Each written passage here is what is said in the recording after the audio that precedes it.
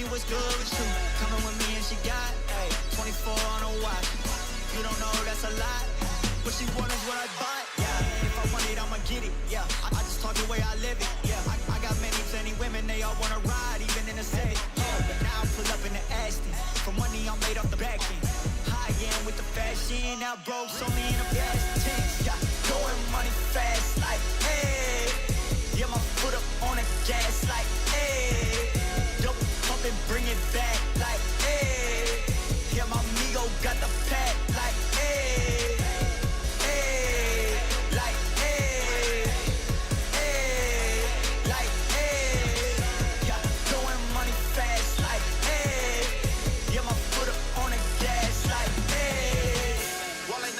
Check. Whoa, VVS all on my neck. Whoa, we talking power, respect. I be blowing on gas and I'm high as a jet. Like, whoa, shorty can't breathe no air. Yeah, red bone body, long hair. Yeah, everything I do real rare. Yeah, can't buy one, need pairs. Yeah, I get paid now. I was in them streets and I ain't never do no playground. I just kept it real, stay 100 and I stayed down. Made it out that jungle, now we shopping when we touch down. We riding around, my windows down and my speakers loud. Hate my grind down, lame and shine, I'm one of a kind, don't stop it, man. I'm certified, can't copy me. Got the bank like Monopoly. My tie fly, that's all design. I'm dripping shorty, know it's hard to see, but best believe live. Yeah, going money fast, like, hey.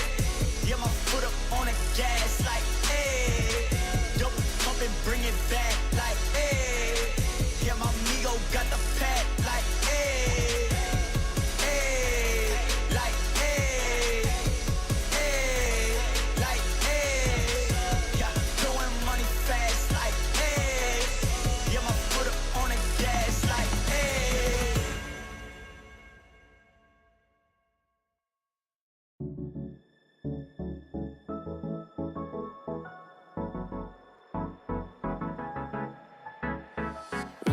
Something crazy, get a bit wild today, cause we don't do this every day and we deserve it. Life is so amazing, nothing is in our way.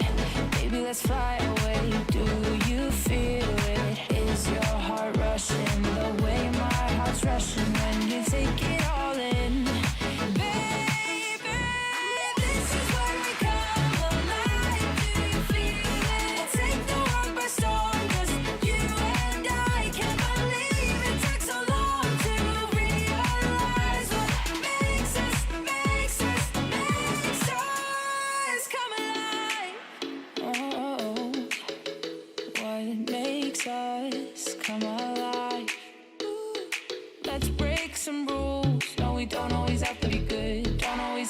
Things that we should, we'll feed the fire. Let's see it through and let go of what's holding us back. Just light it up and we'll burn through the past and take it higher. Is your heart rushing the way my heart's rushing when you take it all in? Baby, this is where we come alive. Do you feel it? Take the world by storm, just you and I.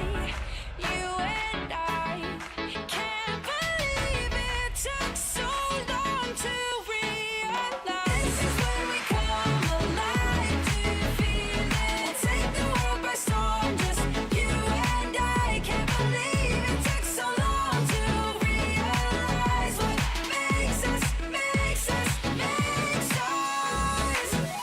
where we come alive. Do you feel it? Take the world by storm, just you and I. Can't believe it took so long to realize what makes us come alive.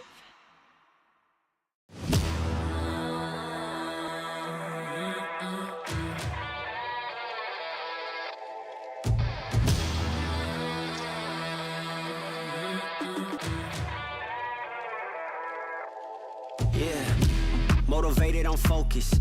Came a long way from the lowest. Yeah, gotta get the mindset, gotta put it in motion. This is the moment, gotta one up my opponent. Back then they ain't noticed me, now they know it's me. I'm the dose, it's my time, yeah, I put that on Bible. No excuses, gotta get to the final. Take all of my idols and turn them to rivals. It's all or nothing, man, the trophy is vital. Game time, bet I'm coming to clutch. No hang time, man, they can't keep up. The game's on the line, seconds on the time. Who can't fight? It's gotta be us. Better under pressure, go ahead and let it fall on me. I'm destined for it all, you better call on me. They say what doesn't kill you make you stronger. All that pain, it done made me to a monster. They say what doesn't kill you make you stronger. All that pain, it done made me to a monster. Yeah, a lot of times they doubted I wouldn't be who I am without it. Sleepless nights, I counted. It all paid off, it's really astounding. I had to keep the faith to elevate. Hope for better days, they were coming. Now we can celebrate, knowing every day is abundant. Yeah, it's my time, yeah, I put that on Bible. No excuses, gotta get to the final. Take all of my idols and turn them to rivals. It's all or nothing, man, the trophy is vital. Game time, bet I'm coming in clutch. No hang time, man, they can't keep up. The game's on the line, seconds on the time. Can't fight, it's gotta be us. Better under pressure, go ahead and let it fall on me. I'm destined for it all, you better call on me. They say what doesn't kill you make you stronger. All that pain, it done made me to a monster. They say what doesn't kill you make you stronger. All that pain, it done made me to a monster. All that pain, it done made me to a monster. All that pain, it done made me to a monster.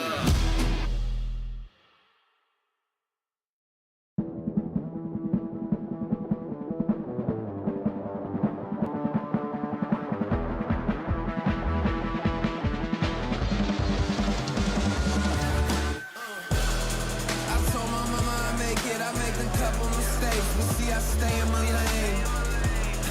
I keep my feet on the pavement, and don't you ever mistake it. No, this ain't never been a game. Tell me where the competition. Seem like they all been missing. Never made a wrong decision. It's got me walking different. I stay gassed up. Keys point the opposition. No scope, it's no joke. Just know I aim with raw precision. I went and got my bid up quick, 100 figures. They once was competition, now ain't sitting with us. Been on a wave since we've been away. Snatch the game, now we here to stay. I told my mama I make it, I make a couple mistakes, but see I stay in my lane. I keep my feet on the pavement, and don't you ever mistake it. No, this ain't never been a game. I told my mama I make it, I made a couple mistakes, but see I stay in my lane. I keep my feet on the pavement, and don't you ever mistake it. No, this ain't never been a game. It's that you can't touch me. Things get ugly, they mad now. This all must be a whole new level to count. I'm packing on the pounds, pulled up with the dog hound, and I still had time to shut it down. Now you see them all screaming my name. See them trying to switch to my lane. They ain't never fit that frame, only present when the cash came. Plenty days I've been on the road chasing. No legend ever said they was complacent. Nah. I told my mama I make it, I make a couple mistakes, but see I stay in my lane. I keep my feet on the pavement, and don't you ever mistake it. No, this ain't never been a game. I told my mama I make it, I made a couple mistakes, but see I stay in my lane. I keep my feet on the pavement, and don't you ever mistake it. No, this ain't never been a game.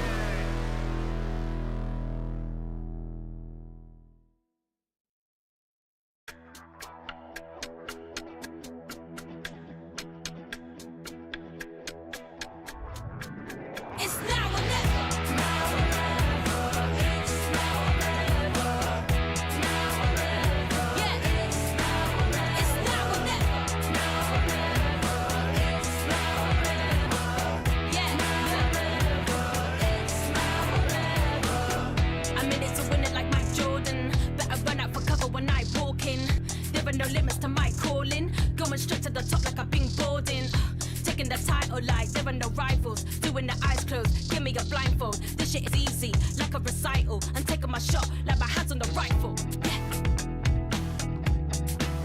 It's now or never.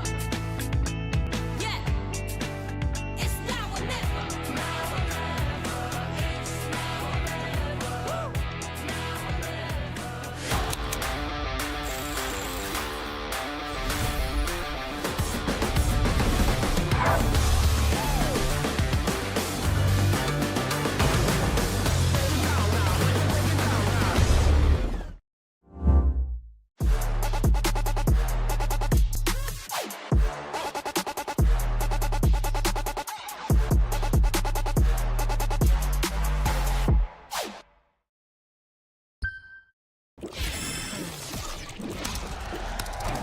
Red Bull gives you wings.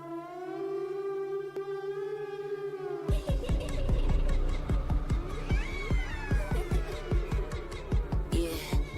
Pull up to the spot with the squad, let the bass drop. Laser on the up, brought the truck, this a cakewalk. Shimmy, shimmy, y'all, hit them talk, let them take shots. 007 on the block, keep the aim cocked. Pull up to the spot with the squad, let the bass drop. Laser on the up, brought the truck, this a cakewalk. Shimmy, shimmy, y'all, hit them talk, let them take shots. 007 on the block, keep the aim cocked. What? Check my pedigree, I got legacy in my pop. You playing hopscotch on that top notch on the block. Slimming slide like me, nah. Spice it up with the sauce. Yeah, my Lord said don't do it. I said bah, bah, bah.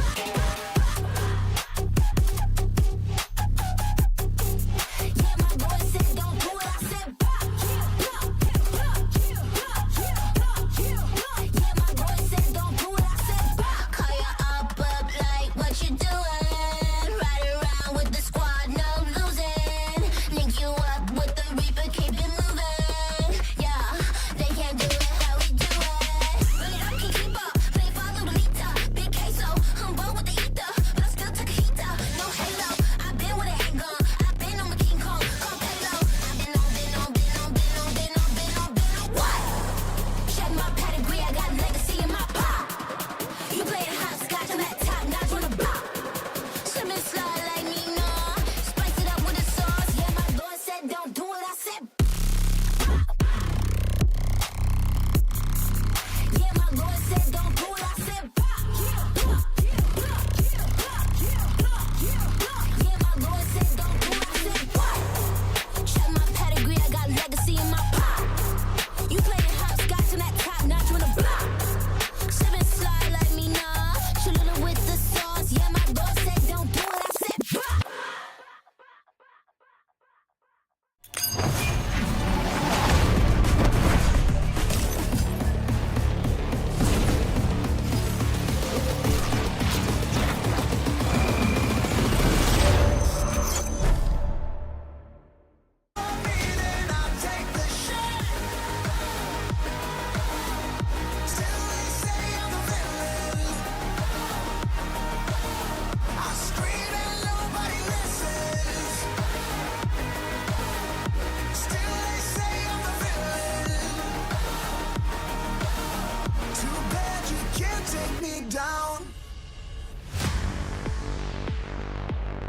Hello everybody and welcome to the grand finals of VCT EMEA Kickoff. We started with a lot of great teams here in our region and we're down to just 2. It will come down to either Team Vitality or Team Liquid to lift that trophy here. I'm your host Yingsu. As you can see, we're in the fan zone today. We have a lot of fans. Thank you so much for coming out and joining us. And also thank you, Kakuka, for being here. And Sadak, the IGL of KC. I'm also a fan today. Oh, you're also a fan today? I came to play. I don't know if you guys know this, but we are outside. Wait, what? Qualified. Yes. I only came here because I thought you were playing. Me too. That's the only reason I showed up. I thought I was playing. Oh no, we won't do that to you. We won't do that to you. But we should talk about the fact that we are the final region to lift a trophy. Everyone else has already decided their winner. We know who's winning. We also know who will be making Masters Bangkok. After yesterday, of course, Kakuka, Team Liquid made it over Heretics. That is a monumentous upset. especially because of the run that they had in the lower bracket, so many chances where they could have been out of the competition, and they've only been getting stronger and stronger, and definitely ready for the international stage. Are you surprised, Salah, that these are the 8 teams that'll be going to Bangkok? Is there anyone that you feel like could have been there besides Casey? Yeah. Okay, I think it makes sense, a lot of sense. I think all the teams that are qualified, they've been playing super well Valorant, so yeah, it just makes sense. I'm going to ask you to give me a prediction of who you think is going to win that tournament right here. Vitality, oh wait, the other team? The other tournament? No, the This tournament? Masters. No, Masters. Masters? Yeah. I have no idea, but maybe Vitality. Yeah. Oh. Just because it has my boy in it, so yeah, my boy led. Oh, so loyal, so loyal. I'm going to say EDG. So I love the fact that he didn't even think about saying Americas for a second. Damn right, yeah. No, never. I want Never. something upsetting. I think that last year was too good for Gen G. I would like to see the same for DRX, I think. I wouldn't mind that. I really wouldn't mind mind that. But we are getting ahead of ourselves a little bit because we do have a winner to crown. Of course, if we take a look at the bracket, it's been a long, strenuous road for both of these teams to get here. But it is very much, Sadak, like you said, Vitality. It's theirs to lose, right? They are the heavy favorites. Yeah, they have all the pressure here, I think. But at the same time, if they win here with all the pressure, I think they have a good chance outside. Yeah, exactly. And as we can see, even though Team Liquid won that first encounter, losing the second one against Foot put them through having to do the entire lower bracket run. Them making it to here, they have a lot of reps, a lot of rounds played, and a lot of maps prepared. I like that we have just done predictions right off the bat for a tournament that doesn't even happen for like 2 more weeks. But let's do some predictions for the grand finals today, because if we look over here at Carnelito or Wingman, to some people, Carnelito, yeah, Carnelito. I did my homework. I know what I'm saying. We have 2 jars here, one labeled Team Liquid and one labeled Team Vitality. I believe the fans, have you guys voted already? You guys been voting? You've been doing this? Okay, I can see a couple of nods. I would like to invite you, Kukuga, to go first here. Me? And cast your vote on who you think is winning today. Oh, so, I didn't know we were doing this. Yeah, we're doing this. We're doing this. So this one is Vitality, this one's Team Liquid. Yeah, I need you to cast your vote. Like, I want to think that Liquid has what it takes, and just because of those reps, they're going to definitely be shooting back, but I can't. I can't. I have to go with Vitality. It's How are we feeling about this, Too good. guys? How are we feeling about this? Is it that, yeah? Okay, some people like that. I think Mini is here somewhere. I don't know if I can pull Mini out of the crowd for him to get a vote. We will in a second. Where is he? Is he here? In a second, but I'll go next. Okay. You go. Probably the easiest vote of my life. Okay. So one of these teams has Dirke, the other one doesn't. Oh, That seems like a point. Seems like a point. I'm sorry, that's but... the weakest Derek fan I ever met. Okay, all right, go on. You're next. You're next. You're next. I have the same answer. You're I mean, next. it's the easiest because they have less on it. No. The other way around. He's taking votes out of the... I'm just putting 2 just in case. Oh, yeah. Yes, that Les works. is winning. One for you, the other one for Yes, Les. yeah. This is feeling like a curse. We have Definitely. a 3 for 3 Vitality. Where is Mini? Where is the small coach? Oh, there he is. There he is. Okay, Mini, everybody has so far voted for Team Vitality. I need you to come here and tell us. There's a glass bowl. No, it's Vitality. Oh, no, we got It's Dirk. Come on. Okay, There has to be another reason. Is No, it it's just Dirk. Durke? I mean, I've been in grand finals with Dirk a lot, and I just want to... And he wins? It's nice to be the fan now. yeah. So Dirk is going to win. I would like to balance this out. Has anyone in this room not voted yet and would like to come vote for Team Liquid? Can we get some Liquid fans? Go for it. Yes, please. Come and vote for Team Liquid. We need... There we go. Yes. We have one more. Anyone else? Anyone else? Anyone Me? else? Anyone else? Me? No, not you, not I'm you. going. Does anyone else want to cast a selling my vote for vote Team from Liquid? now on. Yeah, go for it. Come and vote. Oh, no! He did not understand the assignment. He absolutely... I think he understood it. Yeah. He understood. Okay, I think we might be cursing Vitality a little bit. Is that possible? Do you think there is a world Okay, where can I switch? Can I give one to just because I'm... But you have to give a reason. Wait, you can't. No, if you switch, you have to take your vote back and then put it in Liquid. balls in I put 3 votes now. Yeah, I mean, and I'm going to show less this later if you do this. That's all That is I'm going to betrayal. Yeah, exactly. Do you want to switch? I'm just gonna stay here, okay? I'm just gonna stay here. Panic, you Just be a panic. fan, okay? Yeah, but my question is, do we see the world where Liquid do this? Because so Absolutely. far, everything they've done has been above and beyond. Yeah, I think that I don't think that this is going to be a stomp. Even if Vitality are to win, Liquid has a lot of chances. They've been proven it, and they themselves have said that they feel very strong. Each time that they go on that stage and get a rep, it's better for them. Yeah, we'll talk about them a little bit later, but of course, like I said, a trophy is up for grabs here, and some of our players even had a go at making a trophy of their own. So take a look at this. The boys are cooking. You and your team have to build a Valorant trophy out of Play-Doh. I'm not good at this kind of things. Do you think Chronicle can fix it? What do you mean he can fix it? Like, what is this? Actually, maybe he tried to make EMEA trophy previous year. I don't want to do too much, so I'll do the base. Bu çok olmayacak gibi ama dur bakayım. Oh no, bruh. So I don't know what the Derek and Safe was doing. I wanna do like a words trophy. The boys are cooking. Right, we need the plaque. We're gonna make it the W trophy. VCT Masters. I don't know what I'm doing. Niye yaptığımı sormayın çünkü ben de bilmiyorum. I would be happy to live this trophy for sure, yeah. Düzeltmek istemiyorum, korkuyorum. Bu düşecek çünkü. Showing the final product. It's quite nice actually. This one is on me. It was my fault, I can't lie. Maybe we shouldn't play VALORANT. We should just make trade-off. How would you rate these trophies? Bad. Super yucky. VCT Americas 2024. I think that's an 8 tier. I think it's a very cool trophy. VCT EMEA 2023. That trophy was a good one. We just missed it, so I'm just give it a S tier. Masters Madrid 2024. This is S, I think. When I saw this, it was amazing. Game Changers 2024. It's not bad. I don't know why. I just like the yellow teams. It's not a B tier. Champions 2021. S. S tier. VCT EMEA 2024. What is nice? Bad. Super yucky. VCT Pacific 2024. S tier. It's super nice. I think one of the best. Masters Tokyo 2023. B tier. It's not too colorful. It's just pretty much plain, pretty basic. I wish I could have won it now. Shout out to our players, of course, having a go making their own trophy. But here's the thing, I want to reassure the community. We heard you. We know what you want from VCT EMEA. We know you've seen the trophy from Pacific. You've seen it from China. Maybe even Americas as well. But what I can tell you is we've beaten them all this time. We're going to bring you guys the greatest trophy you'll ever see in VCT. And I have Minnie here, of course, as the recipient of one of our less great trophies last year. Would you do the honors here and reveal trophy here for Kickoff 2025? It's beautiful.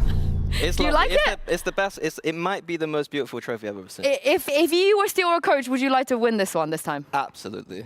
Well, you heard it. I think it's beautiful. You heard it from Minnie. Now for some news.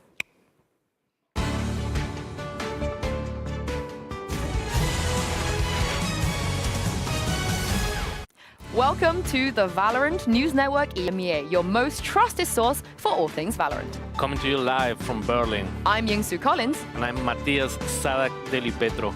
Our top story of the day, an inquiry into VCT EMEA has revealed the real reason behind the influx of imports from Americas. Some called them NA spies, and others speculated that the level of competition caused the migration. Experts have now confirmed the real reason players left Americas for EMEA was to avoid losing to and getting roasted by Boostio.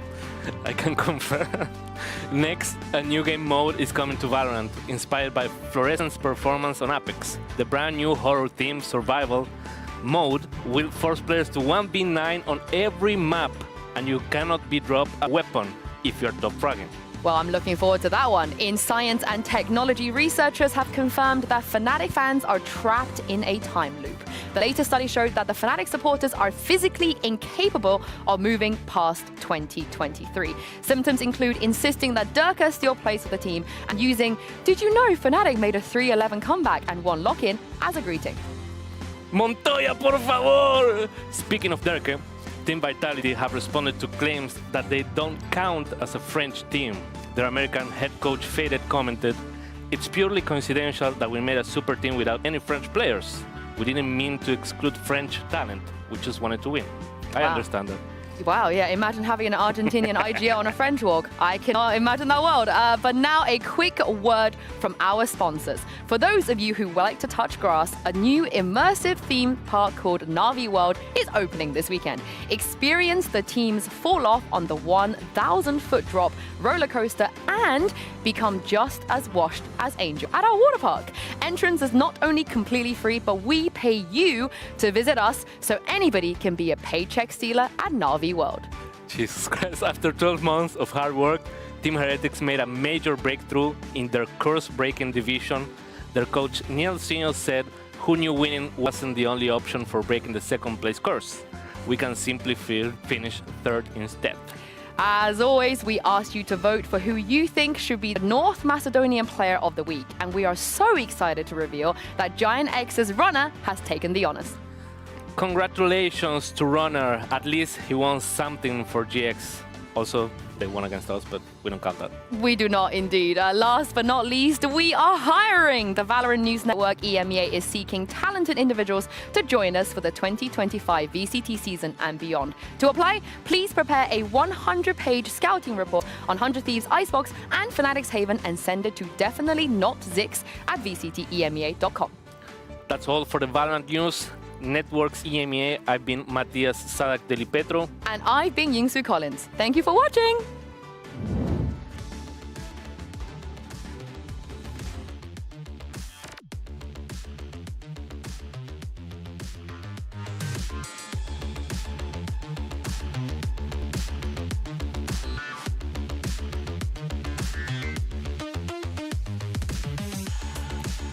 I'm just glad it's the real Yoru this time and not a fake Yoru. I will not be able to tell. I'm just happy it's not Martine because you would have get the shorty right in your face. Actually, I'm a little bit sad that it wasn't Martine. Next time we're gonna get him popping out of her. But let's talk about, sadly, not Martine. Next time though, next time I believe. But the Yoru, which I feel like Kakuka is an EMEA staple at this point. Yeah, I love the fact that it's been used in so many waves. We've seen so many players either peeking up for the first time or stepping up to the challenge. Some teams running it on every single map. So I want to know from your perspective, Sadak, how strong do you think the agent is and why it merges so well with the ecosystem right now? I think it's an overall excellent agent because he has basically everything. He has a TP, he can reposition super easily, has flashes that are kind of hard to avoid, and his ultimate is so cheap. I think that's what makes him like that strong right now, because you have cheap ultimates that you can spam and just get around for free, you know? So more teams are picking this up and yeah, starting to abuse it. It definitely has been a make or break, and I don't think anybody's going to ever forget this performance. I remember watching this with Mitch and like, you know, tapping him on the shoulder being like, I don't think that's a clone. Do you know what's crazy about that is I would not be surprised if he does it again. Even today. But the thing is... everyone is going to shoot it. Everyone is shooting the clone. He's going to leave so rent-free in everybody's head. Yeah. Literally every single time that they see a drone, they're going to be like, how sure are you, like on a scale from 1 to 100, how sure are you that is not him? Yeah, is it Deke, is it not Deke? Yeah, I think you're right, just shoot it to be safe. When in doubt, always shoot. Yeah, just to be safe. But let's take a look at how this agent compares to the rest of the duelists we're seeing in EMEA, of course. And this is a beautiful graphic. Beautiful Kakuka. Feel like the ISO is a bit of who invited the ISO here. However, everyone is loving the Yoru. Yeah, exactly. Sometimes we see some supremacy of some other agents in specifics, like for example, Bind here and there. You definitely helped a lot with this pick rates in KC. Yeah, but seeing Yoru being so permanent, staying in the region because of what you're saying, the giving you the extra TPs, the flashes, is a different way to interpret the game and to combo it even more with utility. My question to you is, Sadak, because we've seen a lot of teams, every team even, leaning into this. How important is it to have a good Yoru play? Or could you actually, you don't have to do the Yoru right now? I think it really comes down to what the player is good at. For example, because Yoru really demands a lot of small things, because with duelists you have a lot of mobility, right? But Yoru you have only a TP, so you need some kind of support. So for that you need to understand how to play Yoru properly. So it's a lot of variants, to be honest. It's a lot of variants, and it really depends on each individual how they can play Yoru. And that's the fun thing. It can be played in different ways, so yeah. How important do you think is the min-maxing of the agent? Because when when we think and look at all the metas that we've had in the past, where Jet has been so Yes. dominant, Raze, even Chamber, we count it as a duelist because we Yes, know.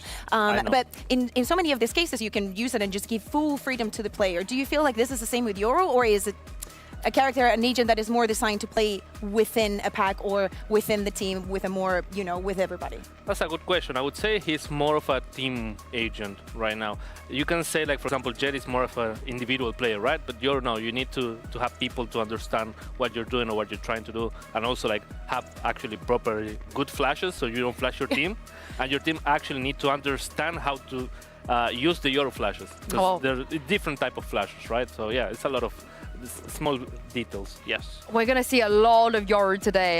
You know, it's a best of 5. We will get 5 maps. Hopefully, fingers crossed. Wasn't enough maps yesterday, I feel like. But here's the thing about this grand final. It's going to be very special. History is going to be made no matter what happens. But it is also the first grand final we have had in the partnership era in EMEA where there are no Turkish players. The last time that happened was in 2022. It was Na'Vi was FPX the last time this happened. And Kukuka, maybe Patty was right.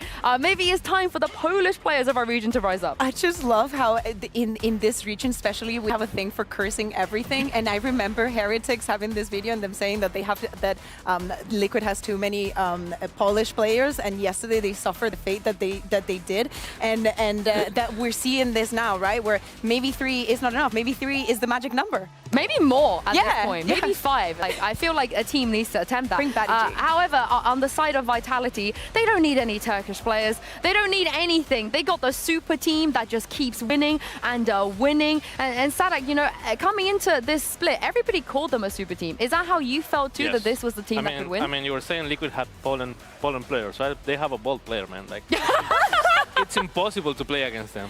You know how that's like, the ball buff. Yeah. I think this team was specifically made to win, so they just called everyone that was insane, and they just say, okay, go win, basically, right? So yeah. What do you think about their identity as team? Because you know they're very they haven't been together for that long of a time, but you have been actually. I believe you are the only team that has taken a map off of them. So what do you feel the identity is inside the game? See what we can do, guys. See what we can do. It wasn't enough though. I said since the team is kind of recent, they're lacking maybe a lot of teamwork in a way. So they're putting more efforts individually in the team, but that makes sense because they're a new team and they can afford it, you know? Yeah, and they're doing actually really well, guys. Come on. But yeah, I think right now it's a lot of individualism, like a lot of individual plays, or maybe like 1 or 2 plays with some other companion, right? But yeah, I would say like that's the gimmick. And speaking of individuals, we could see the first player in VCT to win 2 trophies in 2 different regions. Unfortunately, Narrate couldn't do that yesterday, but Les Sadak could be the first. You think he can be? He will, of course. Of course, I believe in him. And how would it make you feel to see him do it? How far do you think he's come, you know, from 2023 being on that loud roster? That guy didn't even know how to speak English, I think 3 months ago or 4 months ago. So I think I have a lot of faith in him. I think he's gonna just perform amazingly. And yeah, I have 100%. Like, I have no doubt he's gonna take that. I think also the comparison between the first week and how he was playing, probably how we were seeing him feeling on the stage and feeling within the team, like he's right now just going up and amping up his performance. And I think he's very ready for the international stage, whatever happens today. Do you feel like he's 100% comfortable yet? Because there's been a couple of instances here and there where players in this region at least are reading into the setup he does. I would say he takes the time to get comfortable, but once he gets comfortable, like, he's insane. And we can see it throughout the tournament. Like, the first match they had was against us, so he wasn't feeling good. I was also destroying him. I'm sorry, Les. We remember, yeah. Of course.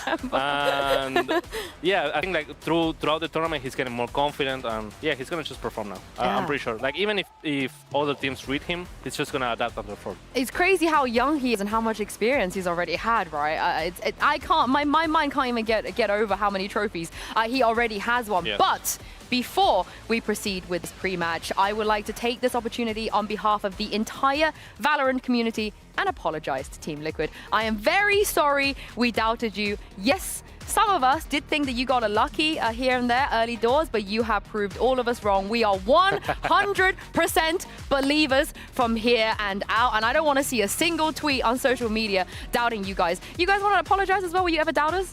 I did doubt, especially when I saw that fracture comp, and especially when I saw it again, I doubted twice. And then when you changed it, I started believing, and now I'm believing even more. So my faith is exponential at the moment. Okay, I would say it's weird because we play against them a lot on Prague, and they were just a straight up amazing team. So for me, it was like, yeah, they have to be at least top 4, but they made it to finals. So yeah, congrats to you guys. Amazing recovery from He lower always brackets. knew he was better than us. Yes. No doubts, no doubts. I mean, even Scream is out here believing. So, I mean, if Scream is telling me something, I'm going to believe it. And of course, Kamik, Lohan, Kiko have all said their part as well. That's so cute. They don't understand why people were not doubting them. You know, I think we got lucky 6 times. times. Yeah. Oy, oy, oy. 7th time lucky, perhaps. But it doesn't change the fact that they are, in this matchup, still the dark horses, though, Kakuka, because they came from the lower bracket and Vitality are just very, very comfortable. But give me one reason as to why Liquid can do this today. Nuts, IGL, and I think he looks so cool right now. Oh, wow. That's an amazing picture. I agree. Honestly, I'm just going to agree with him. Yeah. Yeah, Nats, as an IGL, Sadak, I think a lot of players think they can just move to this IGLing role. What have you thought about his IGLing? I think he's getting there for sure, because I've seen the Liquid reactions when something happens in the map and you need a fast reaction. You can see like these guys are fast. These guys are making decisions fast, and they can show it every single time that something happens and that is not planned, basically. And I think it's all because of him, to be honest. Since you have a lot of experience, you know, and you're already not in the tournament. Yes, I'm all, I know. Yeah, no. You have a lot of I'm experience as an old and IGL. Don't be like that.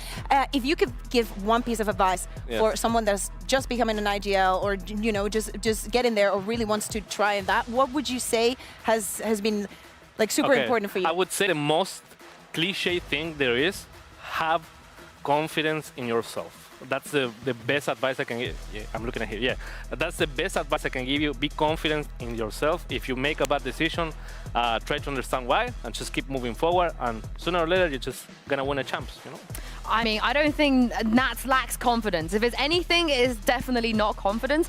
He was so confident, in fact. He told us a little bit about what Vitality should expect when it comes to the map vetoes. Of course, Vitality will get a double ban. And yesterday, after showing their Lotus, Nats straight up said, I hope Vitality has a lot of questions, because they've also banned Pearl before. Now they've seen our Lotus. It is very, very strong. And Kakuka, he is 100% right and may even be winning the mind games right now. Exactly, it's the mind games. It's that bit of like, yeah, we were banning Lotus the entire tournament, which they played a lot. Now, in the most important one of the matches, the one that was going to qualify them to Masters, they decide to swap the veto. That also plays into what is going to happen today and the ban. Now we just need to see. I mean, we can guess, we can expect maybe some changes. There's 3 maps that still Vitality has not played, and the ball's in their yard, like they decide. How big of an advantage is a double ban, Sadak? Or is it more? A huge it's a big advantage? Yes, it is a huge advantage. But do you think that even like playing the mind games and not having that much info, because it's not the same getting a double ban here that if you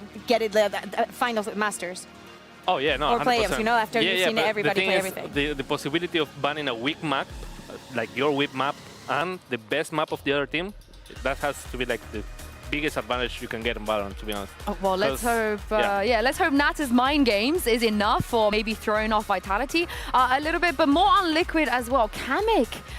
He's just been getting better and better and better. And Kakuka, I feel like he's found his stride. I want to see more Clove. I know we're going to show the table, but I do want to see more Clove. I mean, that's if we see the Lotus today, of course, we still don't know the veto. I would love to see it. I would love for them to keep playing in that comp. Yes, you can do things against it. You can expect that proactivity, and definitely Vitality are going to shoot back. But I think that especially on the last map that we saw from them yesterday, Kamik has been showing so much with the Tejo. And I know this has been a very big conversation, but his utility usage, yes, even the ultimates have been good and key in so many moments. The consistency that he's finding, he's making the most out of having all of those reps in this agent. Yeah, and having a good Tejo player, Sadak, heading into Masters is a good thing.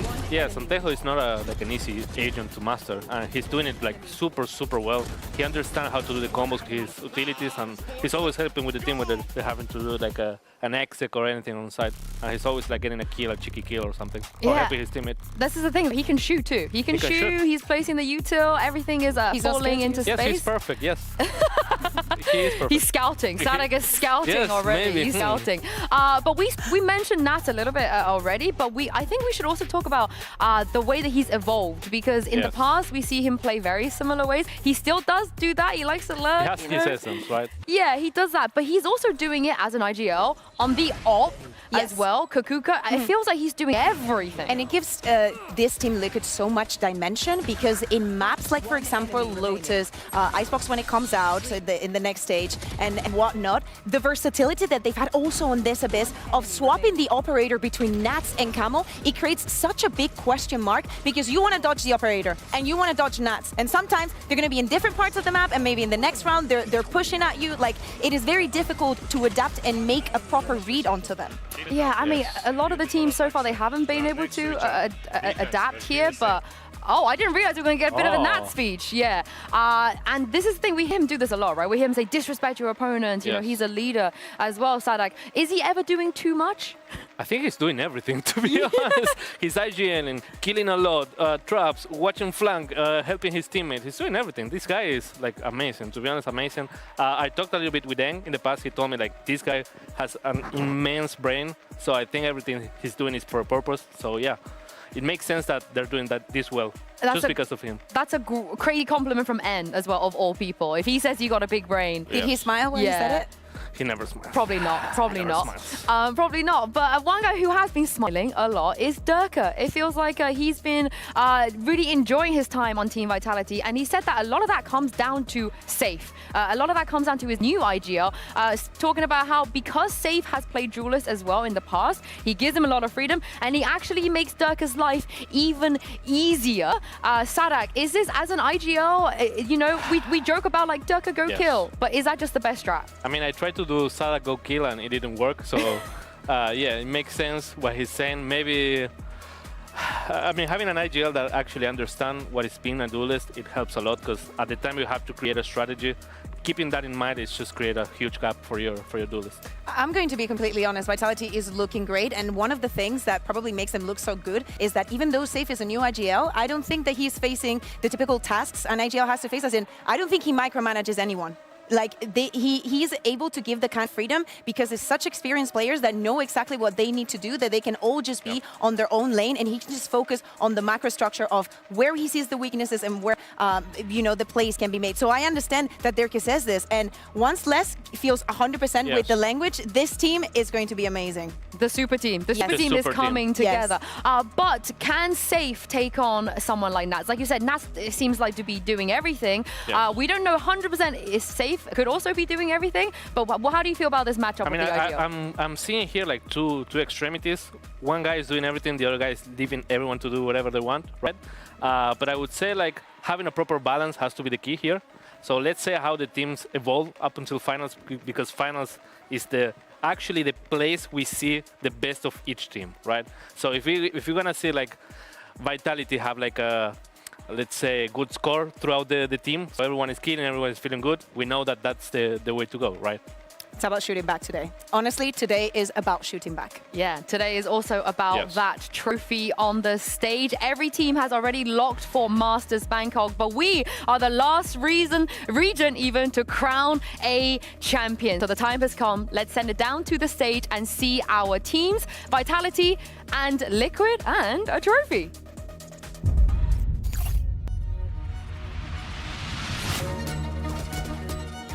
They know exactly where Nats is. It looks like the chances have run dry. Team Liquid, we have to say goodbye. He's trying. 4 HP in a dream. They're hunting him down, and it is over. We want to make history in 2025. Welcome to the grand finals. Side attack in the corner is Kiko as well. Snarkow's already out. Kamik stuck up close, but the cover is there. Just up towards that ledge is so unpredictable. Vitality. There's two more on the side. They have no idea. Turn around. Someone deal with him. And he's been caught in this corner a couple of times, but 10 HP. It's all he needs. Daka unleashes. Who is gonna dominate this year? I think it will be Vitality. Or us. We'll see.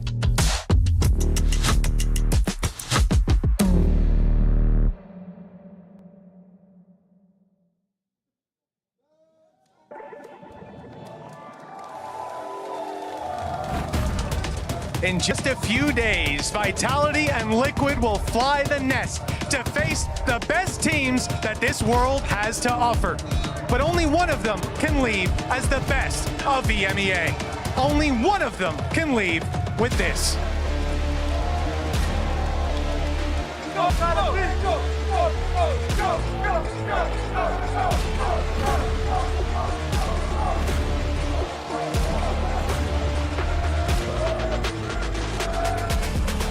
Some called them a super team, but what we have here is a veritable superpower.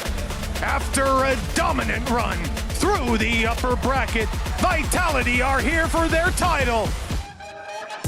He came to clutch, and he came to flex. Give it up for Trex!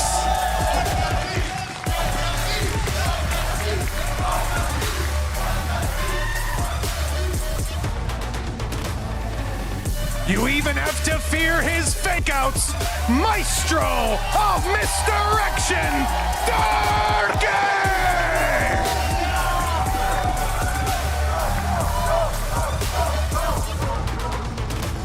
The Prince to Vitality's throne, safe!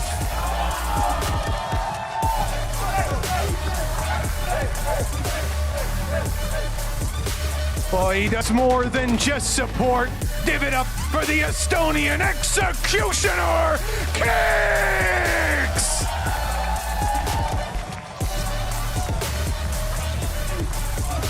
And last but not least, Brazil's final hope in Bangkok, Les!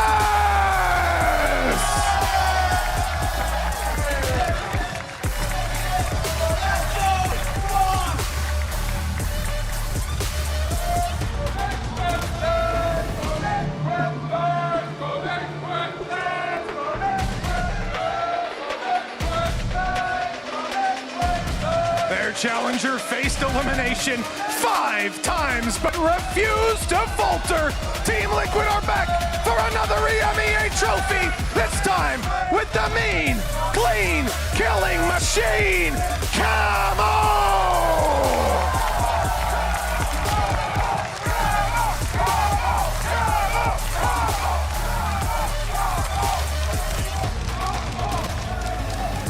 From fantastic villain to Teho Terror, Kamik!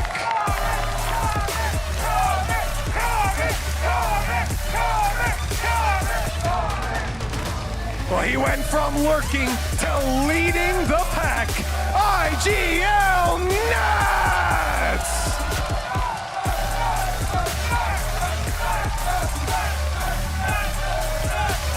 Rising from the ashes of his former team, from super sub to superstar, Pad Attack!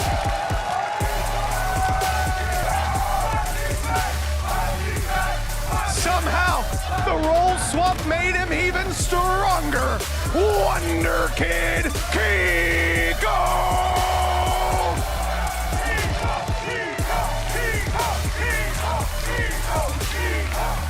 And the coaching staff faded and Lohan.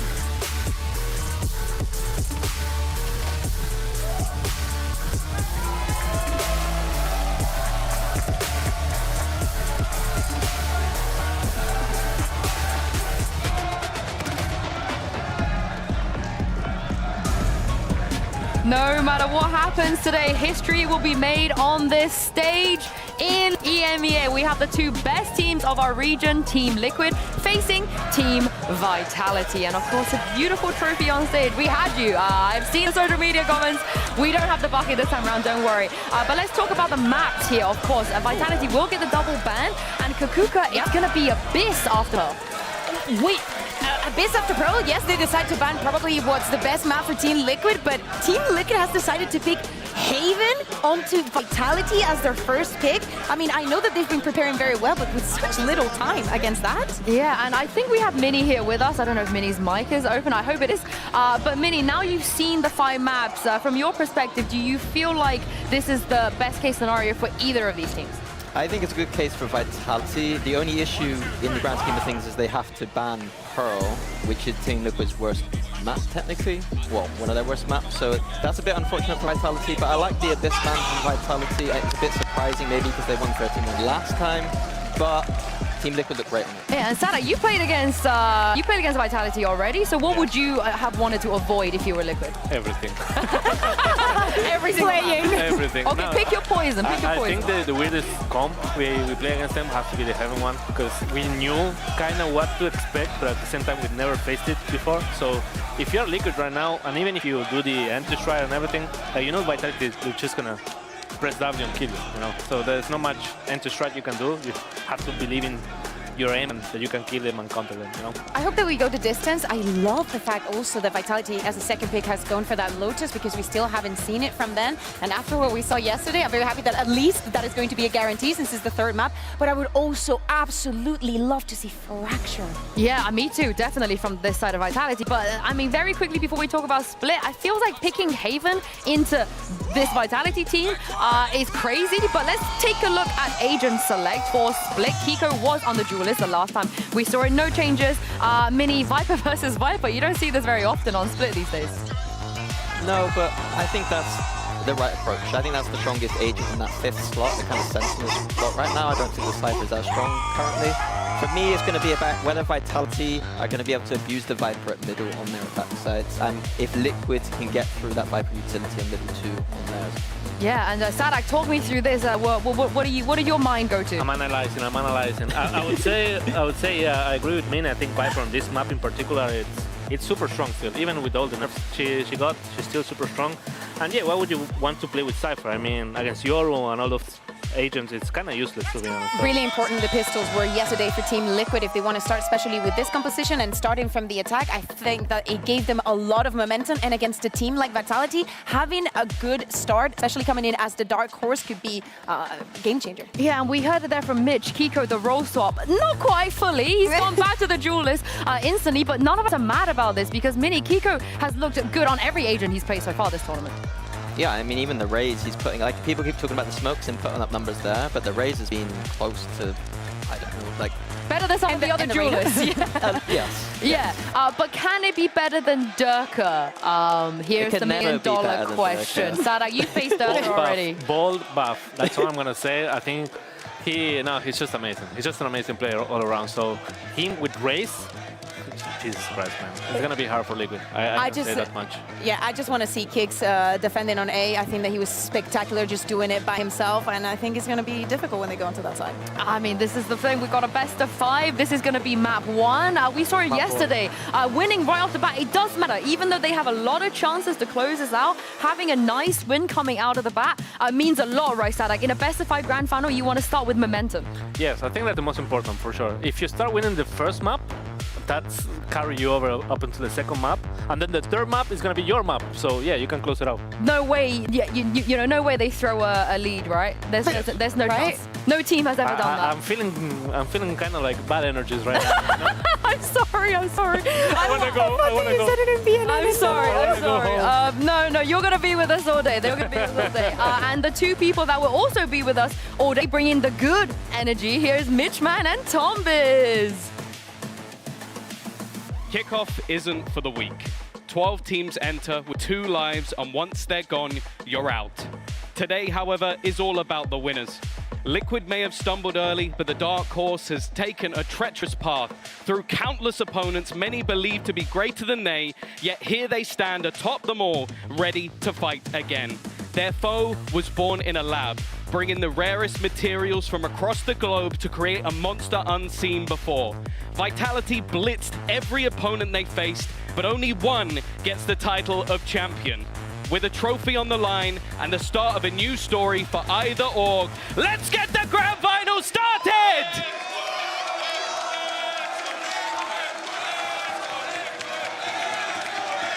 Well, it certainly seems like the people in the studio are ready. The crowd, the fans, they're here to see these two teams, two former teammates down on that stage, each leading a club, one of them to victory. For Vitality, a defensive start on their own map. We're gonna see these barriers go up. Let me tell you, Tom, if we don't get 5 maps out of this series, everyone in here has been robbed. Yeah, it really does feel that way already. An early stun set through, Nats put under pressure, but it is going to be a mid-take initially. Both sides starting off on, I believe, the side they feel stronger on, hence why Liquid have opted to go for that attack. Mid-control seems to be where they battle for, and while Dirk is the man they face. Can't downplay the importance of a good start. Those early rounds built up in a half. Fight for mid may determine how this one goes, with Patatek claiming a life, an immediate dive into Vents. Trex is barely able to escape without a battle. A 5v4 as a result. Vitality scattered. They're in this 2-man setup on each side of the map, isolated together. Kamik's patience might just be rewarded, but doesn't land the shot. He's got the information, though, and that B main pressure means that they can swing from above. I think he spotted safe as well, so that should be something they're wary of. With already a 2-man advantage and an afterplant, this is looking good for Liquid. As long as they know that there is still that player in main, and I agree, I believe they did spot them, in hell, if they don't know by now, they never will. Great flash, and the follow-up, although labored, it got there in the end. Kicks and Trex, the final two. The support players, as they often are, underlooked. It's easy to do when you look at the roster that they're on. For Team Liquid, they won't be overlooking them. They'll be treating them with all the respect they need. Put to bed with an in-zone flawless. Hell of a start for Team Liquid. Yeah, I like as well that we've sort of seen this team develop over what has been a very short space of time, a matter of weeks.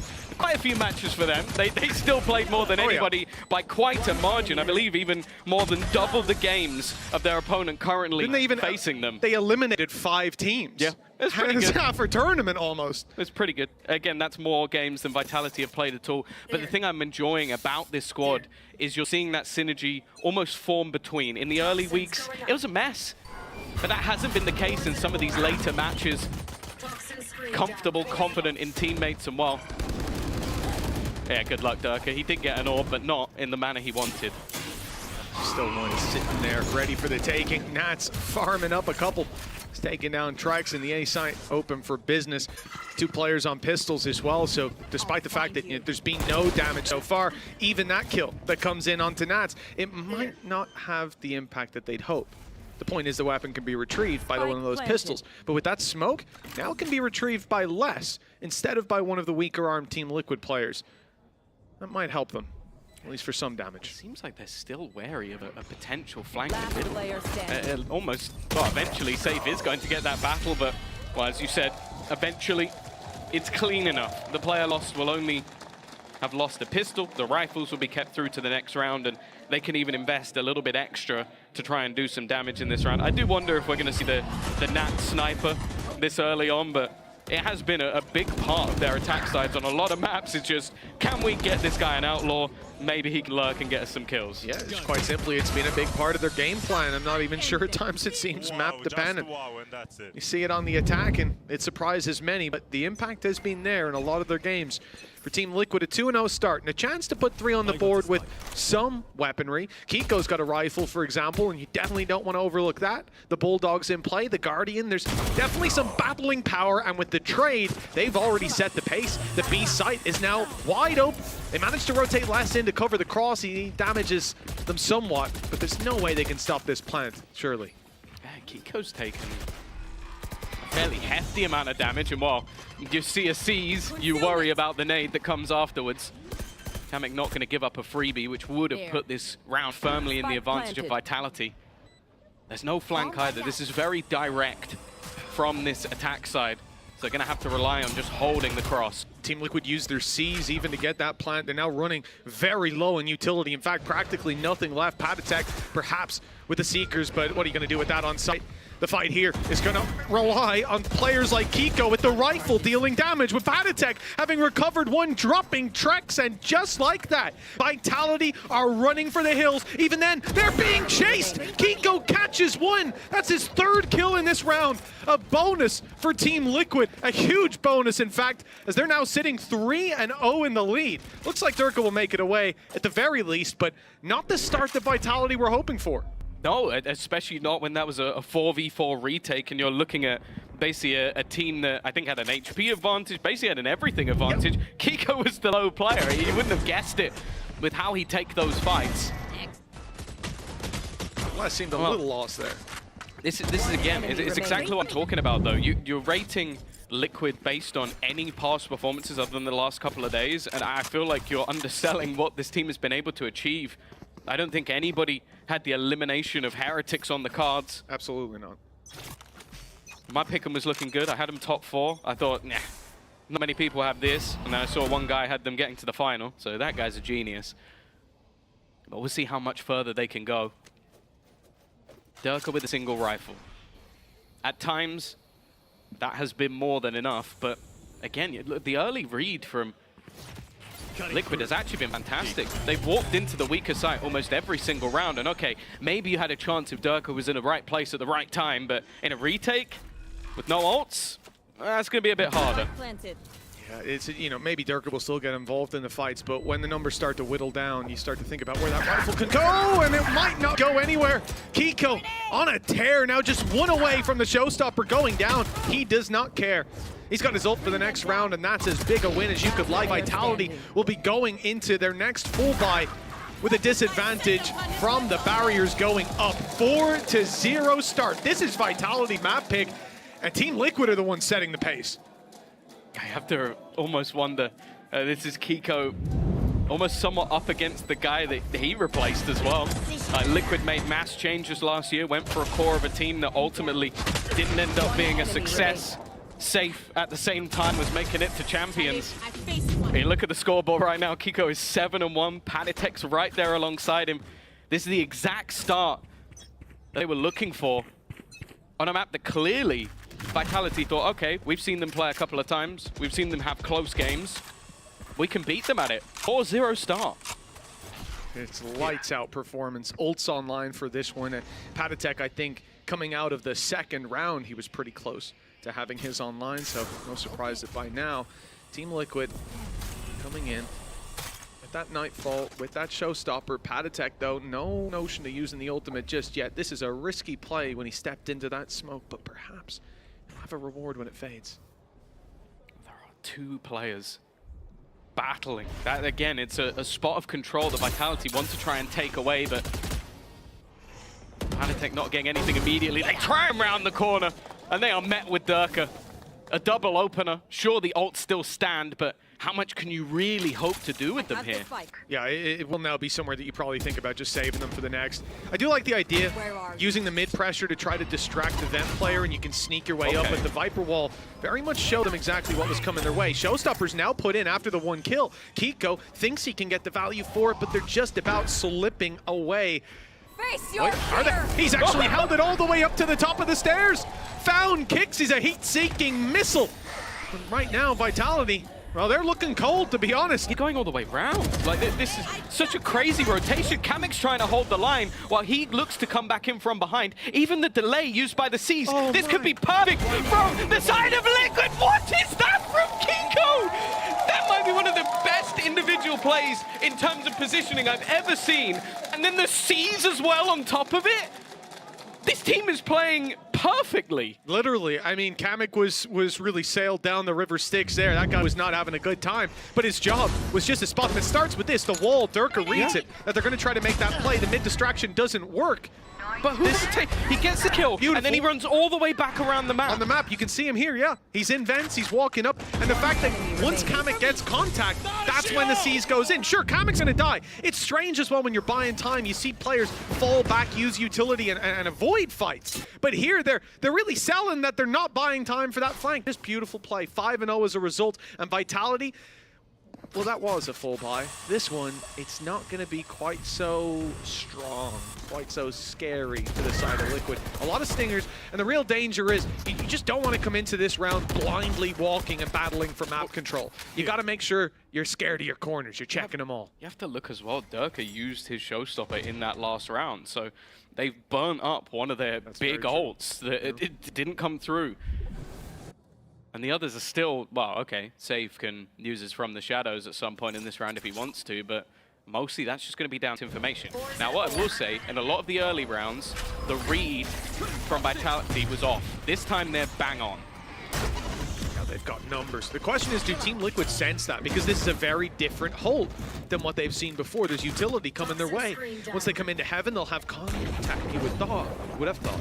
Berserker step back, waiting for them to walk in. The flash is there. The result goes to Vitality's or into Vitality's favor. They've also got a player coming in through vents, slowly but surely taking that space, ready for a close range fight, but not winning it. And now Team Liquid have it out, a way to take this spike to the site, yet they might be down to just 2 players by the time they get there. Kamek, he's isolated here. He finds one onto Dirk. Hey, okay. All right. Spidey senses were tingling. Camo's got another, and just like that, this round should be done. Trex can't quite deny that spike plant, and he won't find the kill either. 6-0. They ran into the stack that time, Tom, yet still, Team Liquid come out on top. Yeah, I feel like they needed Safe to slow them at least a little bit. Like, he just gets domed. Like, I'm not going to sit there and, like, you can't do anything about that. I'm not going to be like, oh, Safe, you know, better put... No, the guy was jumping and then the headshot him while spraying, but it's like, that's unlucky, but unfortunately, it seems like there's been a lot of moments that have been unlucky thus far. And well, even if there was a little bit... that too. Yeah, that too. I thought that was as BS as it was, but there you go. Timeout for Vitality. Nah, he got cooked by the timing in vents. It's a 6-0 start. Last time we saw Vitality play this map, they were on defense. They won 11-1 on that defensive side. For those of you who aren't mathematicians, that's not possible this time. 6 is a bigger number than 1, yes. And off bat as well, Team Liquid showing this strong of a face. You have to think as well about the fact that this is quite a long series, Tom. We're looking at a BO5, and typically, those BO5s you're going to see the first maps be a little more one-sided, and then you get to the middle grounds. Well, here, this is where it should be one-sided for Vitality, and it's not damning if Team Liquid win it. How many times have we seen in the EMEA a team lose their map pick but bounce back and win their opponents? BO5, you've even more room for error, room for movement than that. But it's terrifying if it's a dominant victory. With it, the funny thing as well is one map I would say I'm utmost confident in Vitality in is that Haven. They've looked really good on it. It's been picked by Liquid. They've gone, we reckon we're better. And they have, again, they've looked very good themselves, but they are coming into this series massively confident. And well, already, that middle play, it's not been going well for Vitality so far. They've wanted that part of the map, and either I feel like they have got nothing for it, or they've lost a player like they have here. Well, this time it seems that the difficulties they had in pushing into the A side up against the Stingers, so that they won't quite be replicated. Cosmic Divide is used to block out Heaven. Even that's going to keep Kicks off the site. There was only one player here to keep them back, and now he's out of the picture. Although he's stepping straight into screens where they have detected him. Built the space, shotgunned him down to 1. That is nasty. Well, two to be fair, but effective HP is the same. I like idea from Durka. Deep nade, but the players are already close. Look, Team Liquid want to fight, and they'll win it convincingly. With a Viper's Pit blocking off the other side, where do you go if you're Vitality? A pick from Trex, but 2 HP on Kicks.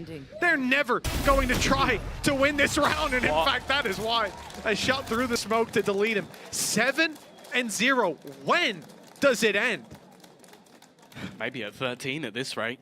I don't think I've seen Liquid come this quick out the blocks and just completely decimating like they have in the last couple of days. It seems like some of the Vitality players may be coming in a little bit cold, but at the same time, it's like you're just witnessing a roster click at this stage. And it's almost how much longer until another pause, unless something changes over the next couple of moments. Again, Les has been having a nightmare. 0 and 7. His goal of controlling mid and sort of using his utility to shroud off angles for his teammates. Well, if he's losing early fights, it doesn't work. They're pushing on the outskirts, though, and that's Kamek down. That's a big pick to take. Oh, huge. On that attacking side, they are going to struggle now. Viper wall already placed. You're losing a lot of your ability to block off these angles. In fact, I see the orbs even being thrown, too. So now you're really stuck. With a minute on the clock, I do like what they're doing. Pump brakes, wait for aggression, but at 7-0 down, if anyone on Vitality says, oh, this is my moment to push B main and see what's up, we need to call a pause and get a sub on the server. They're playing this wise. They need every single round they can get, and Vitality sit back, give no opportunities, and they'll force this smokeless comp push into B. My God, he's down. And he's selling a ruse. That's the only goal. Trying to get them to move to the other side of the map. Sure, Paditek's gone, but Les has actually done very well. Been able to hold that line, keep himself alive a little longer, and even takes out Nats while he does it. It's going to be left all onto Camo. A 1 versus 2 scenario with a Nightfall in hand. I really wouldn't mind to see the defenders use it at this point just to make sure he can't pull off any tricks. You can see that hook used in response, though. Camo, he's on site, decides to tank it, look for the fights up top, but that opens the door for Durka to sprint his way through. No sound cues for Camo, regardless of where he was. A 3-piece for Durka. They invested a lot, but they gained a lot more than they had just a round ago. Yeah, it's definitely one of those scenarios where it's worth it. I like the early aggression, killing off one of those lurk players who's sort of been in the backline. It makes it a bit more awkward. They had to basically try and make a play around that Viper wall because you don't have any other sort of smokes that you can land. Hey, we're back 7-5, and I swear to you, we do the same thing we did against that mate, guys. Oh, big talk from Safe down there. And he's right. How many times have we seen these comebacks? At this exact scoreline as well, the 7-0, the 7-1, there's always a bounce back possible. Sometimes it's a fake comeback. With Vitality, they can get this started soon. Perhaps they'll have a chance. Dirk is known to be here. Risky to stick around, and so he does back out. They'll concede the control, but scrambling on the defensive side to fill in the gaps. They've got mid blocked off with a Viper's Pit, but the B site already challenged. Yet the gate crash is used to fall back. They fake A, they fake B, they even get a rolling thunder on B. There's a Viper's Pit on mid, and all of that is ignored as Team Liquid simply walk into the A site. He's there. He hasn't managed to deny Safe teleporting. That will at least allow the rotation a little bit sooner. But yeah, the double fake is sublime, and there's still another player lurking around those backlines. It's onto the 3 on site to try and hold on to things, but Camo has managed to make it right behind Les, knowing exactly where he is. That's one that could be dead to rights, and in fact, there's so many players just looking the wrong way. They're selling this idea again and again. And while Vitality have been fooled by the mastery of these Liquid strategies. 2 times now. We're 9 rounds in, 2 times. It was Kiko first. And this time it's Camo just walking up behind, turns a winnable round. Well, also his double fake is just fantastic. Like, the classic is to, hey, I'm going to run into the A site, and then we all hit B, and they send in another player with him so that they can take some space. Yeah. But in fact, he then double fakes it all the way back in the other direction, and the site is completely open. He uses gate crash to start, then pops down a second gate crash, opens the ult on site, they hear it, gate crashes out. It's so difficult to deal with, and of course you're scrambling, screaming for support on that side of the map. The rotations are in, the site's open. Really just beautiful gameplay. And at this stage, 8-1 up, Team Liquid. Not up against a lot in terms of weaponry. There is a rifle on Durka, and a rotation heavily put into play for this B site. But with a minute 10 on the clock, Team Liquid aren't in a hurry. The Viper wall going up and down on A. It's always going to cause problems for that defense. Okay. Well, they've certainly solved one issue. Try and get the gun. That's the problem. Durka is basically the hero rifle. The B hit still looking likely with the majority of players here for the defense. Opportunities for them to get something done, or maybe just one man.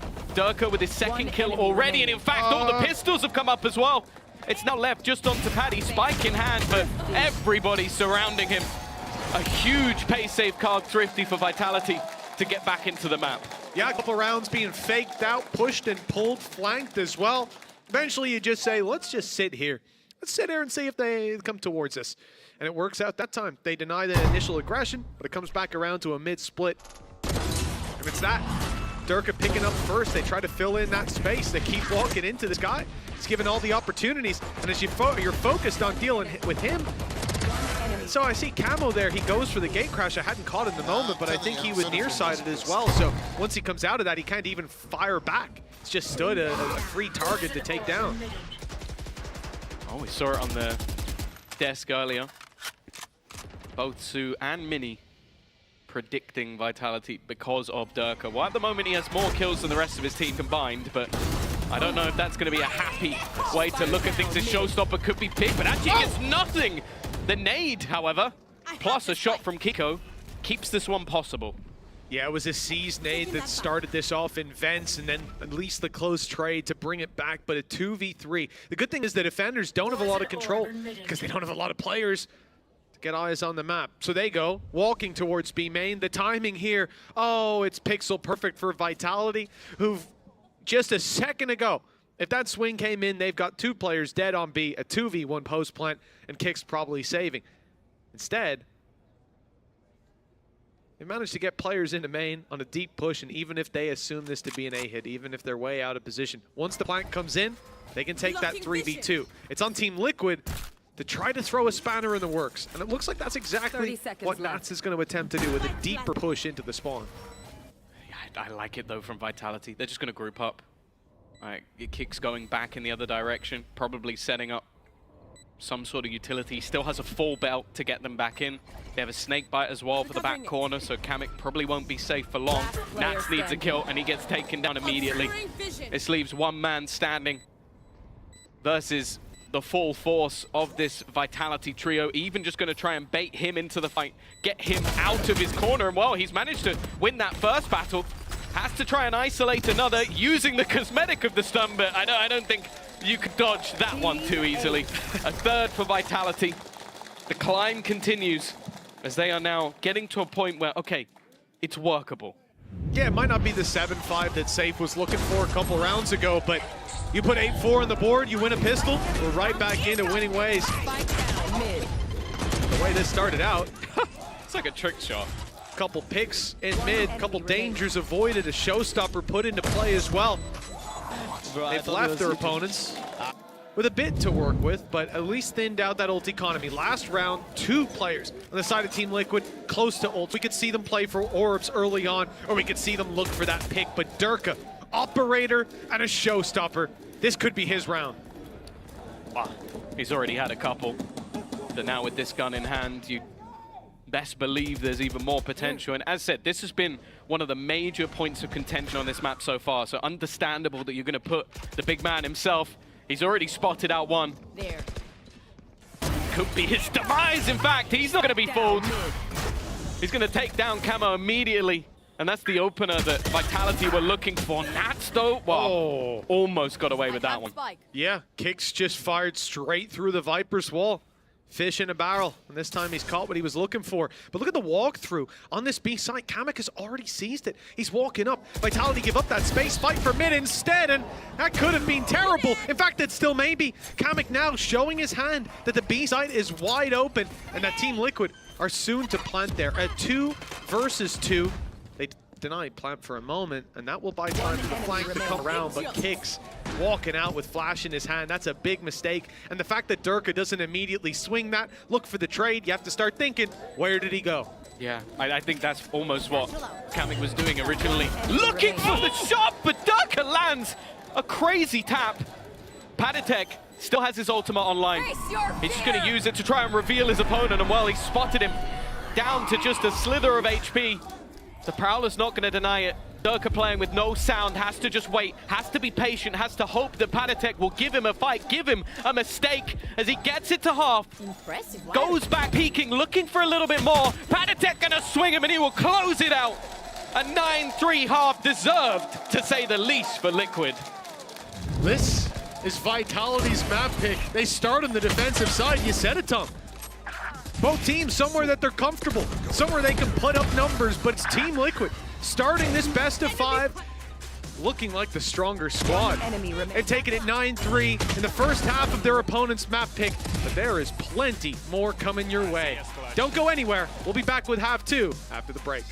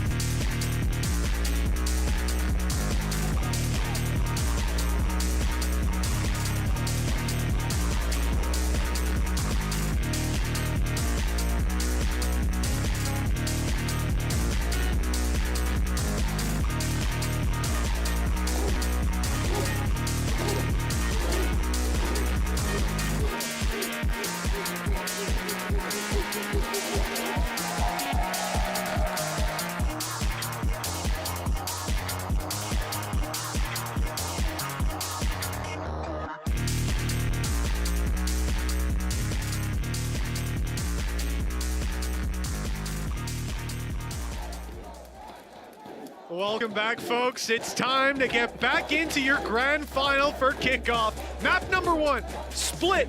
Vitality's map pick, but they are trailing. That's a great sign. 9-3. Great sign, great sign. Well, so far, Durka has been doing well.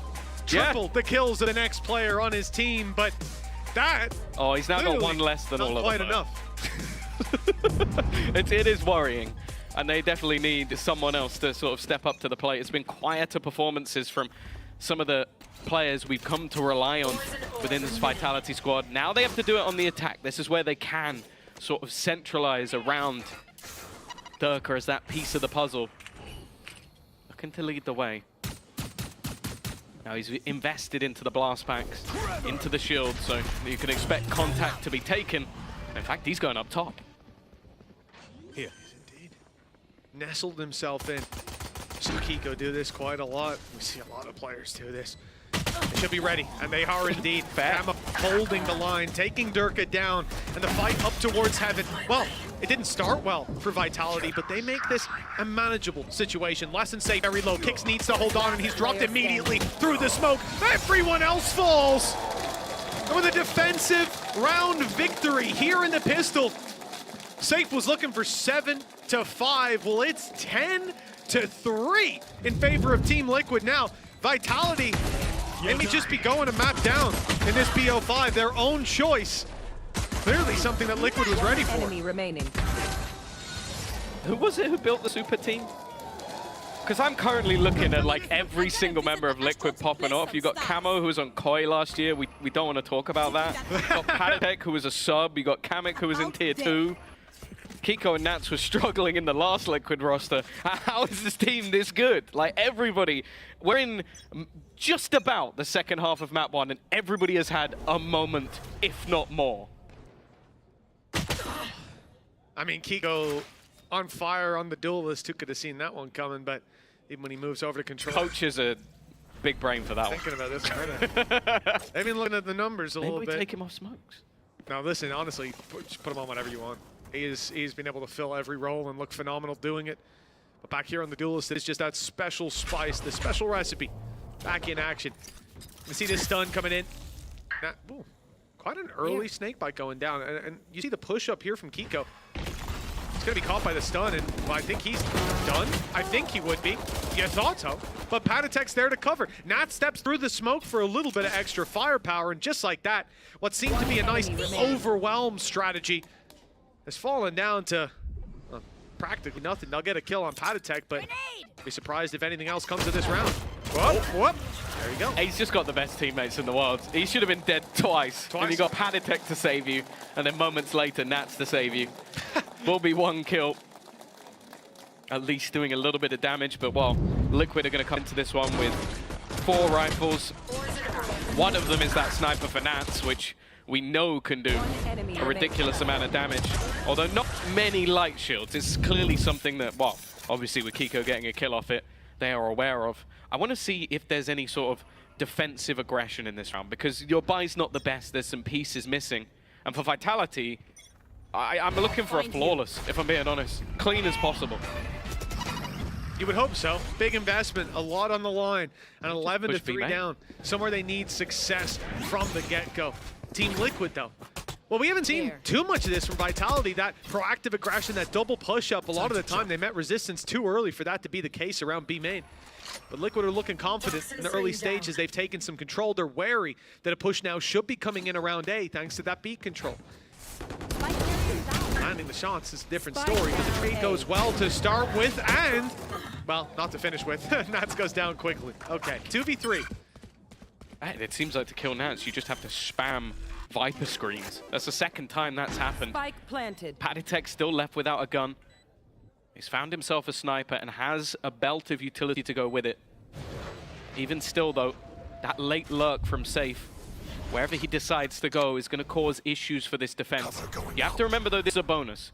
Even if they manage to do damage, that could be enough. And Kiko, you could see he's taking all that time to clear out these backlines to check that there isn't anybody lurking around the corner. Unfortunately for him, there is. It's the only corner he didn't get. No, never mind. No, not unfortunately for him. Never mind. Still lands it. Yet the round might be out of reach. Player emerging from the wall. That was a little awkward. We'll finally put him to bed. And Vitality, well, they do find the round. They do put it 11-4. But Tom, you put a little requirement on that round. You wanted it to be clean. Yeah. You think you saw a clean round?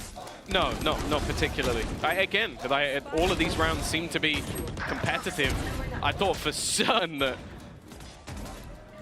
well, at least one player, Kiko, was dead to rights, but he still managed to do a little bit of damage. And now they come in with, again, a better purchase, or at least a very competitive one to what's on the other side. I am looking at ults, though. Les has done well in this second half. Viper's Pit is close. Durka as well, a couple away, which for him, 2 kills in a round seems like the standard. Nats, though, is he actually going to play this close corner? It's always such a risk to sit here, but they have just layered smokes being put down to consistently make it awkward to fight through.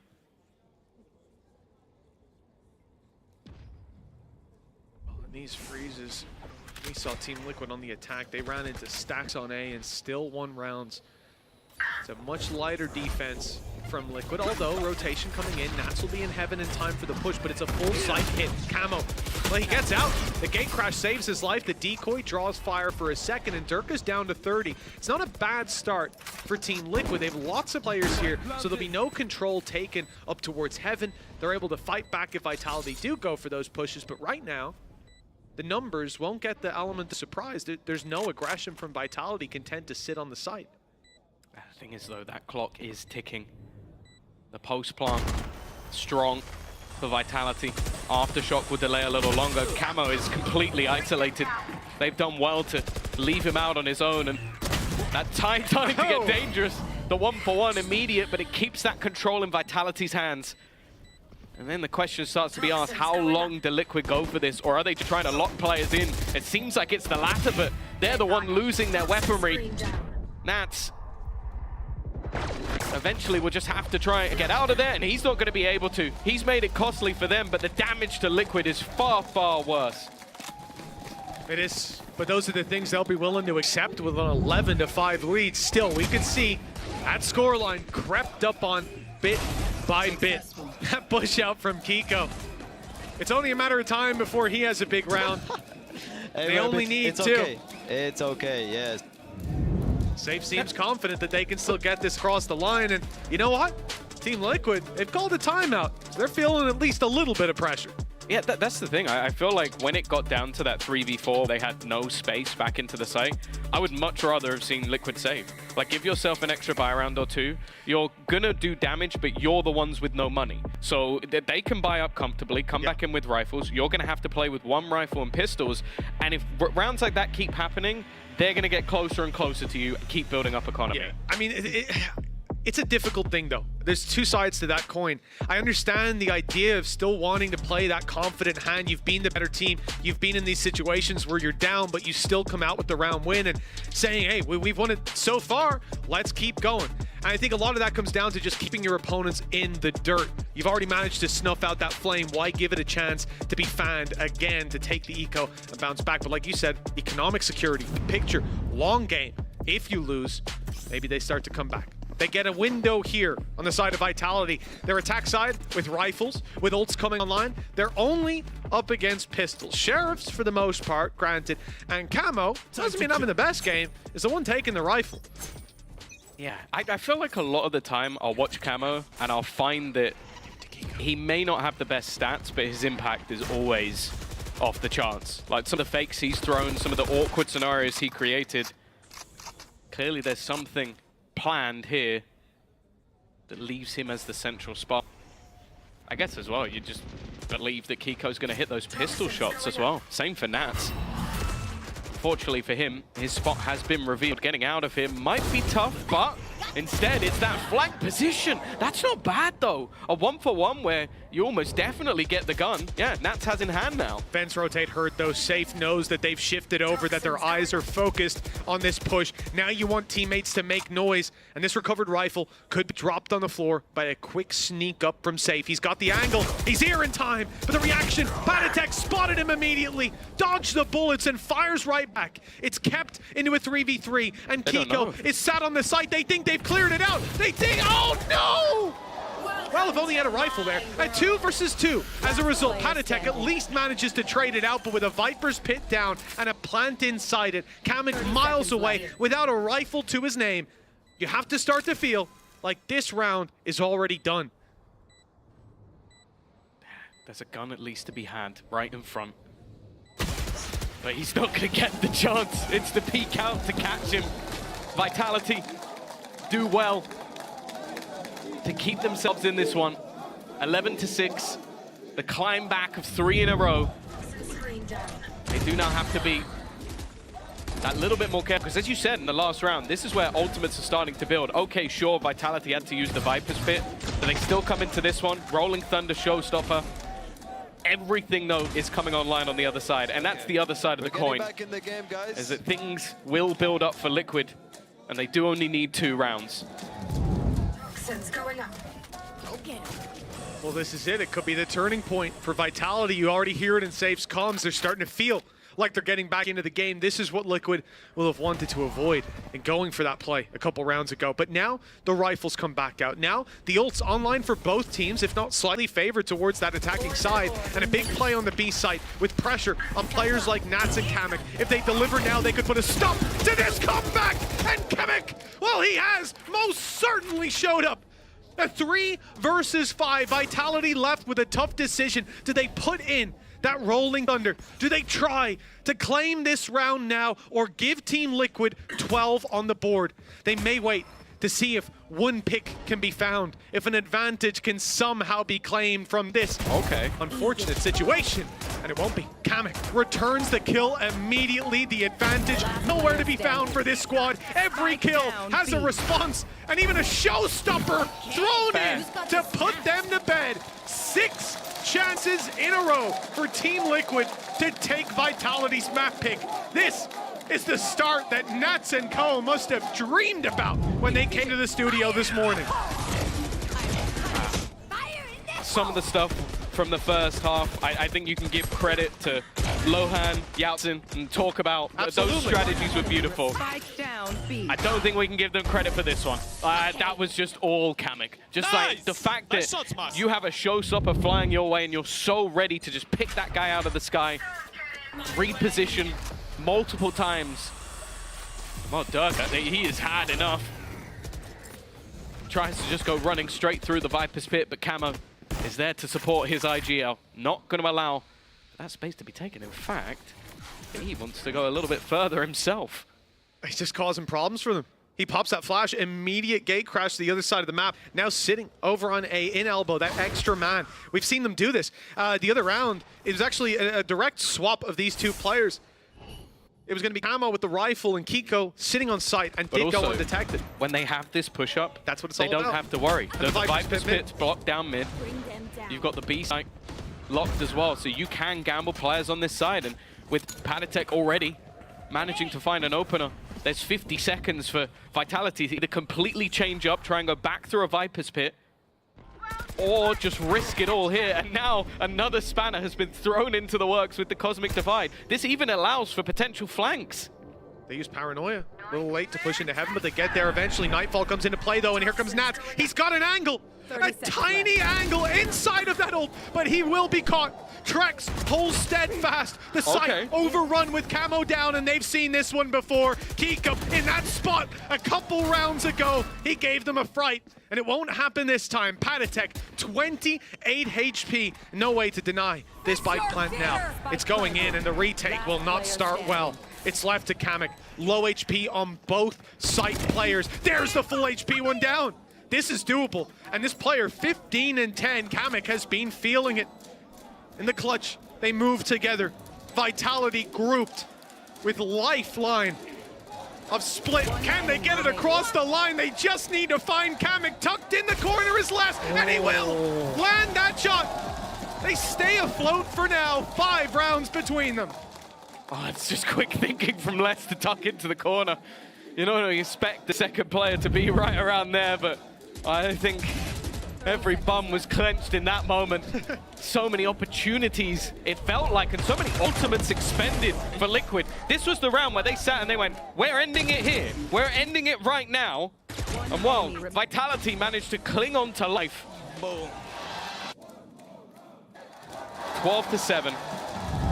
5 in a row needed for Vitality on their map choice. And well, it's a mixed bag, a jumble sale purchase. With a few rifles, a few pistols. That's not the start they were looking for. Safe will take down Nats. Big pickup in this round. Just think about how much easier it is for any of these players to take you down if one of those tags lands. That weapon left on the floor, and Team Liquid with nothing to do as a result. Like, 2 players sat on B. They're just waiting. That's one of the rifles as well in play. Mid hold's not going to be great. Padatek on his own, just a Sheriff. And Kiko, he's in quite a passive position on that A site. Rifle in hand. Again, a spot that Vitality have been quite aware that he's playing. Getting value from this round. Not looking likely. I'm curious to see if Vitality do decide just for safety to use some of these ults, and it looks like they will. Safe has cleared the site out. I don't mind that. Yeah, from the shadows going down. It's not the worst thing to lose, to make sure that you get into this site safely. For Liquid, they're looking to group up. Maybe try and sell something around this rifle. Although I do look at a couple of players a little bit lower on credits, and even saving these into the next round might be worthwhile. It's been a game plan of theirs to try and do as much damage as possible, seemingly in every single round, but that always comes with a cost. Camo's just going to go walking. First kill goes his way. They expect the swing, but Les wins it anyway. Clearing him out is integral to them having a chance in this round, especially when the next person you need to get past is going to be Durka. This is looking better and better as the seconds go by, and well, Padatek will at least keep them honest, but the rest of the players are gone. They're just going to sit back, wait for him to attempt this cross, and he will meet the same fate as well. 4 in a row. It's become a much more digestible task for the side of Vitality. We're starting to see a much better gameplay, a much better game face from this squad. Controlled aggression, denying any of that early aggro from Liquid, robbing them of control. I want to see this continue. 4 rounds in a row, Rolling Thunder online. Some other ults creeping up as well. Actually, to be honest, the ult economy is kind of perfect for this. They can put an ult in almost every round. Maybe they get an easy one as well after this one with low money on Team Liquid. There is most definitely a way back in for Vitality now. Liquid have already used a timeout. And if you see a round or two go Vitality's way, I think we'll see that second one burnt up pretty quickly. They are now clearly believing that getting those rifles back on hand is far more important. Patient play from Vitality, but they are taking space towards this A site with relative ease. Being careful of any of these cheeky spots. They know that Camo has been very aggressive in his stance with that gate crash. And after throwing in all of their utility, Mitch, they fade back to mid. Yeah. A reroute to hopefully catch them off, but look at the rotations in play here. Defensive side. We'll have 4 players on this side of the map if it's committed to. Rolling Thunder could catch the Prowler. And Spike moving towards the vent. Spike is dropping in the vent! Spike down. I'm not sure about that play. Luckily, they've recovered it with relative ease and sold the idea that they're going to the A site, because why the hell did the Spike drop in the vent? Oh, but that's the thing, though. 20 seconds left, and it seems like Liquid have the right idea. They've rotated a couple of players in. Once more, it's going to be Kamek up close, but the Rolling Thunder is surely going to put him out of commission. He's just going to try and buy enough time. Doesn't quite manage to dodge it, but puts a stun through. Even still, though, he survives at the back of the site. 7 seconds, and he'll be cleared. That's enough to get the plant down. Kiko now last man standing first. Does go in his favor, but look at where the attackers are going. They're looking to rotate back through the spawn. He is none the wiser. The Durka is slowly sneaking up behind him. Timing here could be absolutely everything. He makes the read at the last second. And somehow, this has now come down to a 1 versus 1.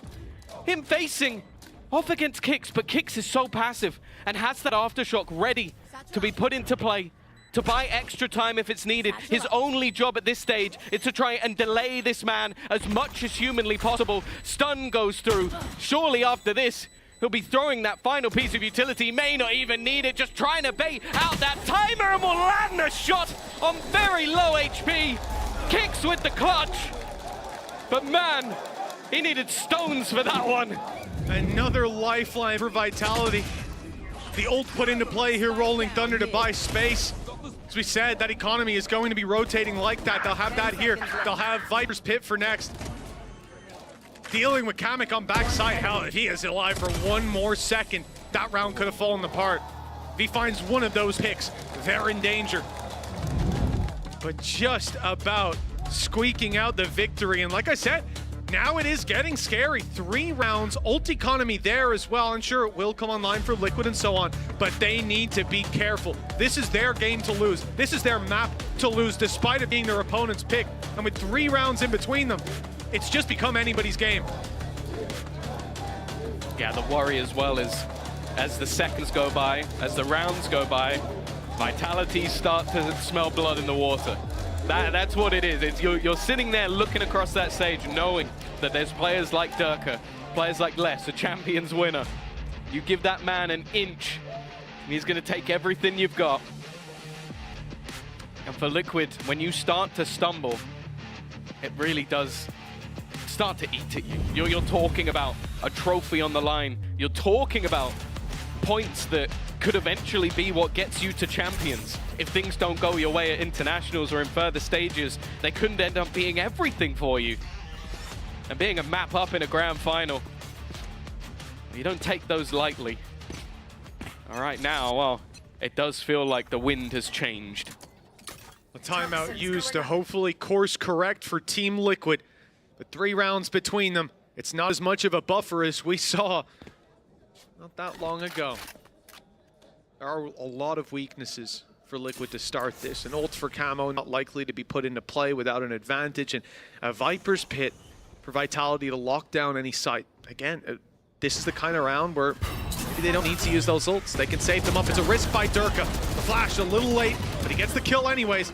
Nade, it's going to tickle him up down to 35 HP, but he's still drawing breath. For Team Liquid, that's a failure. 4 versus 5.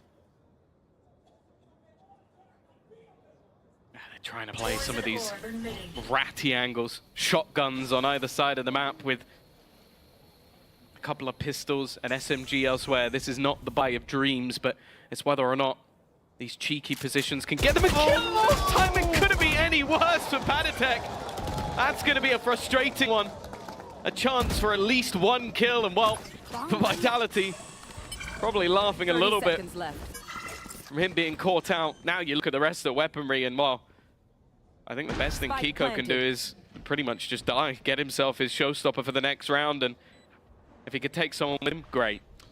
Well, it's set after Tom saying that. Kiko's got a triple kill. Watch this one unfold. Camo picks up the... Okay. I'm getting a little bit worried, and I'm less worried now. Thank you, Trex. This should have been a housekeeping round for Vitality, and despite a bit of a heartbeat for Liquid, they've gone flat towards the end. This will just be Kamek looking for an exit kill, possibly going down to the spike if they avoid him. And a 10th round for Team Vitality after Team Liquid's pause. Now, yeah, they didn't have a lot to work with. If we're looking realistically at what Yaotzin and Lohan have said to these guys, it will be about the next round. That's where they look to push this across the line, but the runway has become very short indeed. And we need to see them lift off into map number 2. For Team Liquid, well, they're already very close to facing an OT. And then brings back the context of them picking Haven. And you start to really get worried for them. Because whether you have the strongest mental in the world, if you're, what, 11-3 up, and you let a map slip away, that was not going to be easy to recover from. Especially going into a map where your opponents are looking to almost bully you with an aggressive composition. It's no surprise that with a double duelist, it's tougher on that defense, but it really does seem like the spark that was there for Liquid has faded over the last couple of rounds, and they desperately need someone to bring it back. Well, they definitely had a better time over on that attack, dictating the pace, but now they're at the mercy of Team Vitality, and Vitality aren't feeling very kind today. 2 rounds, all that's needed. A Viper's Pit that's been on for a little while, now more likely to be used coming into this round where they're up against something a little more serious. For Team Liquid, this A site stacked up decently. They're seeing contact. The Viper wall is being pushed ahead of and held by Padatek. That's something Vitality really want to deal with. They can't give that free information away, especially not when you've committed the wall. All right. Well, yeah, that's not what I expected to see happening here, Tom. The thing is, I feel like it needs to be unorthodox. When you're up against a dimensional drift and a showstopper, this ultimate normally doesn't have that much value. So I think they've thrown it in almost as a bit of distraction. The nade is going to force back one player. The information is there, and there's one standing on the site itself, the same man as every time. And Kamek is going to survive just that little bit longer. Showstopper drops another. In fact, they all start to fall. Less, with 20 seconds, has to try and clutch. It's an impossible scenario. 12 seconds, he needs 2 kills and a spike planted. Kamek fittingly puts him to bed. 13-10. Team Liquid, a map up, taking Vitality's choice and moving on to Haven next. Up against this squad, we thought that there could have been some errors in the veto, but my goodness, we underestimated the side of Liquid. We'll see if they can take this 2-0 or if Vitality can bounce back on their opponent's map pick after the break. Let's get into the game. Okay, feel the game. Let's be calm. Feel the game first. Okay? And be in control. Don't forget, if you are in control of our communication, if you are in control of our emotions, we're going to win this game.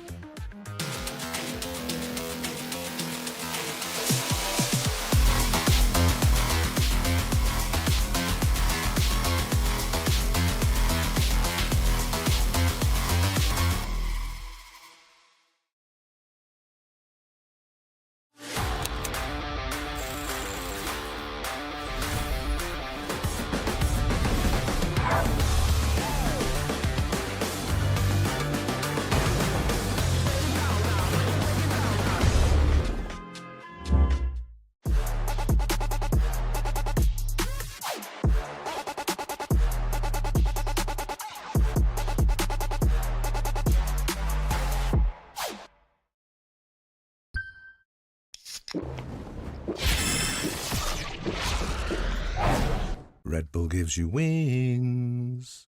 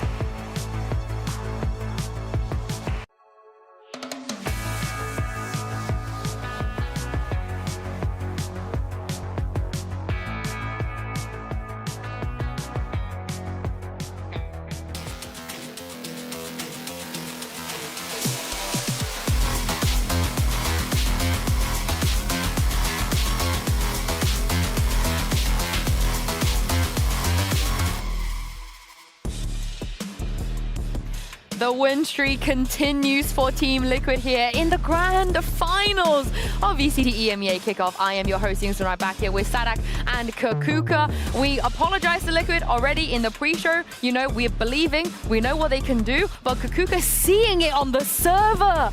It's just a whole different ballgame. Number one, the pistols, just like yesterday, getting them, they're so proactive, they have such measured plans that it's so easy for them to have this strong start. But then linking up the round after this, they were given 100% right off the bat. They were indeed. And also, we kind of also talked about, you know, showing up on the day, shooting, being able to aim. But Sadak, is this disciplined way that Liquid all play together that's really scary? I mean, my day is completely ruined right now, to be honest.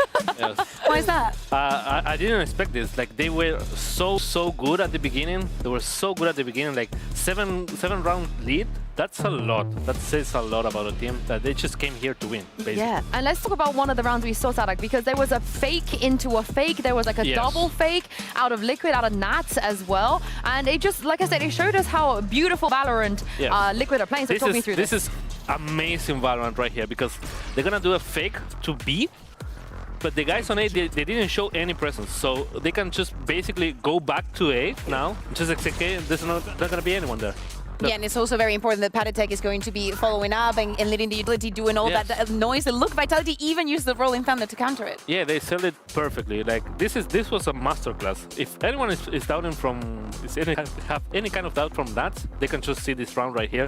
This was perfect call. I really like this. Even in this round is super important, because if they win this round, I don't remember if they won. They won this round? Yeah, they did. Yeah. They ended up winning this round. Yeah, so yeah, look at this. Like, this is just amazing Valorant overall. It creates a lot of chaos, right? Because you've had a lot of people rotating. We were speaking about not being that much micromanaging in the side of Vitality, but then at some point everybody is lost and nobody is there to give like a proper call. And Team Liquid was capitalizing on that so well. The movement across the map, every single gap that Vitality would leave, they would fill in so many times, in so many instances. We saw and we thought about, oh my god, Trigger Discipline. They just saw 3 players and they're not looking that direction. And it really helped that on a map where Kiko, you know, who's been playing smokes this whole time, has to play duelist. Kakuka, it doesn't even look like he role swapped. It feels like he's been playing Raze this whole split. I mean, it definitely helps the fact that they were getting so many rounds in a row, but he was one of the reasons why everything was working. And in fact, in so many key rounds, it was him working the map, getting the pick,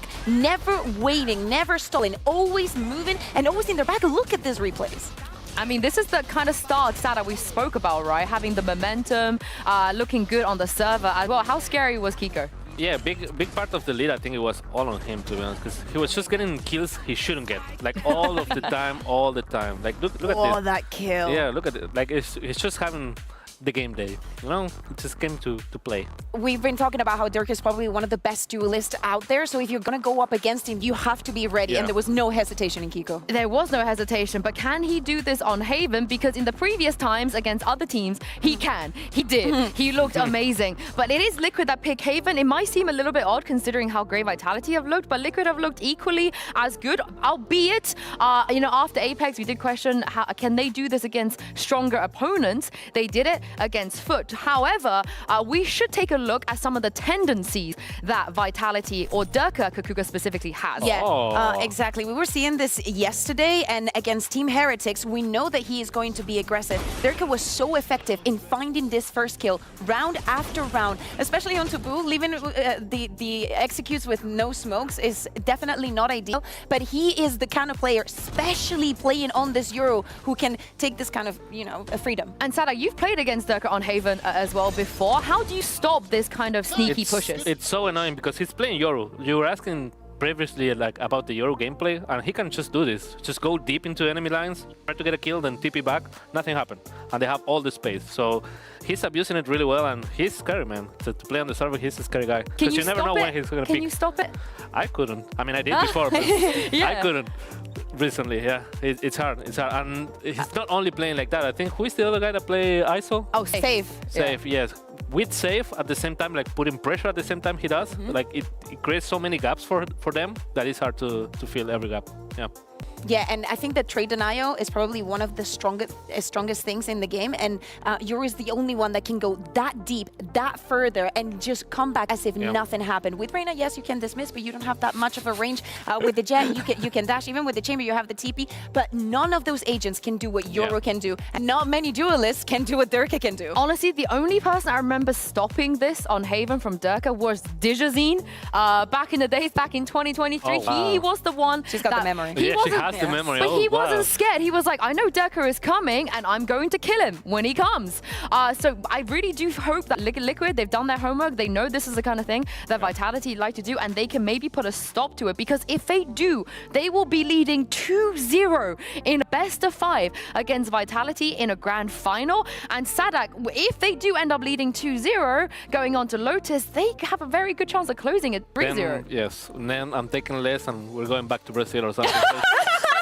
Yeah, it's unacceptable. It's unacceptable. They're not gonna go 2-0. Come on, man. Wake up. Do you know what? You have just condemned Vitality. Now, every single Brazilian fan that's watching this game now is gonna be cheering for Liquid. They want to see you guys go back. Guys, you don't do take it back? Yeah, they want you guys to go back. But for Vitality, though, Kakuka, they're probably feeling very happy that Liquid picked this map as a second one. Yeah, exactly. But think about the mind games. We were talking about them earlier. Nats was talking about them yesterday. Yesterday, it was leaving Lotus open. Today is peeking onto Haven. I wonder what the reaction was when Vitality first saw this happen. And also, they decided to start on the attack. And I like this because I want to see that proactivity coming in from them. I want to see a little bit of those microplays. Maybe they're faking a Yoru clone here and there. But I want to see that confidence coming in from them. And I want to see this Tejo on Kame as well, because this is where he looked amazing. There will be no changes, and Kakuka, they can do damage here. Yeah, exactly. And A-Lone control is going to be very important here, especially with Liquid starting on the defense. There's so many fights that you can force just by having the Tejo and using the salvos at the beginning of the round, that probably Vitality and how passive they've been playing on the map. They usually wait a lot in the attack before making a decision. That's the kind of thing that they need to bait. And do you like this Liquid comp? You think this could be a counter? I have no idea. I don't think so, because I think Vitality comp is not about counter them, but the playstyle they have. Because if they just hold a little bit, I think they can find a kill on Dirk or on Safe maybe. But yeah, I mean, we have to see, because this has an exit power so good from Liquid, like they can just force everything. And from Vitality, if they don't find like a pick before that, they're gonna struggle to do retakes and stuff, you know? I know that we say the Vitality are favorites here, but I think that Patitek, especially on that second half, he was one of the reasons why Team Liquid was able to close on that split. And for all the agents that we've seen, with him being on the breach and with how fast he was with his decision making on split, he is the one that my eyes go to. Yeah, and I'm also looking out for that operator on that. This is where he likes to whip it out a lot. So Mitch and Tom, let's see if Liquid can continue this win streak. One map up and moving on to their choice. It is really the dream starts with BO5 for Team Liquid and for the Team Liquid fans here in our audience. They were getting loud, but I'm excited to see what Vitality have planned here. Well, that's the thing. It feels like it could be either of their choices. Going into Haven, I think this has been a massive comfort choice for Vitality. If you had told me at one point, oh, the veto's backwards, it's wrong, but no, I understand it. Like, Liquid have looked incredibly good. You're talking about a 13-4 victory, incredible defensive halves from them, which have looked really impressive. You could say the same for their opponents on that attack. So again, we have that sort of opposing start, both having that favorable start on the map. The difference, though, is a lot of what I saw from Liquid were these sort of cool set plays that would give them space. Whereas Vitality, they could basically just sit, wait, and then go for these aggro hits based off, well, Durka and Safe. All the barriers already up, and it's Vitality on the attack to start this one out. Les, wasting no time, has already dropped Kamek.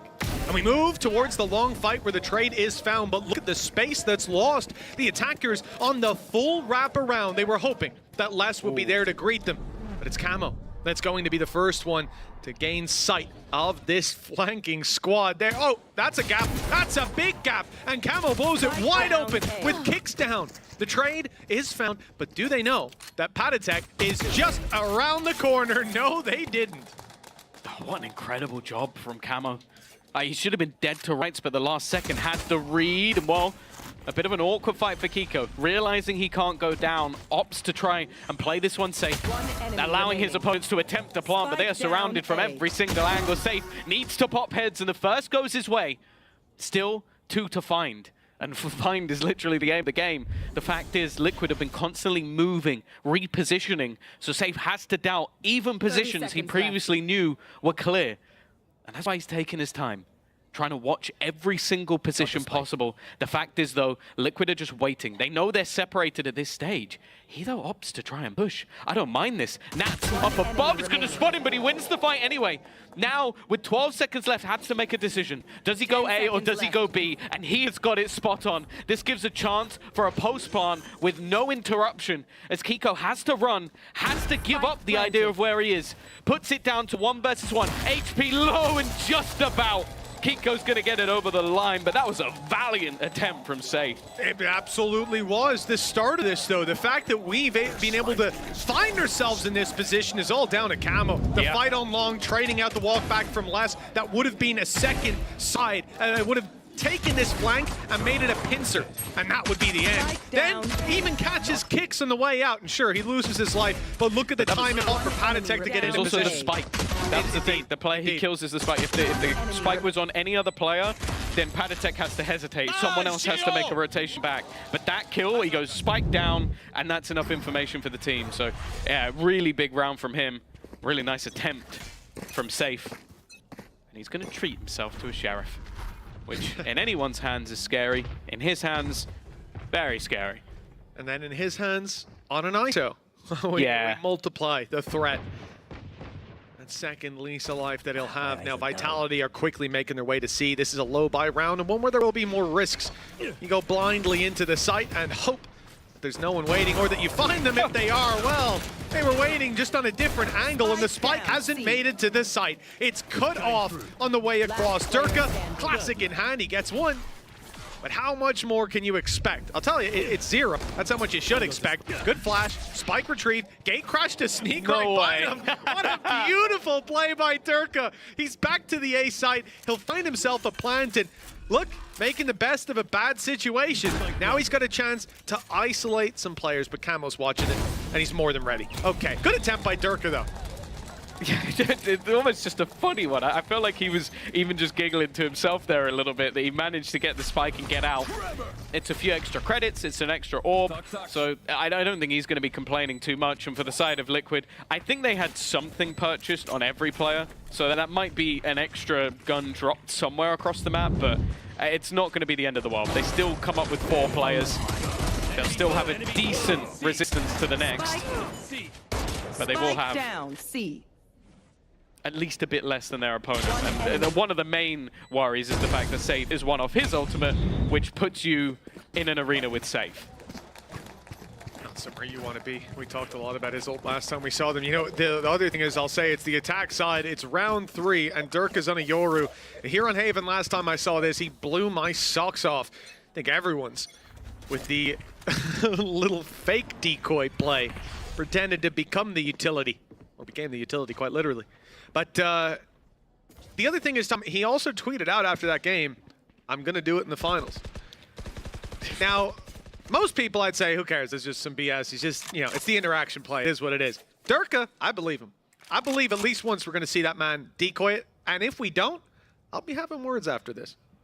Kamek is set up ready. This might just be an attempt at orb denial, realizing how close Safe is, and well, he's got his ult online. He also doesn't have a face, and walking up has left him in a bit of an awkward scenario. Now, if that can be reclaimed, which is exactly what Kamek just walks it. I was thinking maybe there'd be some hesitation. There isn't. He's now got a gun as well. This buy now becomes a little bit better, and the missed shot is going to try and sell the ruse. And I say try, it succeeded. There's now 3 players within the A site, and only that aggressive position on C from Kamek. Yeah, Durka's decoy ran through, and panic stations ensued on site. C-side hold needs to be held by Kamek. He goes down. Now rotations have to be called for. Durka's hearing them. He knows that that space has just been left open. He's called for the rotation as well. Look at them moving through the spawn. The spike is on its way. And the call is to leave Kiko up above, watching in from heaven. Well, he won't be able to see. Kix is lining up a smoke as we speak. And, well, that was a little risky to peek early. But the smoke is bloomed. The site is taken. And now it will be Team Liquid on the retake, all coming in from the same angle as well. Yeah, man. With Trex still lurking in mid. Okay, sure, the trip will... Oh, he's going to shoot it and just run away. I like the idea. Camo already into the site, looking to try and claim space, but all he's really found is that players are here and players are waiting.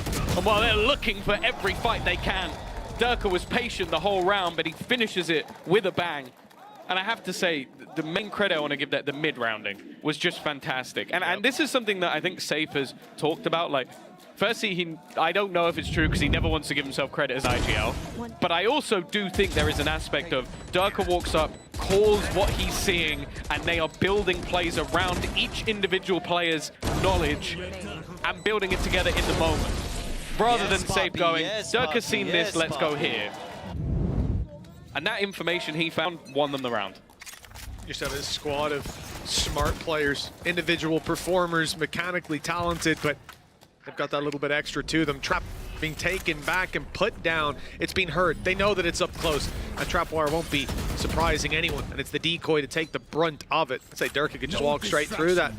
And goes the ult, and it will be Kiko seized by Safe. A clean shot found.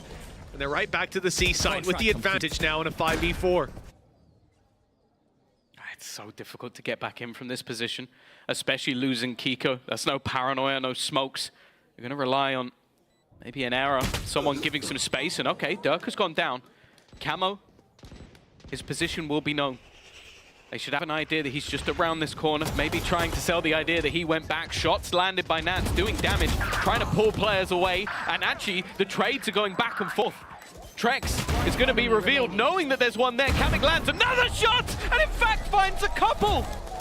From that early fight, it looked like a position where Vitality had them dead, but nevertheless, Liquid come out on top. Well, that C site was a lot weaker when it came to the bonus round. Big risks taken. Kamek pushed up, but this identity much better. Waiting for the push to come in and then springing their trap.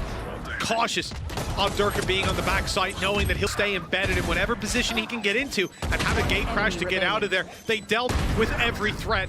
And hats off to Kamek in this one. He got bodied in the last round of that C-long play. And this time, he has seized that 2-round lead right back for Team Liquid. 3-1. A solid start to this map. 3 rounds off Diffuse's Vitality. Early rounds going well. They're getting on site. They're getting their plant. But Team Liquid have the protocols to fall back on and reclaim that site. This is worrying. Normally, when a team stalls out early like that, it's going to be on the back of more dominant rounds. Not where the early plan's working and the late one is falling apart. That solution a little harder to come to the bottom of. And now Ultimate's online for Team Liquid as well. The Blade Storm not to be used. Patatek, oh my word, he's just walked down mid. Kiko is holding the window and will remain in a slightly more aggressive position. But that is a ballsy opening gambit that has paid off tenfold. Durka's going to try and get them back into this one. Without online, he could opt. This is cheeky. They have to check it. There's no, oh, it's a bit awkward, but Kiko gets the job done. 2-man advantage already. Durka is taking space with the drone, giving it away. That means that that can be held comfortably by Patatek, and in fact, well, now Nats, that forever lurk, something he's been doing since the dawn of time, has caught them in the back. Yeah, even leading the pack, he's still the lurker. Vitality 2 versus 5, and they have been completely stalled out. That is another player dead to mid-aggression. We have just had a round where Team Liquid on the defensive side pushed Vitality 4 separate times, often solo, at least the duels that it amounted to. So the start, Patatek walks left side mid from a defender perspective, and Kiko's on the right. If you're in a fight, that's a 1v1 or a 1vx. You're on your own. Kiko can't swing 10 meters at once. And they win every single duel. God, for Vitality, this has got to feel tough. They are being locked out early on. And with a map already under their belt, this being their pick, Team Liquid showing no signs of slowing. Yeah, I think also the crazy thing about it is this is not the way we expected to see Liquid winning rounds. Like, if you talk about Vitality playing like this, like getting super aggressive individual fights, like you have the kit to do it. You're talking about, Dirkus Yoru, he's able to get out of there. You're talking about Zafe literally having an ability, a double tap. It allows him to be shot before he takes those fights. What we're witnessing at the moment is Liquid, I almost want to say, disrespecting their opponent. Oh, I'm going to walk mid. Okay, I've just walked mid. Now it's your turn to walk mid. Oh, you've just done that. Well, I'm going to walk long. It's like, these are not like, we have this perfectly placed piece of utility. Oh, I'm going to use the Teo stuff to put you into play. This is a freak. No, this is, I'm just going to walk it. And the fact that they are playing with this level of confidence, I guess, like, firstly, qualifying, you've got at least some of the pressure off your back. And I think you're looking at these Liquid players just thriving within that, enjoying themselves. Because, let's be real, Vitality come into this one as fairly heavy favorites. Most teams haven't been able to even get close to them. Taking a map seems like a victory in a lot of cases. But other than that, this has been maybe one of the first times they've truly been tested since their opening game versus KC. Well, this is the thing. What on Sadak? Team Liquid. Team Liquid truly forged in fire. 5 opponents eliminated back to back. Elimination matches, and they won them all. And that gives you a little extra twang to your gameplay. Straight up aggression. Another round where all the defenders do is attack. Vitality left to take the stinger out. This one has gotta hurt. 5-1 down. Rifles coming out though. Yeah, that's the thing. I like this round as one that we've seen before, like this setup where you have them completely trapped in the backlines by the tail annihilation plus sending through those extra guided salvo to leave the corners clear. They push up alongside it. But for Vitality, that was a round where, okay, if they do them to you in a buy round, you're losing your head. But in this case, they had some low purchases. Now, though, they're in with a buy. This has to be where it changes, Tom. Very much so. That buy-in play. I think he saw 2. Mid push again from Team Liquid. Patatek is here, but it's Camo who's the tip of the spear, making his way around. They've already had Nats push up C long. They know at this point it's an A play, but what can you do about it? Kamek's the only player there. He's just going to fall back, play passive on site. In goes Durka, the ult, seeking out players and seeing the site is wide open. Safe, 1 away from an ult of his own. Trex in the same boat. Huge post-plant potential, and it will be Safe who the ult is put onto. But in all this while, they have lost control of their flank. And they're just about the camera spotting them out. But okay, didn't see Kiko. They still deal with him. In fact, Vitality very much here to play, winning every fight. Sure, Safe goes down in the ult, but the round should be secured on the back of it. That's so far away. That's the biggest problem. He was fighting in the ultimate and hasn't had a chance to rotate over to the other side of the map. I think that's going to cause this to eventually be a save. Although with some extra credits, maybe Kamek wants to try and give this one a go. You can see them, they're being held in. That's basically the goal here, is try and remove as much weaponry as humanly possible. The round is going to go the way of Vitality, but how many of them survive? Well, it looks like all of the remaining players. 3 players alive, big boost to the economy for Vitality, and at a much needed time, at a much needed time, they put this round on the board. 5-1, not pretty. 5-2, economy could stabilize. We could see them bounce back, but the problem is Team Liquid are very much in a comfortable position. Ults online, rifles there, and a 5-2 start. Just looking to go back to winning ways. I'm curious to see if there is aggression because 4 players starting on the A side of the map and a smoke down early on, but not much. You know, usually there's 2 or 3 players here on short ready to go. It's a much slower piece of aggression, but perhaps it will just be delayed.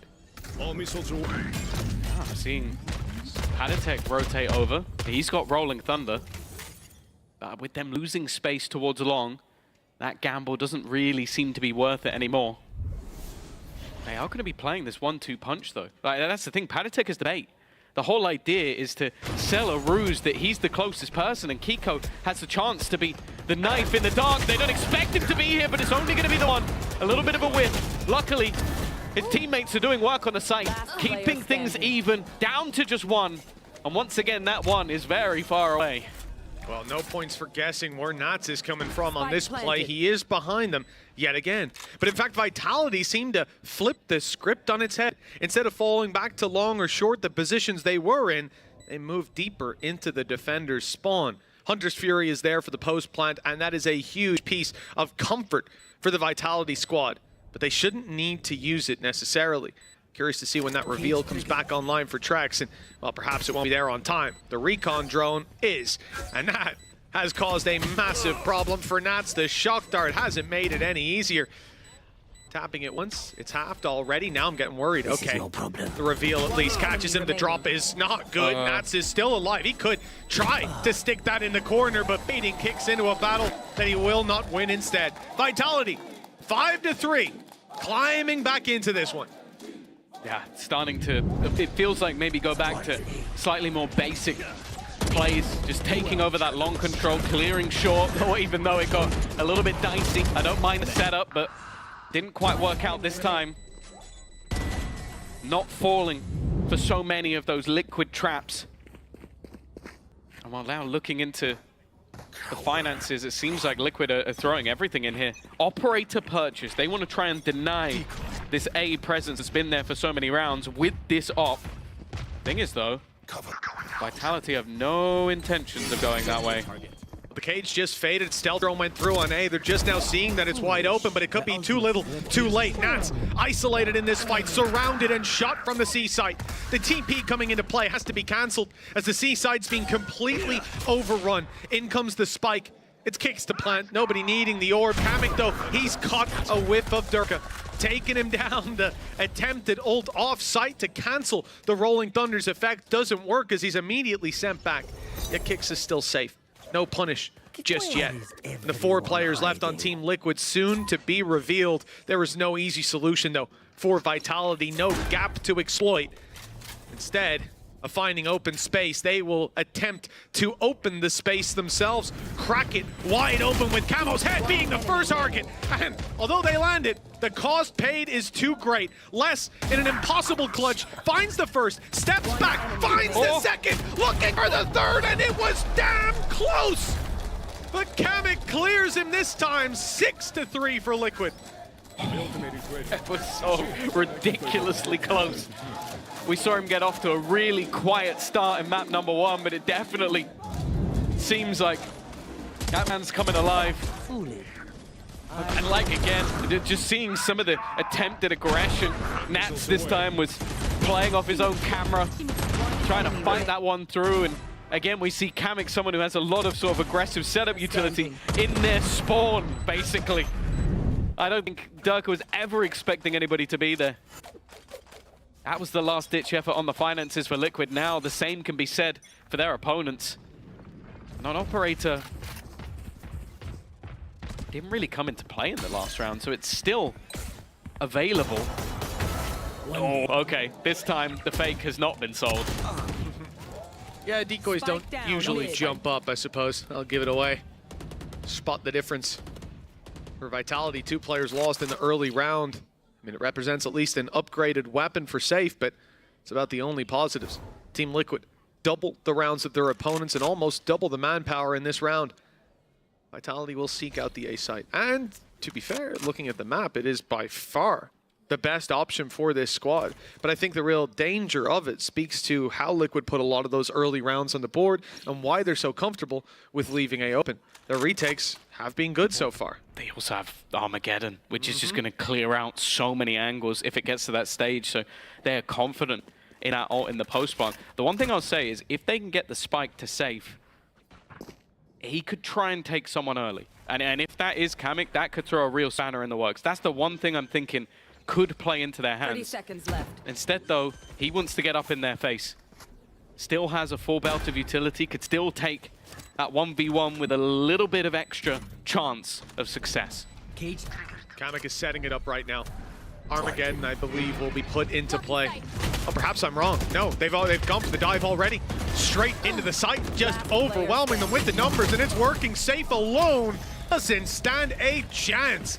Nats with the triple pushes Team Liquid up to a 7-3 scoreline. This grand final has gotten off to a slow start for Vitality on both maps, and sure, they climbed back into it over on Split, but too little too late, 13-10. Let's hope it's not the same story here. That 7-5 scoreline Safe looked for in the last map, still possible, but they need to show up in both of these final rounds. Otherwise, that gap is going to represent a big challenge yet again when we go to half number 2.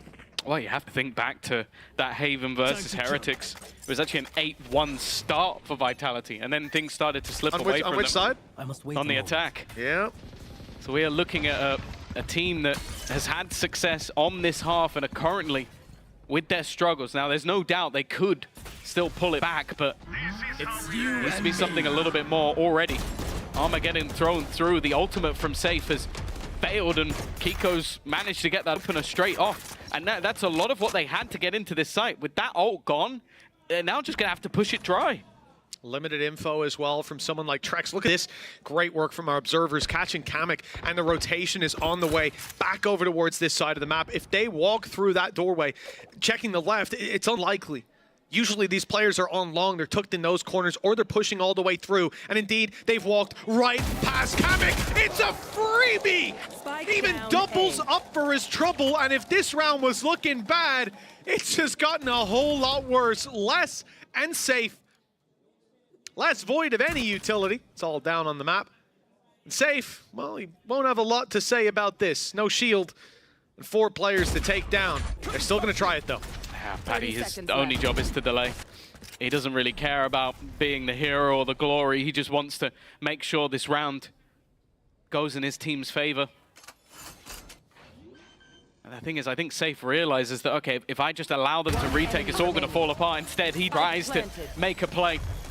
Oh, we saw Les attempt a 1v3, falls short by 1, now has to try and face off against 4. Here it is, big swing. The first is landed, 2 players on his right. He's isolated the one, but he's just hiding, waiting for his moment. Well handled by Patatek. No chance to take that fight, and the round was lost regardless of the result. 8 on the board for Team Liquid. We're again looking at an 8-4 best case scenario. And without a pistol under their belt, with the history of this map as well, and Team Liquid looking as hot as they are right now. Vitality, they need to turn this around. They need to do so, if not now, right off the bat in the next half, because this attack has not shaped up well. Look at the snipers. They're just looking to do as much damage as humanly possible in the early stages of the round. Obviously, there'll be guns for them to find on the floor, on everybody except maybe Camo. The thing is, they've been caught with so many of these aggressive pushes. Think about how many times in this map Kamek has caught them in awkward spots. They're having to pop those shields early just in order to make sure they're not caught. And in fact, the defense, again, it might be going well for them, but they are still pushing. They are still happy to get aggressive while all this time is being spent using that utility to clear out positions in front. Last time, this did fail miserably for Liquid. We'll see if they can catch out less this time, and well, the timing couldn't be better for them. They found the pick they needed. But Vitality aren't giving up the space. Safe's gonna walk through. Look for the fight on short. This goal! No, he's caught jumping up the ramp. Oh, you almost have to wince in pain looking at that one for Vitality. An unfortunate scenario. But for Team Liquid, their dominance underlined with this 9-3 scoreline. Liquid's pick, well, starting out a lot better for them than Vitality's did on the other one. Oh, that's the thing. This is back-to-back 9-3 halves now. They've started off both maps so incredibly strong. They are looking great individually, storing so much depth in what they've got. Mitch, I have to say, I'm hoping we see some life in Vitality going into the next half.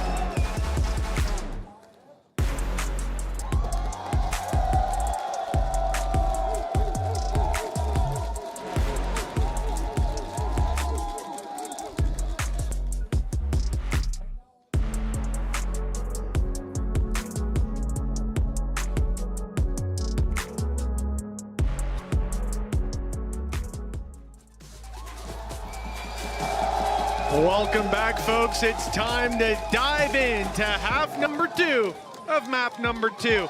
But it might be deja vu for those of you who watched the first. This is a tough situation for Vitality. They are on Liquid's map pick. They were 9-3 down in the last, but they managed the comeback. That's where they decided to take it, though. Now, on Liquid's choice, that comeback should be so much more difficult. Going 2-0 down in a BO5, not the way that a team like Vitality, storming the upper bracket, wanted to start this one out. Oh, we have very few stories of reverse sweeps, but I'm sure Insa will tell you all about them during the break. She remembers them all. I don't know how she does it. Nonetheless, it's going to be an aggressive start for this attack. They are right into A. Paranoia has landed. It's forced an awkward fight for Camo. He's retreated, buying time, but his squad is falling around him. Nice double delivered. It's left on to Kamek. This could be Vitality bouncing back into the map. A pistol, much needed for this squad. And only Kamek that stands in the way. The spike down in the open as well. And now they've spotted their final victim, waiting to swing this together. A chance to isolate one, but the shot's not landed. And now the firing squad will deal with him once he goes for the swing. Just going to try and make it as awkward as possible. Even take closer positions. Guided salvo sent through, but there should be no chance for Kamek in this scenario. A much-needed pistol for Vitality as they now look to man the defense. I will say that makes me nervous. Because, again, like I think there's aspects of this composition. I think Durka in particular on defense has always been magical at taking those aggressive positions. I just don't know if I believe they're going to do it this time around. Like the last map, it got to the point where you saw them build up that momentum, but this map, they just looked a little bit more flat. Luckily, they should have a little bit of time to breathe. A few pistols here and there, but I was about to say, I think Trex has done magical with the shock darts. He's done so much damage. This is not a bad result, at least turning back for Team Liquid with damage, but they need so much more to make this actually costly for Vitality. Clean up. Anyone else dropped at this point would be costly. Narrow margin. They get away with a relatively clean round, 9-5. It's not clean, but it's clean enough.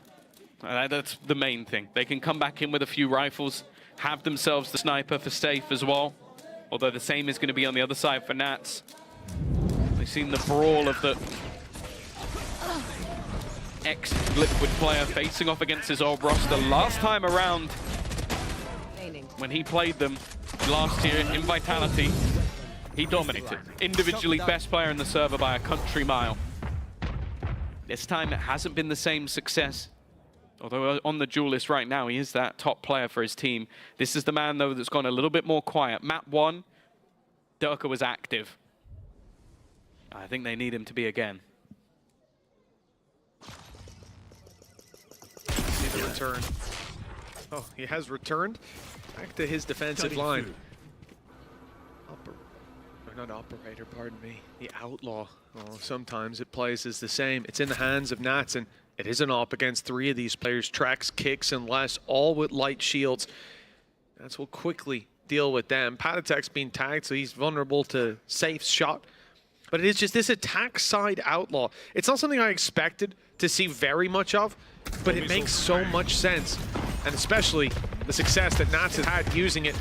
Now, though, the tip of the spear is already being cut cleanly off. Up close is Kicks to deliver another death blow, doubling up and making it look easy. 1 kill for the side of Team Liquid. And this is, Tom, I agree with you coming into this. Vitality looked flat, but here, much better. Much better signs of life from this squad. Oh, that was a bonus as well. Like you're talking about a round that realistically, when you win it, maybe you have a player alive. I'll say that Trex's utility off the start of this defensive half has looked fantastic. Again, he's been underwhelming in terms of what we know we can get out of Trex. But his reveal left one player, I think it was Camo, just dead to rights at the beginning. They lose that entry, and then things become that bit more difficult for Liquid to follow up on. Gonna be left with low weaponry, and by the looks of it, the way they're gonna cut through this defense is with pace. A quick, more direct play. Less stuck to the guy in Salvo, but steps in time to damage Camo alongside Durka. It's a free kill. Durka stepped through the smoke. He is looking for the fight and finding it across the board. Team Liquid, 1 kill, but much more needed. A little bit more found. Durka quick to put up his 3rd kill of the round. Ult is online. The ace still very much possible with both of these players low. You don't expect this round to flip the other way. Safe is here just a little bit too late, I thought. And indeed, he is. Inside the smoke, be a safe plant. Spike planted. It leaves Kiko alone. This wraparound from Kamek, he's so low on HP that he had to take it alone. And because of that, he manages to get the kill. Now into that 1 versus 1. 5 HP is all Kamek has, and he's going to use the salvo. It's almost faked it out, though. It's come in from towards the garage. Will Safe now re-predict that he's going to wrap back around? No, he won't! Kamek has been incredible. A pay save card, thrifty, that I don't think anyone would have believed in. Not at all. You count them out. Well, it's the wrong moment to do so. A thrifty like this. Durka's first is fine. This, brave. But he had a flash in a gate crash. He knew he's in and he's out. But then they start losing players. He steps into a cage to take the fight, trading out his teammate. My goodness, that wraparound from Kamek, the guided salvo, timing, the fact that it comes from Garage. And I actually think Safe started to look towards long, but the shot came in so quickly that there was no way to react. 4 round. Oh, sit down. What was that? Well, Panitek and Camo have just opened this one up like it was nothing. You might be looking at things going, oh, is this an eco for Vitality? Did they run out of money? No, this is everything. They have an operator. And while that's Believe Safe is still standing. Has an ult of his own. He'll get another chance to bite at Camo, and he'll put him down immediately. This round was looking dangerous, was looking scary. But in a blink of an eye, Safe has turned it. The Armageddon was even there to catch him coming out of the ult, but he dodges it, gets out in time because it was a quick kill. Takes another! That's 4 for Safe! And the info there! He knows exactly where Kamek is, and it won't be the ace that's desired in-house, but god damn it, a round's a round for Vitality at this point. I'll take it. There is a reason why we have talked about this man on Duelist. There is a reason that even last year when Fnatic win back-to-back, Safe was still listed as our #1 Duelist of the year. The guy could just pop off at any moment, and I'll be honest, if we go through this grand final without him having an ace, I'll be disappointed. Because, well, he's one of few players who's managed to get 3 in a single series. We'll see. For now, though, winning the round for his team was enough, and the way that that started, Panitek spamming a bullet to kill off kicks, Camo executing a second. It looked like it was just going to be Vitality getting run over. He has not only saved them, but he has destroyed his opponent's economy. Yeah, I think coming into that round, he was tied for top frag. Well, it is most certainly Safe's at this point, 19-14, and really, this agent, also, it just made the difference. The utility he had took it across the line. The fact that the second kill he gets the shield up, immediately turns and pops the ult into C-site. There was no reaction. There was no way to solve that problem other than shooting the guy in the head 2 times in a row, and no one could get it done. Not before he could fire back and regen those shields. 3-round gap, and Team Liquid call this timeout. They still have 1 left to use. Both teams do. Be fairly slow in terms of the touching base with the coaching staff, but 3-round gap, this is where, well, the rest of the game is about to be decided, probably by the next round.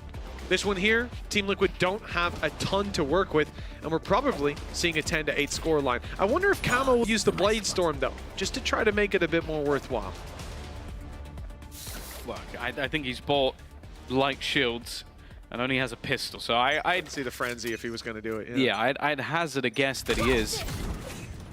This would be one hell of a round to win. The last they won was a thrifty as well, so it would be foolish to to believe there's nothing on the table. Now, they have not played towards this B site at all thus far. But even still, it is being watched at a distance. Safe, wanting that initial fight. He's not expecting a blade on the other side. Durka still will win a battle back, and Camo manages to get out of there.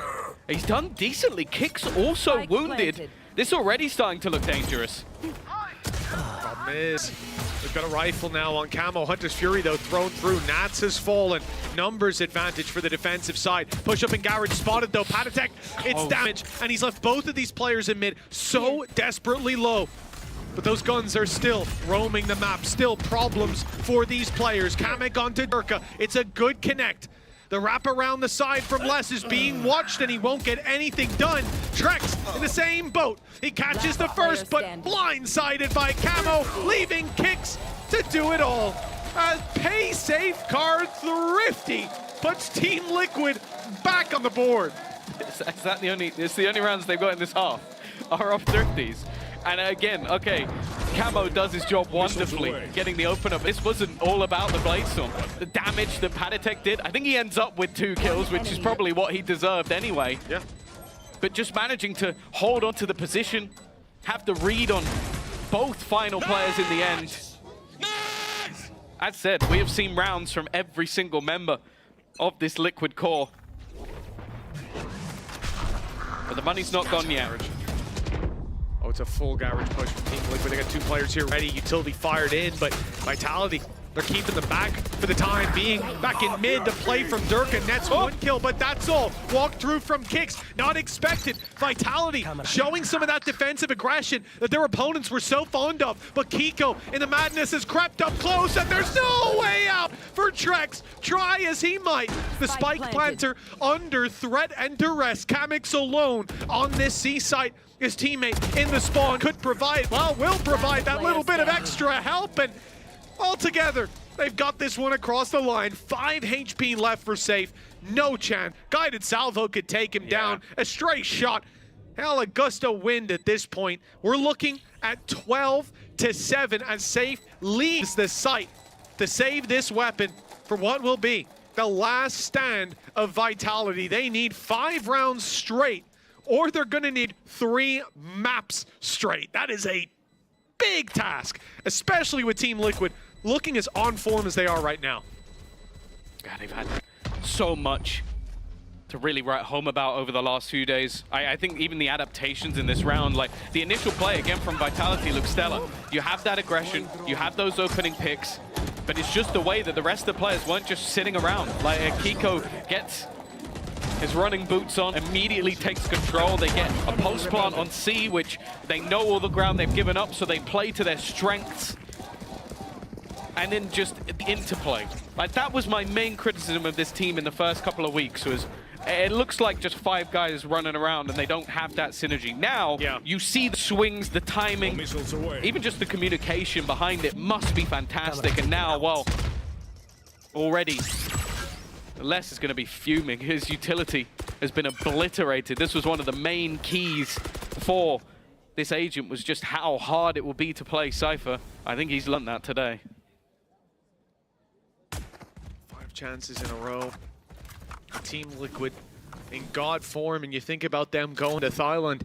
This is somewhere that, well, realistically, they're only getting better with time, aging like wine, and when they step over there, teams are going to be in trouble if this is the kind of form they're bringing to play.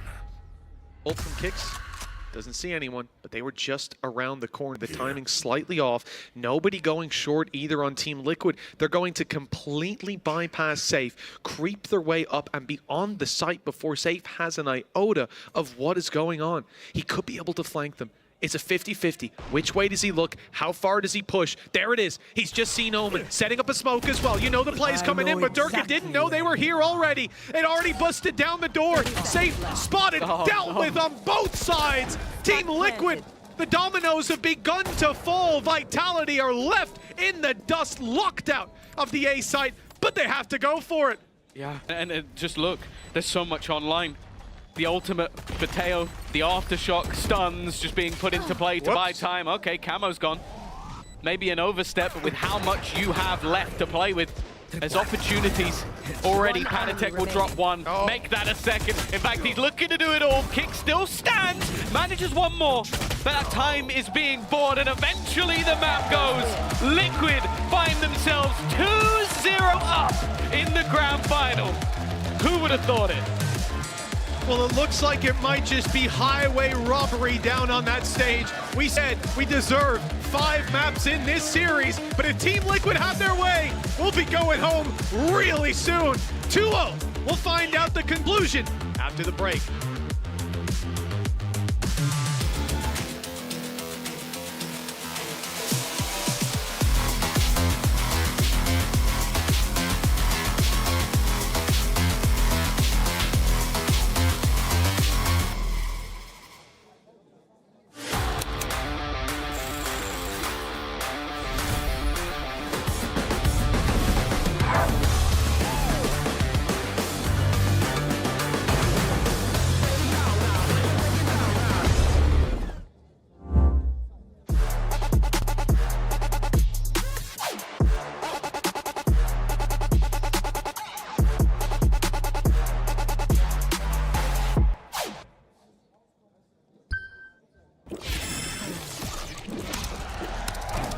Red Bull gives you wings.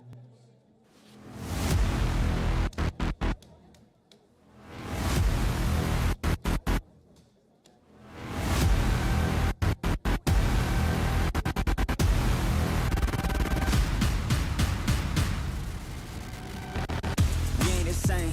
Get in your lane, stay in your lane. Wait, this ain't a game. Been through the flame, now get out the way. Whole lot of change. Still been the same, put that on the name. I had to go through it just to get to it. Look what I became. Elevate, level up, way to the top, headed to the peak. All them boys wanna talk, hit them out of law, but don't got receipts. I do it with ease. To you it's a burden, to me it's a breeze. You feel that? That witness degree, that kickback. You coming at me, boy, sit back. Came out the womb like this. The pedaling room right quick. Gotta get it, we going up, way up. Might land on the moon. Who step in a room like this? We breaking the rules right quick. They killing the mood and up in the few, might land in the tomb. I ain't gonna lose it now. Gotta keep it moving now. Elevate, level up, way to the top, headed to the peak. All them boys wanna talk, hit them out of love, but don't got receipts.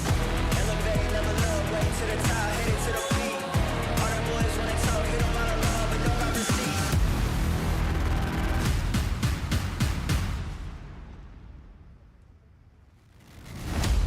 Bad with a vengeance, killing the ops, I'm leaving no remnants. They all in attendance. Gotta go big, I aim for the fences. It's mine, I sense it. Back in the scene, back to the business. Back on the front line, gotta grind. It's time, let you be the witness. At the time, turn a repeat to a 3P, yeah.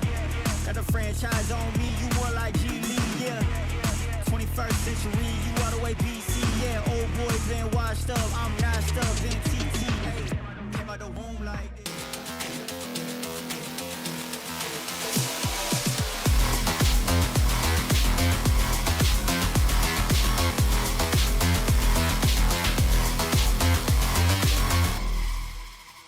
Okay, boys, let's keep doing the same thing. Let's keep listening for the first call. Let's keep not calling over each other. Let's keep being next to each other, boys. Do the stuff together. Okay, boys, take a step back in the communication, okay? We are too emotional, right? Everyone, take a deep breath right now for me. That is my IGL. Yeah, here's my IGL also right now. I can't believe it. I mean, if Nats is telling you to do that in a grand final, they're 2-0 up, you're going to listen to him, right? Immediately I'm killed, okay? Okay, Yeah. nice. Whatever you want. You want a coffee also, man? I'm right here, yeah. Take whatever. You're going to bring it over. You're going to bring it over. Welcome to the desk, by the way, Minnie. Thank you for joining me and Sadak at the grand finals. Of course, Liquid 2-0 up already. A map that they decided to pick. During the map vetoes, we had a lot of questions. Was this the right idea? But Minnie, hindsight, you know, we have the gift of hindsight, but they definitely came in here with a plan. Did you like that plan? Yeah, I mean, it looks a lot of the same we've seen from Team Liquid. A lot of good stuff off of the Teo and Breach. I think that composition is probably one of the best on the map so far.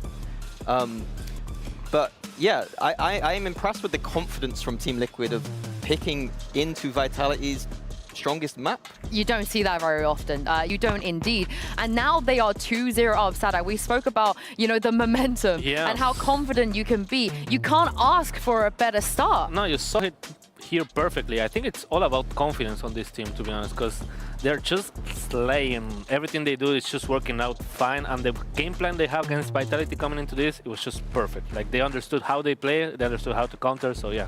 Yeah, I mean, pure confidence. And some of that comes from some players who have never even been in a grand final before. If we take a look at the pay safeguard play of the final, this clutch from Kamik, I mean, this is so smart. Sadak, if one of your players did this, you give them a little pat on the back? I would cry. I would say I'm proud of you, and then next round. Yeah, and Mini, talk me through why this is so smart.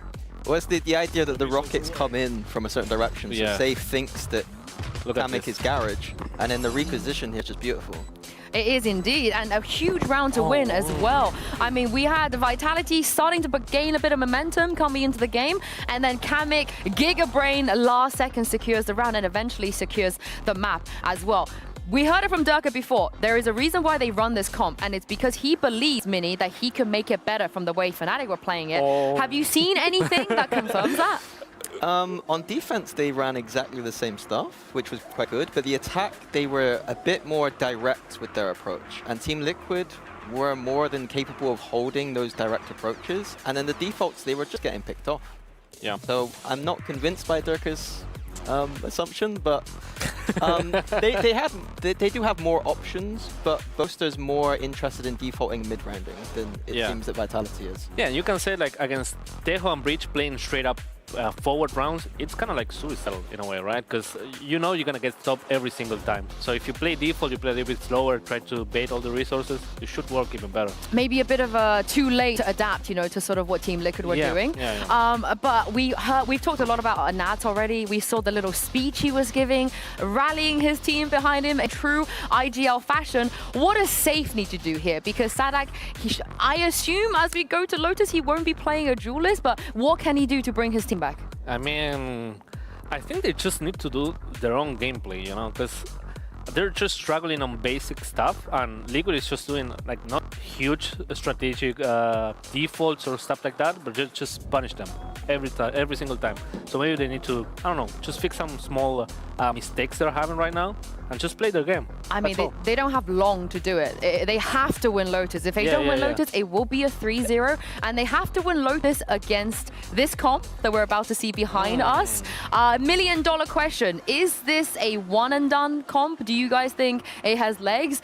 Mini, for example, if you saw it against an opponent already, how do you anti-strat this? How do you come into this and win against this crazy Liquid Lotus comp? I don't think there's a lot of depth to this competition, to be honest with you. I think it's a lot of just, what we saw yesterday was a lot of firepower, and it was a lot of just almost ranked kind of gameplay. I don't think that Vitality should be scared by the composition, but given how much Team Liquid are shooting today, again, like, that's the part that's scary. Yeah, Kika going on to Arena, the perfect time, I feel like. And yeah, and Sadak, you on the server, what do you do against this if you know this is coming? To be honest, if I see this, I just know the guys are confident. Like the guys on the opposite side, they're confident. Because if they're running Clove and Reyna, that means they know they have the firepower to make it work. And if this is your team, would you run this again? You showed it once already. You got to play again the next day. You do the same You're thing? asking the wrong guy. Of course I would do it again every single time. As long as it works, you just do it. You just use it. No, you will put a harbor in there. Always. You will be like, time to add a harbor. Tides. Yeah, you know, the time water. to add a harbor. But we have yet to see what Vitality can really do on Lotus. They have a lot of options, you know, a lot of talented players, a lot of roles they could cover. What do you want to see from the players of Vitality? What can they play? I think they just need to wake up, to be honest. Maybe even play more closer together, because I think that's something they're lacking off a little bit. Just this straight up faster trades sometimes, because Liquid is just finding this just kills out of nowhere sometimes, you know? And maybe they get the gaps, so they need to pay more attention to where they leave the gaps open. Do you want them to get weird as well? As weird as this? Maybe a Clove of their own? No, they've had time to prepare their Lotus a bit more. I think that they're going to come in with a probably a standard approach to Lotus. Like, the reason Team Liquid are playing this strange composition is because they didn't have time, I don't think, to make this. This was a perma ban for them until a few days ago. Vitality should have a bit more depth. I hope they run some comp with a Viper because, as you guys know, when it's non-mirrored comps on Lotus, for some reason, the Viper comp always has a bit of more of an advantage, even though I know they haven't really prepped for this. It is Paddy on the Viper. He knows what he's doing. You have on the other side, Les. You know, very talented Viper player. Do you feel like that could be an option for them? That would be what you consider as standard?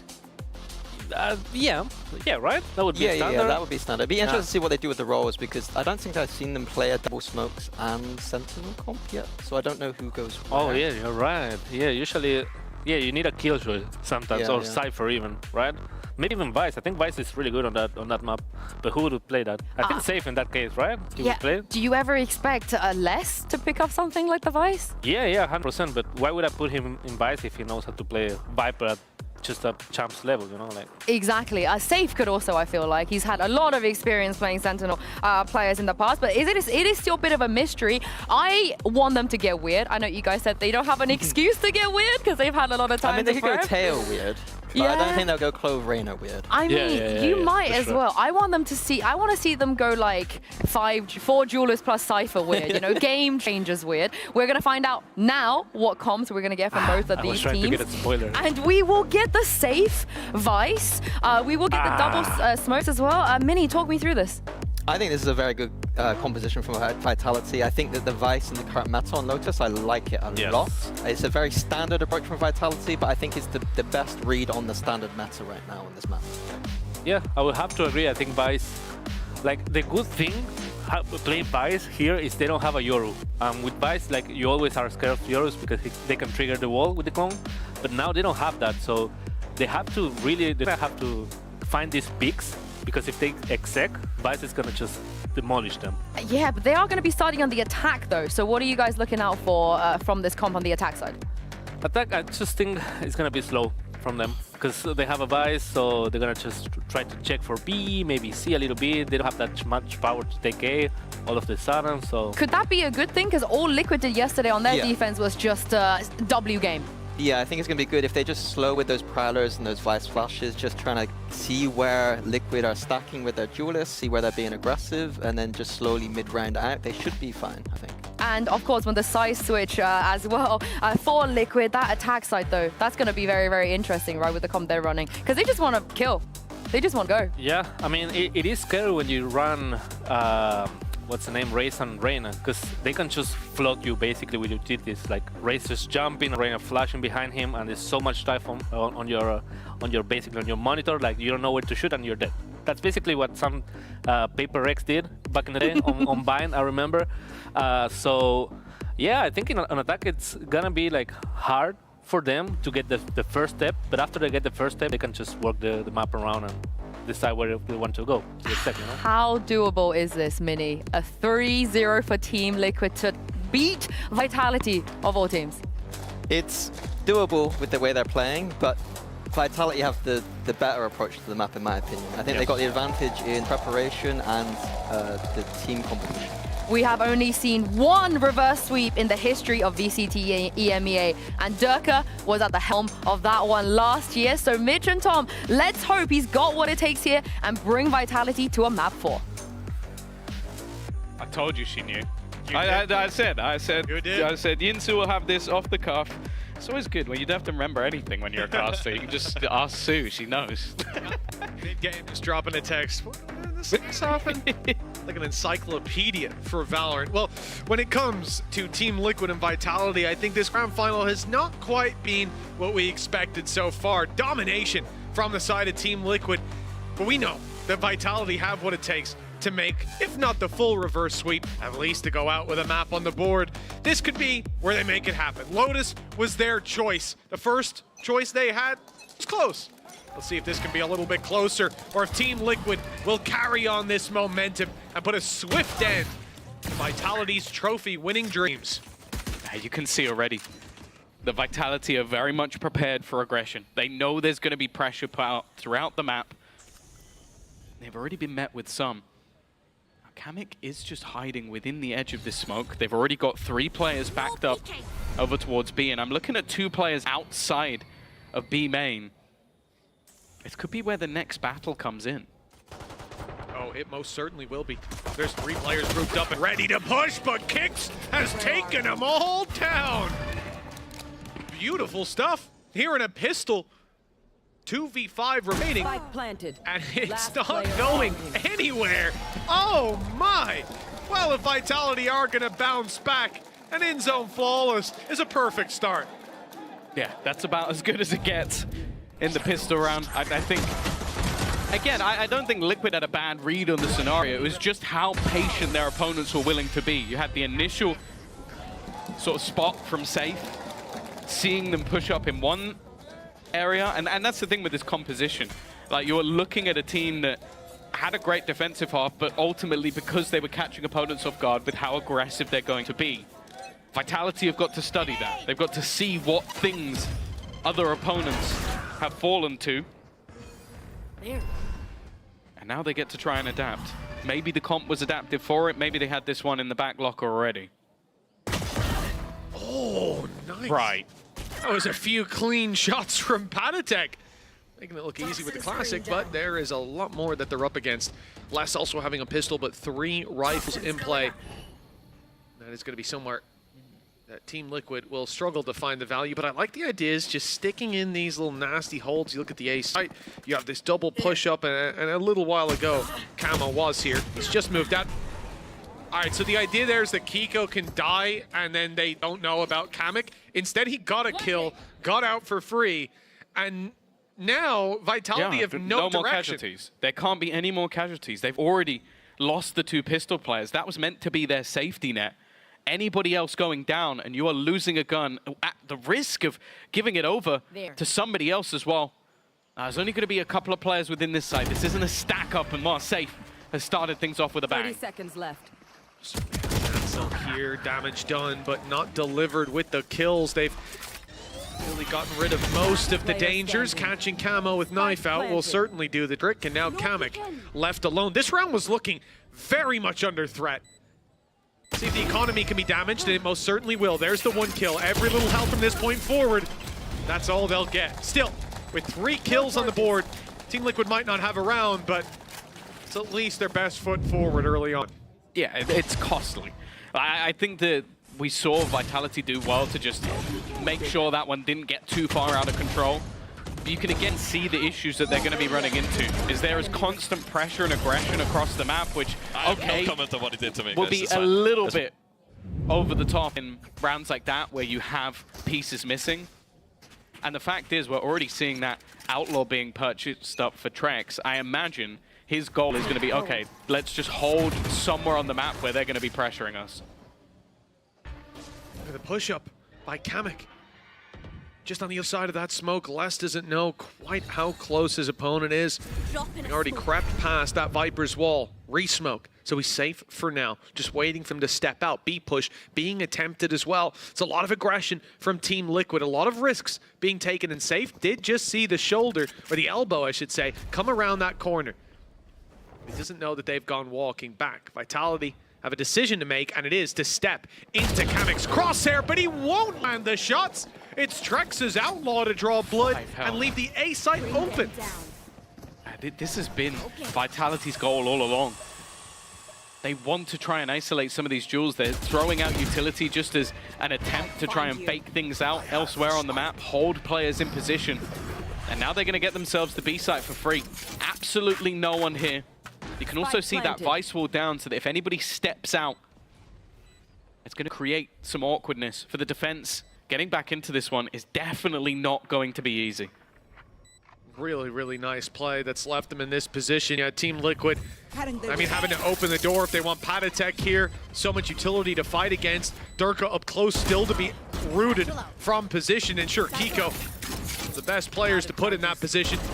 Tracks down, okay, they've already had the first lick of damage. Decent trades to start with, the 2v3 that they're left in, but defenders fragmented. So are the attackers somehow. Kicks not on the kill on time. Kiko's got his double, but time has already run far too low. Despite damage as good as it is, Vitality, 3-0 start.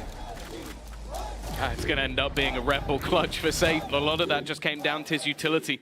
This is the thing I've really loved about watching attack side Vice, is you get into those post plants and the Razorvine is just horrible to play against. Like, you're going to be sat there, either you wait while it's been popped, which I think Safe did excellently to pop at times that just bought enough off the clock, or you try and run through it, and you take an absurd amount of damage while trying to get through all of that utility. All of that bought time off the clock.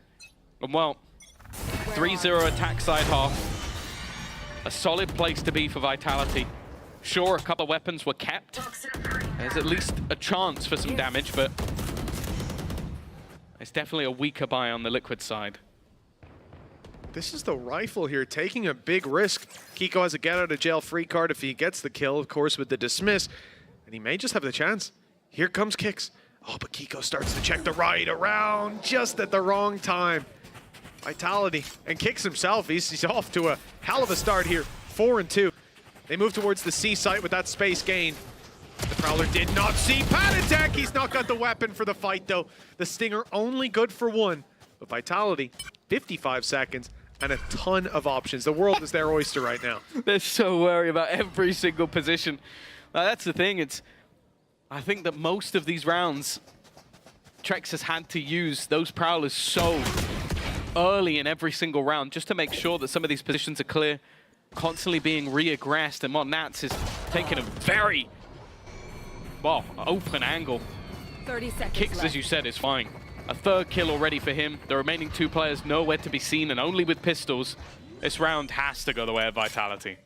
There's just been presence everywhere as well. Vitality push and pulling the map perfectly, finding the kill after they initially pressure A, rotate back, get the B aggression, go to C, catch the C aggression, go back to A, find a free plant, and now the players that remain have almost nothing to say about it. Camo will probably want to save this weapon. For Kamek on 5 HP, it's not exactly like that 1v4 big play is going to come into effect. Camo is stepping forward, and understandable to want to do damage in this round. He will achieve that with the first shots landed. The second shots landed as well, but Safe puts it to bed, and with 5 HP, Camo only looks for more damage. Nice shot! Just about took that rifle out in time. This has become a costly round. And from what was a clean victory for Vitality, I think that they've done an okay job in the end there for Liquid. But the start of the round is really where the problems lie. 4-0. Yeah, this is the thing. This has been a much brighter start from Vitality, and that's been the case with a lot of their matches within this tournament, is once they get going, they're incredibly difficult to stop. And they've been well aware of everything that's being attempted. Okay, once or twice, I think Padatek not being cleared, but other than that, it's okay, you want to try and push this, we're waiting. You want to try and push this, we're waiting. They're playing so patiently on the rounds that I wonder if Liquid will make the adaptation to play super passive. And you might look at the composition they have and go, how's that going to work? Like, you've got a double controller, single initiator, double duelist. Like, it doesn't really sing that you can play passive, but when a team is waiting for you, I feel like you almost need at least one of those rounds to bait them into taking some space early. Bait them into doing what you want them to do, because otherwise you keep running at them and they're just holding. The chance of you winning those rounds are slim to none. Well, that's it. It's the conditioning, and we haven't seen that set in just yet for Team Liquid. That pause called, a discussion, you can see, already halted. It's Nats putting in the final words before we get back onto that server, and we see them again brave that challenge of the Vitality attack side. Vitality being slow to start, what, 9-3 down in both first halves that we've had so far. A 4-0 start. Hell, if they lose every round from here on out, still a better outlook than what we saw before. And something tells me they're going to shoot a little higher than that bar. Especially with how things have kicked off. The interesting thing will be now is, do we see a change from Vitality? They have at least one ultimate that will do that for them. Nightfall, potential for a fast-paced hit with a lot of information. Already looking to make their way towards this B site. Kamek has been revealed. Paranoia thrown in. Plenty of utility expended alongside it. He is just about going to survive on the edge of the seas. Very lucky to get away with that one. And after not dealing with him, the attack fall back. They fall back. And where do they go to? Well, if it is towards the A site, a double push up on Rubble will have to be dealt with. Instead, it's towards Padatek. our super sub superstar, but he's sent back towards the back of the C site. Pressure early from Vitality as they get control. Pop a smoke down to stop him from being able to see anything. A few shots for pressure. But after taking that orb, they are moving in the other direction again into this double stack up ahead of the wall as Kiko. His first is found. He fades back. The Prowler seeking out the player on Rubble has not spotted Camo. They think that the Rain is the only player pushed up, and they're about to find out that they are dead wrong. Camo, a little late though. He doesn't quite catch them in time. Those two players able to retreat straight into the waiting arms of Kamek. There is no safe ground for Vitality, not without a brawl. And with Kicks, big performer to start out this map, will finally be put to bed. 4-1. Coming out of the timeout, Team Liquid seem to have a solution. The funny thing is that their solution is very similar to what we saw before.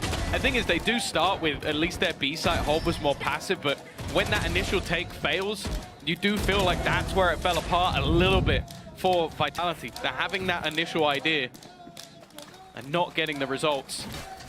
I think also just Kiko being that little bit more cheeky. Something I want to keep an eye on, there's been a couple of moments where Trex has thrown out those Prowlers and they haven't quite cleared a certain spot. And against this comp, that can't happen. 100% agreed. Those little gaps in information can cost you heavily. Flash in, showstopper in play. Nice shot. Kamek's position given away by shots early. Durka able to pick up a second as well. In a low buy round like this, that's getting them everything they need. Rifles on the floor and a plant secured for Vitality. They're expecting something in response. Yeah, Empress popped, but they will be able to get the plant in. Steel Garden seemingly attempted and more or less up close to the shotgun. This is even the playing field. It's made it far more awkward for those players without their guns. Though Camo has his wall, will actually close out Kiko. I don't think he believed that was there, so it's left him in a problematic position, having to wait, and only his teammate can really make a move back in. Similarly to before, that clock is now ticking, and with the Nightfall in play, you'd think this is falling apart, but somehow it comes back to a close scenario. Not close enough. Pay save card Thrifty. A big round of ultimates for Vitality, but it is worth the investment. Yeah, well worth it. If they lose that round, that could be the start of a spiral downwards. But instead, able to make good use of it. And beautiful stuff from our EVS team as well. Kamakin obviously shot his rifle, but Durka managed to see him clearly on the way in. An easy shot. With these weaker weapons, something like Nightfall, it can turn the game back in your favor. 5-1, big lead for Vitality, but a big round coming up for Liquid. Now they're full bot, and look at those ultimates. The Viper's Pit, I mean the Showstopper as well. Well, not the Viper's Pit anyways, that's gone. No, this is the thing. Padatek has been trying desperately to get information on that side of the map. This is the problem with having that lack of an additional initiator, or even having that Sentinel that could potentially get you the same contact. He's having to take risks, and those risks have not really been paying off. Kiko, this is the same spot as before. I'd be surprised if there isn't something, but he's actually ahead of where he expected to be, and, well, didn't get out of there fast enough. The risk, reward, and unfortunately for him, the punish. I think he was probably smashing Dismiss, but just about too far around that corner. And Nats is looking the wrong way in traffic. Kamek, 1v4. And a round that should be set already in Vitality's favor, a 6-1 lead. After the games that they've just had, this is a godsend for the squad. The lifeline to bring them back into it. Well, you won't quite get the wall up, safe. Puts Kamek down, 6-1. Like I said, what a resurgence from Vitality. It's an unexpected result. But I guess at the same time, Tom, you look at the composition Team Liquid are running, and you start to think that they have just come in today and had everything figured out for this exact play. That's the problem. This composition puts them in a box. There's not much you can do. It's so difficult to sort of find gaps that aren't just go aggressive, and I think Kiko's really been the only one that's had that level of success. You can see Padatek has been trying to get them extra information, but we are just spotting this slow methodical play from the Vitality attack, and it's really not worked out for Liquid with the aggression. And we've seen them take some control over on the C side, but this is very much, again, by design. There is the wall deep from Vice, which means that if they go too far, they'll meet it. Camo's done well, though. That's at least an opener. Kiko still holding strong inside of Tree. They've got B site control with Patatek, and oh no! 27 left, but it's enough to keep him breathing and keep the site in Vitality's control. 4v3. Nats walking up is caught by Safe, but Camo throws his hat in the ring. A chance now, perhaps. They've left the spike behind, but of course, Kix has the ultimate and will quickly be retrieving the spike, finding a plant for his squad, and leaving Kiko. Oh! No way! It was on the box! He's gone down below! 30 seconds left. That's a blunder! A big blunder for Vitality! They've got to fight Kiko now! He must be baffed. He must be just confused as to why the spike is still within this site. The smokes have been placed by Kimmich, and a chance to maybe fight this one back. The flash in the corner, it reveals his position, and thankfully for Kix, Safe is there to save the day. I paused for a second. I thought maybe my Fiend was delayed. I heard the ult, I saw it cancel, and the spike is still there.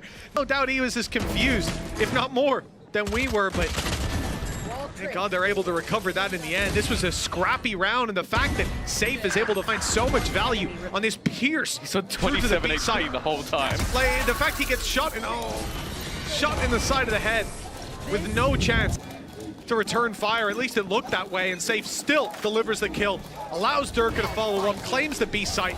That's how they get the round. 7-1 on the board. Team Liquid stalling out 4 ultimates and a big buy for this squad. But again, Durka on this operator early on for a composition on Team Liquid that looks exclusively to push up and catch you off guard. That op is kryptonite. The other danger as well is Safe has got so many kills that Steel Garden is back online. It can be so valuable, both for taking a site, but more worryingly, I think in the post plant, that's where his utility has just been thriving versus this squad. They want to get in and battle, but he delays them so much that retake is never quite as good as they'd like it to be. 2 players left on A. This time it is more passive from those players at least, but can they hold the line? There it is. The operator again, finding value. Patatek unable to deny the plant, and now Vitality off-site. Steel Garden. Viper's pit online, and there's the pit put into play. Durka stepped up with the op yet again. Such a big problem. They're defusing. They're defusing right now, and none of the shots are landing. They're slightly off, and thankfully Kix steps in. Both barrels claiming a life. An 8-1 for Vitality. As a result, they are putting up numbers, and it doesn't look like this is the same team that we just saw play the last 2 maps. Safe is 12-2 at the moment, and Durka's opening duels, they are winning the rounds. An in-zone flawless, and I kind of want to say a Fade masterclass. This looks like someone who's been up all night studying and has just made this just to basically destroy Liquid's composition. You came in with something that was high risk, you played it, it worked for you. Then you have to be ready to adapt, and that's the thing. Right now, I don't know if Liquid were prepared or if they had the time to change what they needed to basically with this composition. You're witnessing the flaws, and you're witnessing a team pick them apart play by play. 8-1 in the lead. This is where the coaches on the other side can potentially earn their money, but again, it does feel like with this composition, you put yourself into a box. You have to be aggressive unless you're hoping on Nats to basically do everything with what? A Haunt and a couple of Prowlers. He needs all the info for the whole round. You can't have that. You need aggression, you need to push, and you need to walk into Durka's operator, and if that's something you need to do, well, that guy's asking for Durka to be his dad. He might become it just by you walking into his crosshair. Well, 8-1, and that timeout subsided. Still plenty of ultimates in play, but so far, that's not been the game changer you'd hope it would be for Liquid. aggression on this defensive side has been shut down pretty much every time it's attempted. It's been a passive play from this operator in the early round. This time, there's a change. Instead, that op is poking at the B site and suffering the jaws of a Prowler. Vitality spotting the A aggression as well. They're sensing that the C site is that little bit more open for them. And we might just see Durka fire in with the rocket launcher, see if he can end this show. Panatek is out with just a Bucky. Teammates rotating in, trying to help out, tried to be a distraction, and what? This is why you just don't play the Bucky. It sucks. I might need a replay of that one. That was as on as I've ever seen. Kiko, straight onto Durka. It's still competitive. It's still possible for Team Liquid. And both coming together is perfect in this situation. Alir, a showstopper, not put in, not thrown in. They're going for this with just the rifles and the spams back in the other direction. They put an end to that.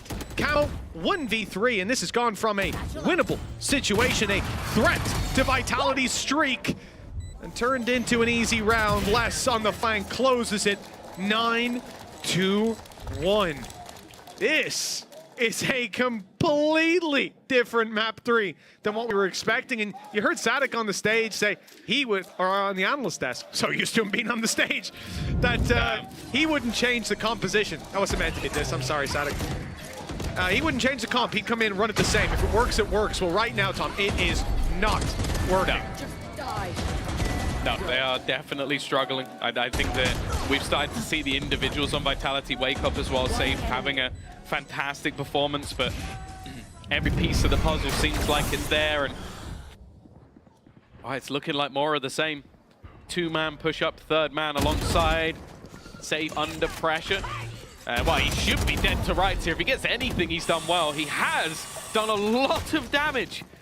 Two players, 13 and 17 HP. Prowler's got him. Yeah, there you go. Nats is done. 13 HP in the corner. Can't take one with him. Durka, same spot. Landing the shot, forcing the ult out of Kamek. He's back in the fight, but not for long. Kamek needs to run straight through the snake bite and the spam. It's a death sentence. Kicks follow suit, though. The numbers stay even 3v3. If Team Liquid get on this site, Viper's pit goes up. And this round could become very difficult for someone like Durka as well. Running the operator, it could nullify him, but they're delayed, kept back by the C's. Durka, well, he won't be on the flank. Not gonna go that crazy with the operator. And now the problem is, if that pit comes into play, how will they deal with it? I see the snake bite thrown through. No pit yet, no pit available. Panatek put to bed. Kiko all alone. Well, he's managed to evade less at least, but not the second time. Ships in the night, but finally a lantern spotted. 10-1 for Vitality. The streak continues. This has been insanity. Just with how strong they've looked in so many scenarios. I want to give a shout out to Trex as well in that round. As I said, there were some rounds earlier where I felt like his Prowlers could have caused them issues if they didn't clear certain spots. In this round, first Prowler clears Nats to the back. He then has this haunt. Again, it just catches the player before they head into the smoke. And he also had the C's that caught 3 players as they were trying to rotate in. That is a perfect round of utility from him. Might be at the bottom of the board, but he's definitely still putting in a shift. No, not much presence early on C. Team Liquid walk it up, and well, that aggression finally seems to be finding value. Trex super low, as is his opponent. Panatek has managed to sneak his way in as well. How has he gotten here? He's heard the rotation. He's right on top of them. They're looking the wrong way when he rounds the corner. It's free for Panatek. He's got all the kills on that last push. And 2 rounds at least before we end the half. Yeah, well, it's been 9-3, 9-3 for both first halves. Now Vitality come in with a 10-2 of their own, but this will have to be an absolute mammoth response from Liquid. They had a pretty good defense last time. Maybe they were saving strats for their attack. Well, let's hope so. This second half is going to be an uphill battle. No matter which way you cut it, for Vitality, it could be the way back into the series. We'll find out which it is after the break.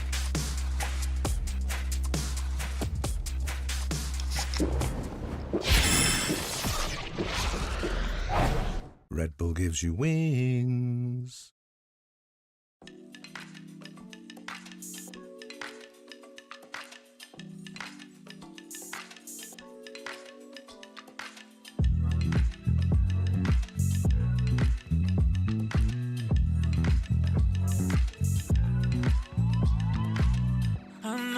stressing right. You need some meditation. Don't let them ruin your vibe. No time for rumination. Let's leave it all behind. Think of flight aviation. Want you, girl, by my side. Let me show my appreciation. I want you here with me.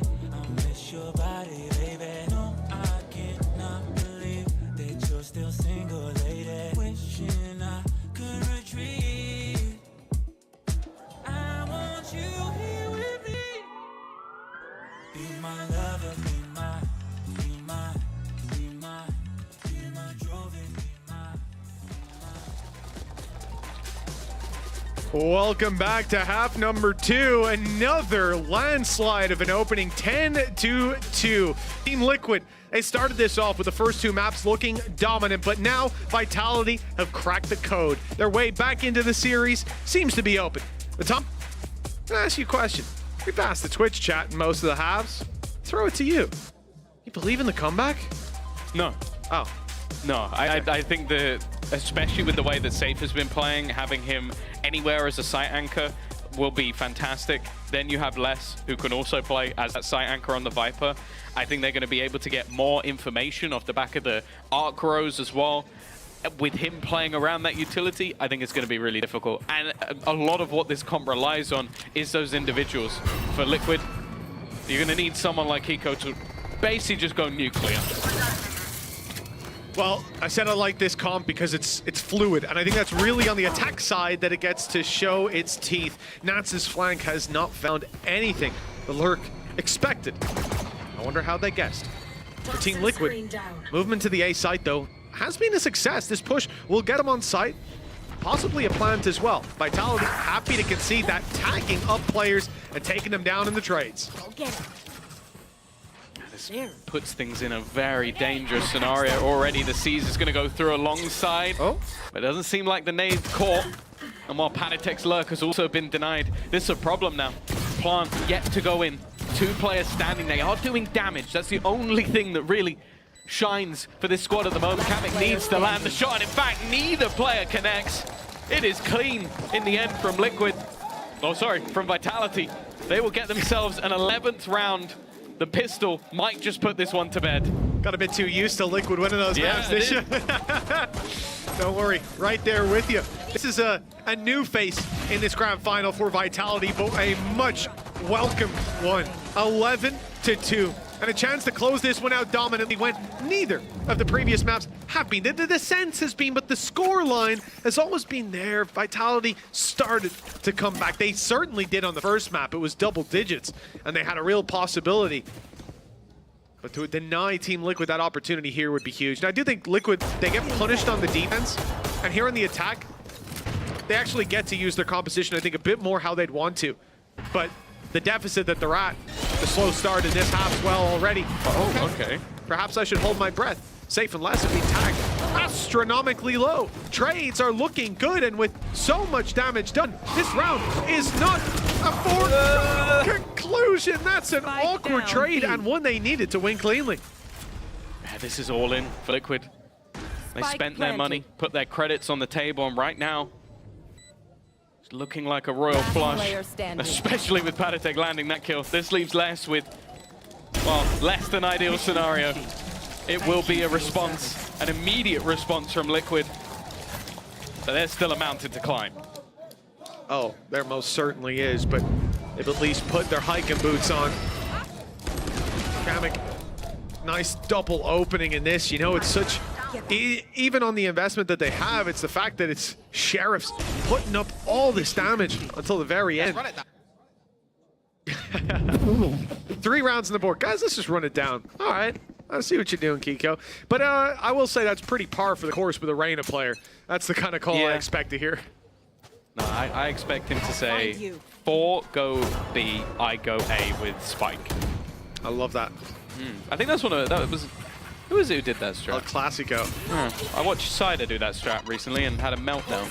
Nonetheless, they have got very far in towards the spawn area. You can see the rotation of this defensive side. They are running, galloping into their deaths. Well, at least one of them is. Durka has bit the bullet for the rest of the team. Obviously, this is a minute investment. A cheeky little spot for Les, and he's going to find one. Any damage would be nice. Kiko, well, he's able to get out of there. And eventually, it's down to Kicks. Now there's a Bulldog behind him, but Mol2 in the fight to go and get it. Around for the side of Team Liquid as slow grind back. But the start of the half makes it look doable. For Vitality, this is where the full buy comes out. This is what my focus is on, because this squad has been impressive. They've been clean so far, complete turnaround, and maybe the second half can represent the same thing for Team Liquid. For the sake of the grand final, you hope not. We go to bind up next between these two squads. And you know what? We'd be blessed to see that map. Let's see if Team Liquid will allow it. Camo's managed to get past all of the utility. I've got to be careful. Luckily, the Haunt has given away the game. But this is super aggressive. Trax has managed to find one. The spam working out. It's actually safe to find a kill. In fact, he gets a second. Double up from behind the Viper utility, and that's now the spike down in the dirt. This is the worst possible start that could have been here for Liquid. Nats on that fade is far away from the action, but how long does it take them to think that he could be behind? Last player standing. Okay, there we go. Nice shot from Les. The flank finally successful. And you're waiting to see how that one panned out with the spike now completely isolated behind that Viper wall. That's okay. Nice shot to start with, and a damn good attempt. Looking the right way for all the fights, but well, it's not quite landing. Again, this is the face of Vitality that we have seen the entirety of Lotus. A much better performance than what we saw in map 1. Now we're in map 2. This is the Vitality we've seen the entirety of Kickoff. Exactly, I feel like that team was missing throughout this series thus far. Getting beaten in aim battles, being beaten by strategy. And it seemed like that trophy was slowly slipping away from them, but now that lease of life has been found. That confidence Bring them down. has been put back. Oh, Durka, he looks to try and continue. That's a good start, though. 2 players being picked up. Kicks. I don't know if he's going to expect players to be here. He's only going to get 1. Does well to even find that. Les is not going to have a good time here. Kamek's already thread the needle right the way through. They knew they'd lost B. Not that he'd be quite that close. Left to 1. Just safe. Outlaw in hand. Kamek greeting him as he rounds that corner. A 3-piece ult online coming out of this one. Very good safety net for Team Liquid to have, but 7 rounds in a row needed. The uphill battle, the incline, not decreased by quite that much. But the thing is as well, it's just these sort of rounds seem to be off the back of Kamek just being so aggressive, like taking space away from them, making it awkward for them to play. We play this game to get confidence and to be warm, okay? If we win, we win. If we lose, We lose? Ha! I like that. No, but he is 100% right, and we hit that a lot when we talk about these dominant games. You don't want to go into even your opponent's map and get dominated. You want to have that little resurgence at the end. Now, Showstopper's used by Camo just for space. Just for space! Oh, that was close. The wall got in the way. Otherwise, Les would not be finding the kill on the Nats. The trade back by Durka makes this a winnable round. No. Another bound. Kamek hits the res, though. They're back in the fight. Team Liquid will not crumble quite that easily. It looked for a moment like they would. That would be a horrible way, especially after Padithek's beautiful speech, to go down to what was SMGs and pistols. And the scary thing as well is, if Safe was allowed to survive any longer, he had Steel Garden. That becomes an even fight within a second. Even still, the climb back has gone from 8 to 6. It's still a margin.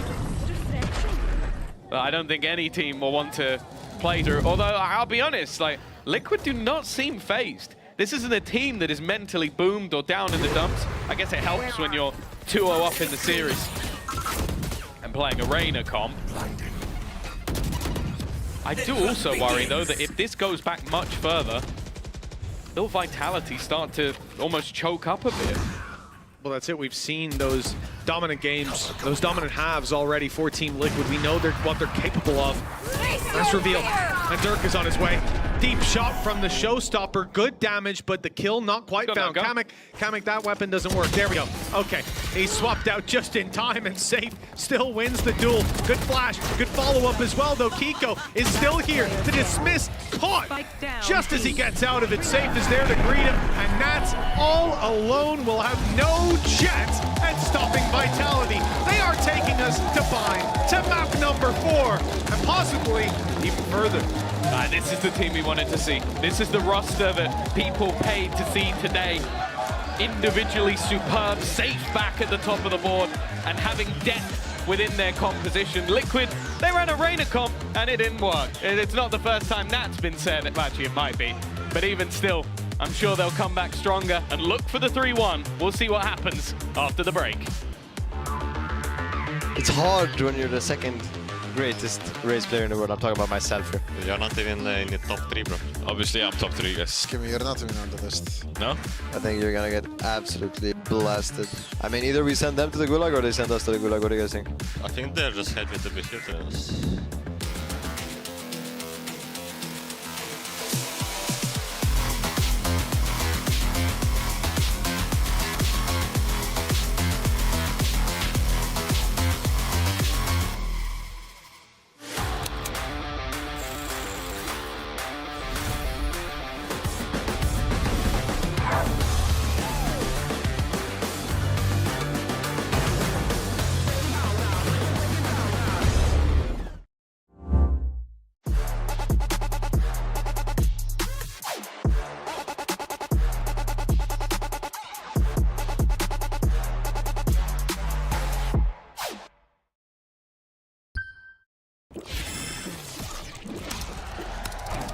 Red Bull gives you wings.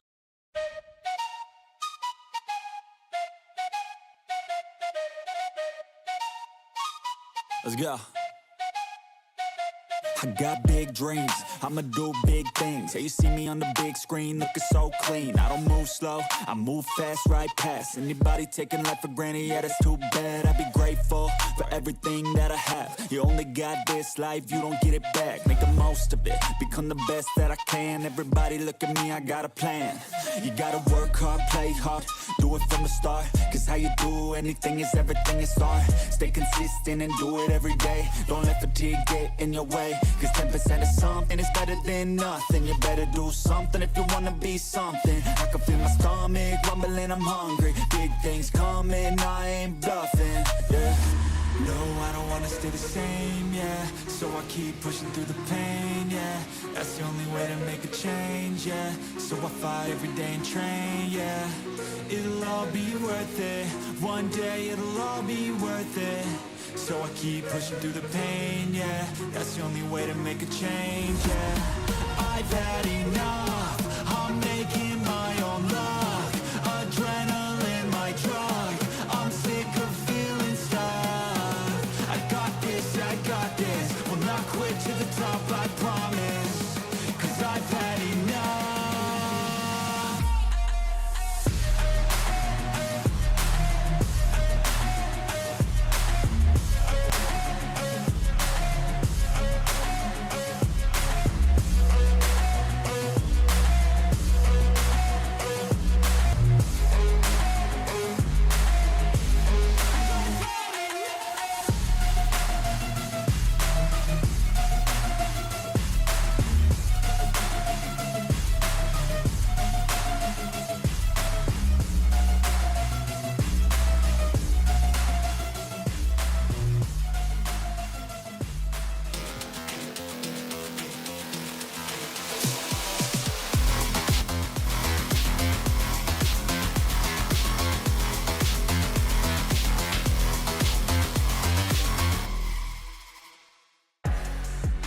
What a response from Team Vitality. They were down, but definitely not out. I'm your host, Young Sonai, back here in the studio once again, joined by Sadak and Kakuka. Welcome back. Kakuka, you've come back just in time to see a potential reverse sweep. Okay, I'm super down for it. I think that Team Liquid started off very, very strong, but this Lotus, we hadn't seen it from Vitality. I love the fact that we got to see Save on that Vice, and I love the fact that we're still going to get 4 maps. Minimum. Yes. Maybe I mean, even 5. This is the Vitality I was expecting, to be honest, because like strong composition, strong movement, strong defaults. They don't get overwhelmed. They have actually good post plans now. So yeah, overall it's a good Vitality right now. They just woke up. I'm glad you said this the way we expected, because I feel like this is maybe we're getting a taste now what they can do in this grand final. But let's kind of take things all the way back to the first round of this game. Let's go back to the pistol round, because we talked a little bit about Liquid's comp and their tendencies of liking to push. And Sadak, right off the bat, at least Vitality, they looked more ready than Heretics. Yes, 100%. I think having the vault just to watch what Team Liquid is trying to do, that actually helped them a lot not to get surprised by some of these picks, for example. Yeah, that's perfect. I mean, yeah, they seem to have studied them a lot more on this map just to prepare. I mean, you know that with this composition they're going to be aggressive. We saw a lot of A, sometimes a Mound. You know that is one of their winning conditions. They're gonna want to take those duels, and probably because of the form that they were showing in the first 2 maps, you would think that Vitality would be scared, but it was actually having the cold head of thinking, guys, we know that they're going to push us. Let's just, start with the standards and work from there. And we see in Save right now, he's 100% locked in how he's going to take Bind. And I felt like it's like Liquid know, they know, we know. I think everyone on the planet knew what they were going to do. But it's the way the Vitality actually managed to answer to this. Of course, we see the Vice, and Sadak, one or two things about playing Vice. So what did you like about this Vice from Vitality? So I think she brings something unique, different from Killjoy, for example. Like with Killjoy, you want to play kind of this post plan, slow approach. She gets spaces just by aiming.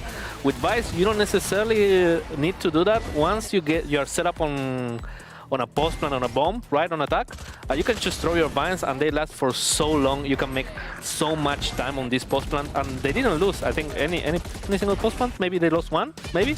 I'll look that up for you while we wait. Yeah. But to be honest, like this is the Vitality we were expecting, in the sense like they're now understanding what they have to do with the composition they have, because every time they were on a site and they had to play post plan on attack, they were doing everything perfectly. And I cannot believe it's actually on the hands of Save, like the Smoker, sometimes the Duelist, the Tejo, now the Vice. How many things is going to put on his plate? When is that plate going to be full? When is it going to overflow? Yeah. But yeah, as you're saying, very reactive also as well. It's very normal that when we see a player playing many different agents, many different roles, and when we see them during the game, the utility is not that good because they're not so used to it. The situations become more specific, but he was actually very resolutive in the way that he was using the walls and the utility for the post plan, even in the 1v2 when he throws the aggros. Like there's so many examples of why he had such a good performance. Yeah, and you were right. 9 out of 9 post plans, 100% win rate once he got the plan down. The exact Vitality we wanted to see. We haven't had a chance to really even talk about Durka yet in this series. Even though they lost map 1 and 2, he's been frying today. Kukugi, he's been on form, and now they are winning again. I honestly feel like it's not going to stop. This is what I like the most, seeing the operator on the attack, also understanding the weaknesses and giving a little bit of variations. Yes, he's able and he has the freedom in some rounds to push with the operator, but the control over Mound, over C, not allowing them to push. Then he swaps, gives the operator to Trex, goes in, change of pace with his ultimate onto side. This kind of flexibility is what makes Durka one of the best duelists in the planet. And it's also the experience, right? He's been in these situations so many times. If it's anybody on the planet that's not really afraid about being 2-0 down, it's going to be Durka here. But let's talk about the next one, because we will be going to Bind. They didn't look their best against KC on this map. What do you think were the issues there from Vitality, Sadak, and what would you like to see them fix coming into this? That's a good question. I mean, is it your deadlock was just too good? Yeah, your deadlock was too good. To be honest, I was destroying them, but they did have a good approach on what they were trying to do. But I think we were just a step closer to, like, forward. Sorry, we were a step forward that they were trying to do. But at the same time, I don't know. I think they had enough time to just fix it and try different things. Because, yeah, I think they have an overall good bind. They should have a good bind. Yeah, in terms of preparation, right? We're speaking about how well Vitality has been doing on that approach, but especially against you and that bite, they knew what they were coming up against. What do you feel was the biggest like counter to you? Or did you feel at some point that the preparation from them was present when you played against them? They definitely prep a lot because I had to do some different stuff like with trips and all of that because they were breaking a lot of my util. And also, since we play like Bison Deadlock, they know how to approach that slowly, just breaking util. So they are really a smart team when they know what they have to face against, I would say. Yeah, I mean, we saw it against Foot, right? When they ended up playing against Foot on that bind, they had absolutely no issues, absolutely dismantled them. I think that's what you spoke about. They had time, they could fix things. But what can they do against this Team Liquid's comp, though, Kukuka? What do they have to look out for here? I mean, I think it's number one, the individuals, right? I think that everybody's feeling very comfortable in their skin. Everybody's playing in an agent that they feel comfortable. I want to see if that Tejo is coming back. I expect them to. I know that we're seeing a Liquid that has been changing things around, and you kind of know that this bind is going to be in the mix. It is not one of the maps that you're the most scared of. Like you have a Lotus that you don't know what's going to be and that you just played on the previous day with the composition that we just saw. You have maps like the first two, like Split and Haven. But it's in this moment of the best of 5, when we get the bind, when we see that equal kind of pathing of a map that they both have prepared, that is all going to be the adaptation in-game. It's not so much what you have prepared, but also how you adapt. Now that I have you here, I noticed that one of the things that you did in bind, obviously, when you started when you were on the attack, I feel like Sugetsu had this kind of freedom to buy the operator or buy the outlet to put that kind of pressure. Do you think that, for example, that is something that Team Liquid can? I mean, Nats is going to do. Yeah, I think they have it on Nats for sure, but it has to be like kind of a strategic round on when to do it, because Outlaw is super strong, but it can be super weak also if you know you're facing an Outlaw. So basically, Dima, he was always saying, I can just kill them with Outlaw.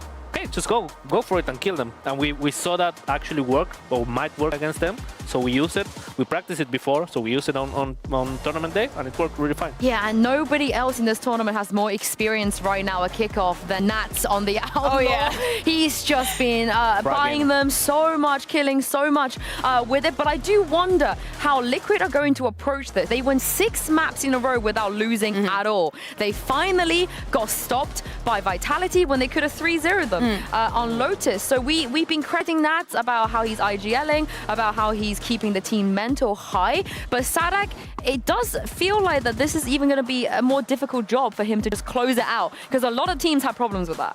Now I would say it's where actually experience in tournaments and in finals comes into play, because now they have to close it out, right? But closing it out is super hard. Believe me, I know I lost several finals before. No, it's not even us instigating. But I would say like this is the moment where you see the actual experience of the players, and I would say Vitality, just for that, they have raw experience on when it comes to finals and being on the stage and performance. So yeah, it's gonna be a lot from Liquid. They have to be everyone in sync. Yeah, but don't you think that maybe this Lotus is like an isolated incident that you know, they know that the composition is not that strong, or that they don't, or they think that Vitality is something that they can counter easily, since they did not have anything to prep against Vitality. Like I can see the conversation of being like, yeah, we were not 100% on this map, could have happened, could have not. Exactly. As in, we did not see ourselves winning here. You know, like we knew that this was like a 50-50. If we lose it, don't worry, guys, our bind is super strong. If they go with that mentality, this is going to be a super terrifying fourth map for sure. I mean, that is what you hope, right? That is what you hope, that they have this mentality. But let's not forget, a lot of these players on Liquid, they have never been in a final. They have never been 2-0 up against a team of Vitality's caliber. And now they have another chance of closing this. Don't forget, Paddy has a lot of trauma being on the Heretics team, not winning anything that's well. Nats in the past has been in this position before. So hopefully they do go into this with a mentality that you mentioned. They're fighting their demons right now. Yeah. Exactly. And I almost feel like for Vitality is a little bit easier. They managed to win that map pretty dominantly. There's all smiles on that side of the stage as well. But it is also a very, very difficult task to reverse sweep, Sadak, because you speak about closing out reverse sweep. Is it harder to reverse sweep, you think? It is harder, but in finals not that hard as people imagine, because you get super nervous. Like if this is your first final, I think it is for several of these guys, right? They just start overthinking. And people like on Vitality, like Les, you have a lot of experience with Dirk, of course. They know they just have to be chill. They have to wait for the right moment. They have to be patient. Well, maybe the right moment could be now as we take a look at the Asian select and Kukuka, no changes. Yeah, no changes. What I love to see, Kiko, on this Brimstone, we talk about his roll swap, and one of the things that make us just look at him all the time was D's defense with this Brimstone. Definitely so far in the tournament, I would say his best map, or one of the best ones. You know, Split is right there, but playing the race is a little bit different. So that is definitely where my eyes go. Yeah, and a fourth new agent in this final. As in, the safest play 4 different agents. Oh, wow, that guy is truly a flex, huh? Yeah, he gets to play all the things that you want to play as well, you know? Yeah. We'll get you on the duel list. Put me harbor. Where is the harbor? Where is the harbor safe? There is no harbor. But how are you feeling about this, Sada? You think Liquid can close it out here? I really like the Gecko from Liquid. I really liked it. In this map in particular, the Gecko ults are amazing, and also like just sending the little bro, right, the wingman to plant is such a victory on this map, because you can do everything you want when you send the wingman, right? You take wingman, okay, you take lamps. Wingman, you take elbow from B, right? You can always do something else, so it's always like a 5v5. Yeah, but watch out for being maybe keeping on those patterns, because I think that Sif is going to force a lot of fights. Well, Vitality, they have started their reverse sweep, but as you heard from Sadak, not the easy thing to do. Mitch and Tom, but let's see if Liquid can close this out. No, not quite an easy task. Tom, looking at the compositions, we're coming into this map with, we don't have Harbor on safe, much to Sadek's chagrin, but what do you make of the composition they've brought to bear? Oh, he also really loved the wingman, so I'm excited to see what we're going to get out of that one. I do like seeing the Teo still in play. I think that, again, it can be super disruptive, it can be fantastic in post plants, and then that's sort of this combination of the Raze, Brim, and of course the Teo in post. And we don't even need to talk about Les. We know what he can do already, though. This defensive aggression attempted, but look at the reaction. Vitality were trying to almost beat them to the punch. Instead, they'll settle for an orb. Will be a slower start from the attack with 2 postured up on B long, but then the brakes very much pumped. A drone sent through on A, clearing out Bath and making noise as it does that. Players waiting for aggression. Someone on Team Liquid's going to get curious eventually. At least that's what Vitality are hoping for. But look at how passive and patient they're playing with so much reactive utility to work around. Team Liquid don't feel like they need to move on the A site. And on B, they've got the numbers when these players breach through the choke points. They're already waiting. They've been below the window. Sort of utility to go through. It's a potential pop flash. Panitek immediately starts to look the other way, and it hasn't caught this close corner position. Already they just walked to the slaughter. Kiko on that Brimstone, looking still like the star. And while safe, he's having to fade back out of there. He's still been spotted though. It doesn't even matter. Les has jumped through, doesn't even move anyone's crosshair. And while it's going to be an in-zone flawless to kick things off in a pistol, what a start from Liquid. Yeah, nicely handled, and I think just a misread from Vitality, committing the guided salvo to backside, hoping to force players out into the open, but much more ratty positions being held up close. CQB, and it was easy with the numbers that they had with the wall up to allow that wide swing from Panitek. Easily overwhelming players on long, and he goes back into hookah to claim another. This is a beautiful pistol round for Team Liquid, and the building block that should set them up 2-0 with Vitality. They've invested nothing, and even off rip, the smoke goes down. We'll see this a lot. Smoke down, orb taken, and then another for Panitek with that kill. He's been having a great start to this one.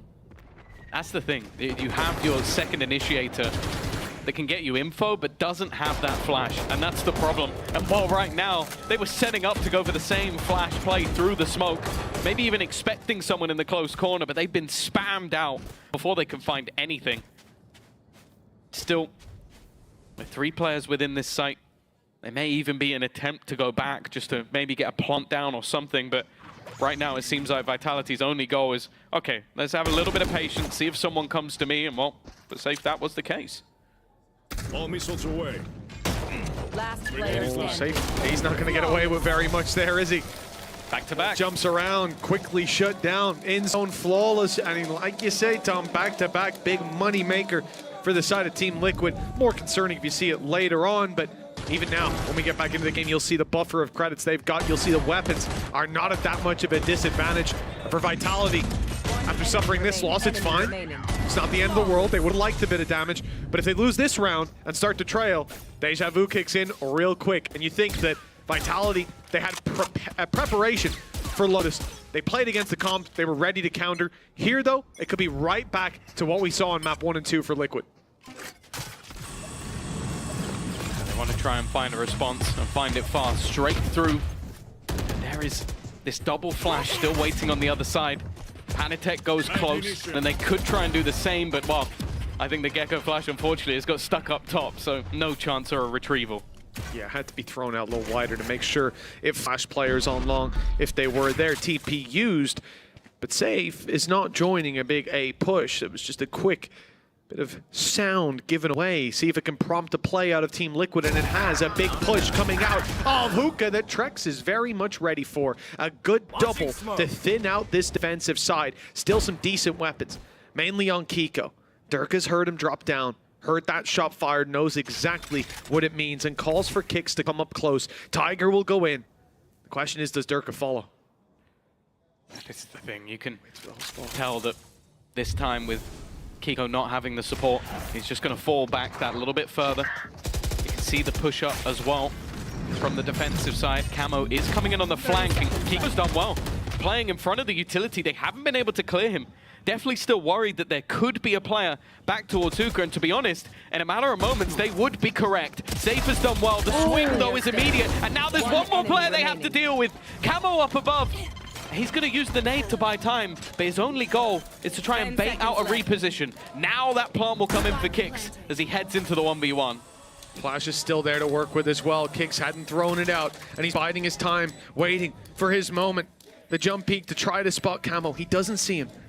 Is he around on long?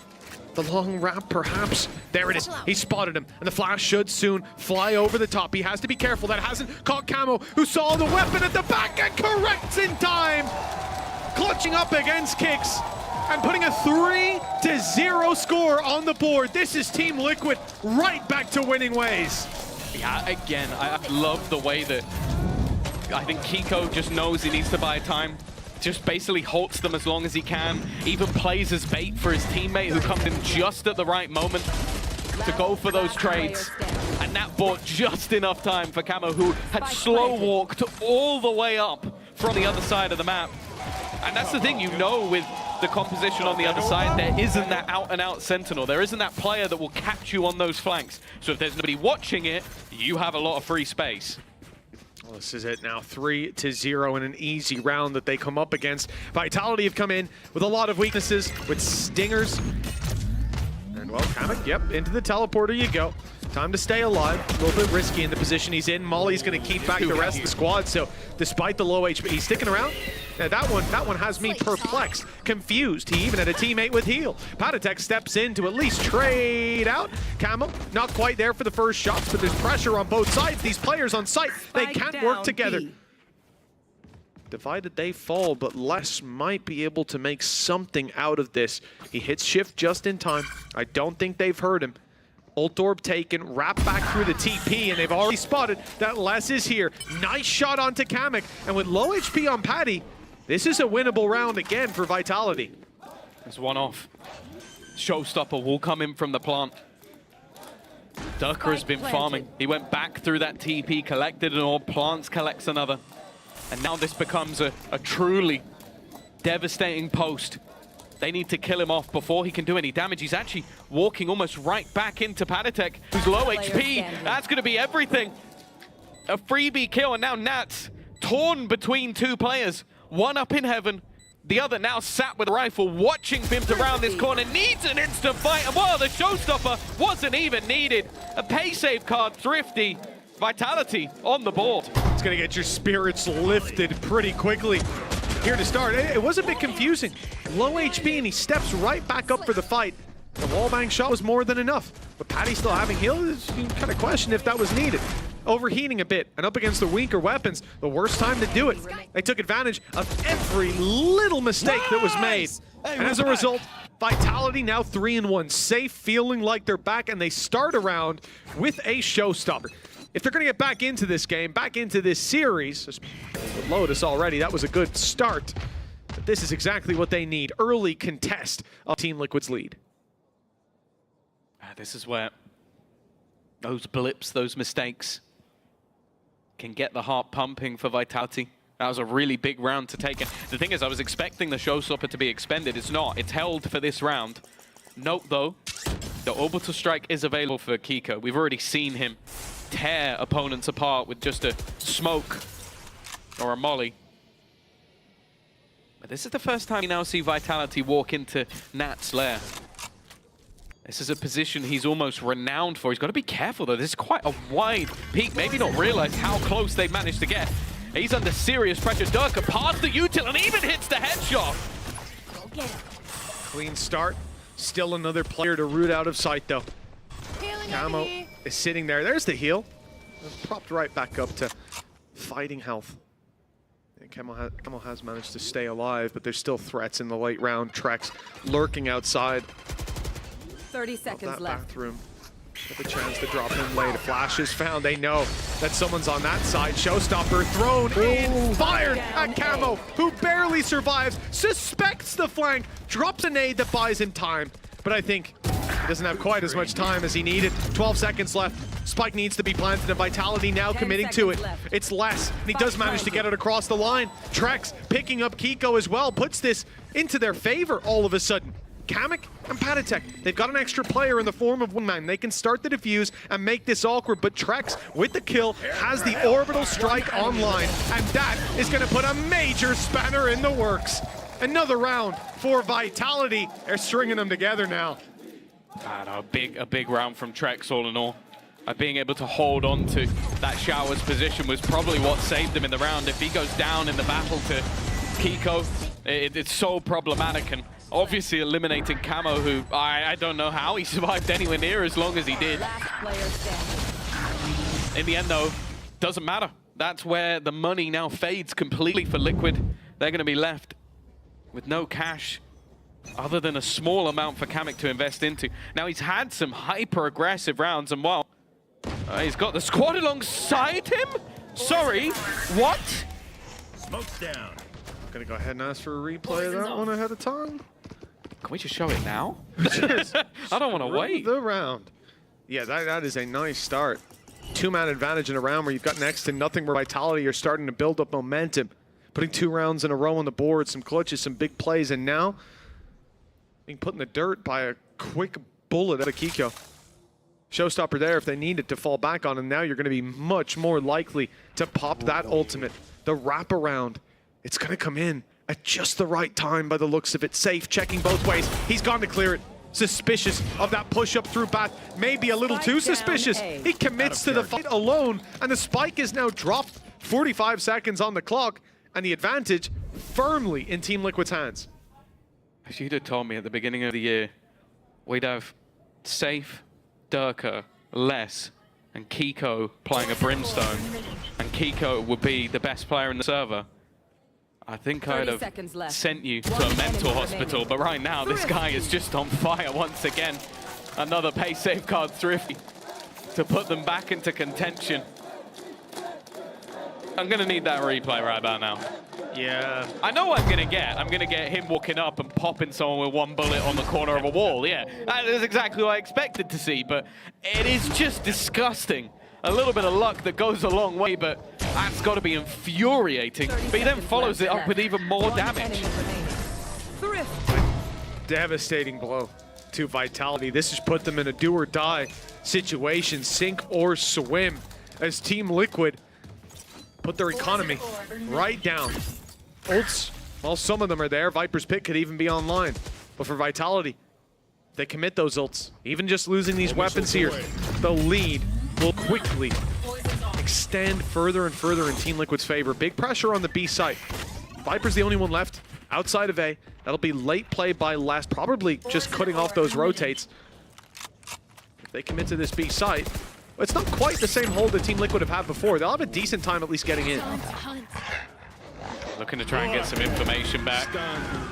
Oh, that's actually a safe spot for Panatek to stand in. So that's going to be a nasty surprise. They need to make sure they clear this. It seems like Safe is aware that there was potentially a gap. Nade going to be put onto the planter. It will be stuck, but Safe's dead for it. That's great work from Camo. A good placed piece of utility that now gives them the man advantage, and he has his showstopper ready to go. Well, that's the real problem. Even if it was a 5v5, that showstopper is dangerous, but now putting the numbers further in their favor, trading it down to a 4 versus 3. No ultis to recover from, or Vitality. If Les had found a kill or the plant, perhaps, that Viper's Pit would make it an impossible task. Instead, Team Liquid, they isolated themselves.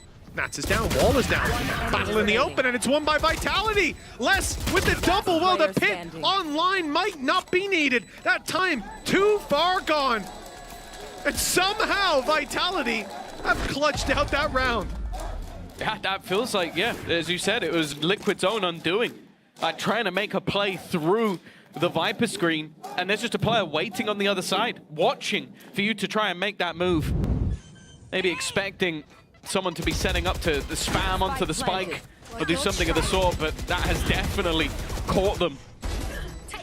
And well, you give Les even a little bit, and he's there to take the round over the line. It now makes things, again, a little bit more questionable for either side. Camo using his ult is now left with a Guardian for this round. The opposing side also have a piece or two missing, though. This is going to be an important round in terms of economy. Will be again, those credits have been on the breadline for a while. Team Liquid. See if Kamek decides to deploy this ult after contact, but the push up is dangerous towards the A site. Les sitting and waiting. This is across the board what Vitality are doing, hoping there's aggression because they know that they're looking to punish it. The A site now. Oh, it's much more open, and the spike, well, it nearly went down, but just about escapes. They should have a free plant. And a very dangerous post plant, as we've said before. That Viper's Pit, it was online previously, it wasn't used. Probably won't be used here in a 5v3, but if they need it, it's always going to be there as a safety net. And you have to wonder now for the defense, there's just no point. Just hold on to the weaponry. It was a very quickly done round, and that's the thing, just Les being able to have that extra little bit of space. Speaking of that, he is not giving up. He wants to try and find a little bit more. Obviously, you mentioned his ult's already online. This is all about just putting the nail in the coffin, doing as much damage as humanly possible. Now, there should be a crossfire that doesn't allow this, but it fades just as he comes around the corner. If he checks to his right, he'll have a free kill, but instead, there's the gun. That's the one. But he's thinking, okay, if this guy's holding here, there has to be someone holding somewhere else. And well, Kiko now back in position, back in the spot. He shouldn't have been holding.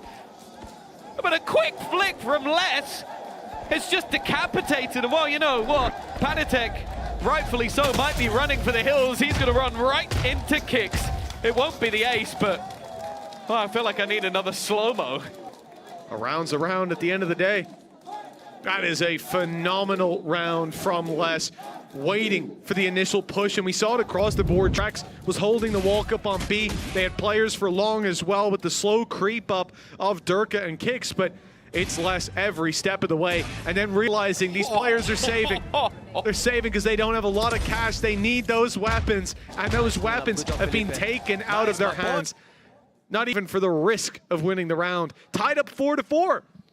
And with Vitality winning 4 out of the last 5 rounds, understandably, Team Liquid will call a timeout. They need to touch base with the coaching staff, see what they have up their sleeve. Lohan and Yao Atzin deep in conversation. Yeah, it's one of those rounds as well where your plan gets immediately derailed. You fall into a save and you save nothing. Like it's got to be just infuriating. Maybe some frustration seeping through from the players because they could have been running away with this one. You have to remember, round number 4 was them losing ultimately to SMGs. It was Durka getting 3 kills, having that quick rotation back to get the plant. That's a round they shouldn't have lost. Sure, okay, they break back in round number 6, but I think the damage had already been done. The economy boost had already been garnered, and from then on, Vitality have started to look like the favored team. as mentioned. Les's Viper Spit still online. He's probably earned about half the kills back to get another one, but looking for the right place to try and use it. And this is a very heavy stack early in the round towards this B site. Oh, Durka. He took a while to get there. The trade is possible as a result. And it might not be as easy to convert with these weaker weapons, but keeping it back and forth. Trade for trade early is all you need. Kamek somehow able to survive. Has ult, has the Guardian as well to try to rip some heads off, and we've seen the damage that those Sheriffs can do, but the main damage dealer with those has been Kiko. He's already put to bed early. Push-up belongs. Well, it's a little bit too late, and they're even leaving the A site. The thing is, they'll get a gun for it. They've just pinged it on the floor, so that's at least something. It's down to whether or not any of the other players can buy time. Okay. The answer is yes. Nats being able to find one. That Guardian was juggled over. Puts things into an advantageous position. Now, we've already mentioned that if there isn't a player to watch the flank, then there is a gap. And that's what's currently there. There are players pushing both avenues. Even if Camo is caught, Paditek is still going to be behind them. Kicks needs to win this fight. If he doesn't, they're in serious trouble. And that's Camo dropping another. The remaining players almost have to try and find more aggressive positions, otherwise they're going to be caught from behind. Not really knowing that Paditek was there. Safe is going to be revealed. I think he's just a pixel has caught him, and that's enough for Kamek. Massive round once again for the side of Liquid. They keep getting it done with these weaker weapons. That's the lead. Back into Team Liquid's pocket, 5-4 on the pay save card, Thrifty. And it just seems like even, last time we have Kiko popping 2 heads off rip. That's something. Here it's a weak fight on B long. It doesn't work out for Vitality, but it's not a death sentence. It's the fact that they lose control behind. It's the fact that then you're able to see one player walk right up. It was Paditek using the wall that Nats had in play. Just as Nats died, the wall falls, but guess what? They're not looking that way. Free kill. That's a lot of gaps in Vitality's attack there, and hopefully they'll take stock of that ahead of this round. Yeah, it does seem like a real reliance on Les or Trex to really be holding that ground. Early control, though, taken towards the showers. Looking like they might opt to pick up the pace a little bit here. With the Viper's Pit down, this would put them right into the crosshair of Camo. His only job really is to delay them if they go this way, and actually the Tiger coming through behind them has forced their hand. It's that pit, though. They've got players stuck behind it, wanting to move up on the flank. Perhaps that buys a moment for Camo to step through and cause chaos. Orbital Strike comes into play. Spike on site, 2 players there. Much more passive play from Nat, playing around the back of the pit, but he will be caught. Camo, the trade just alerts these players in Bath that he... Oh, he has no idea. Ooh, okay. I think Les was just as surprised as anyone else that someone came pushing out of that smoke.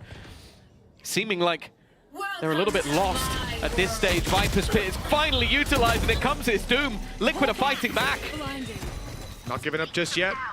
Durka and Trex decently tagged up as well. They're getting out of here. Trex taking a skull as he does.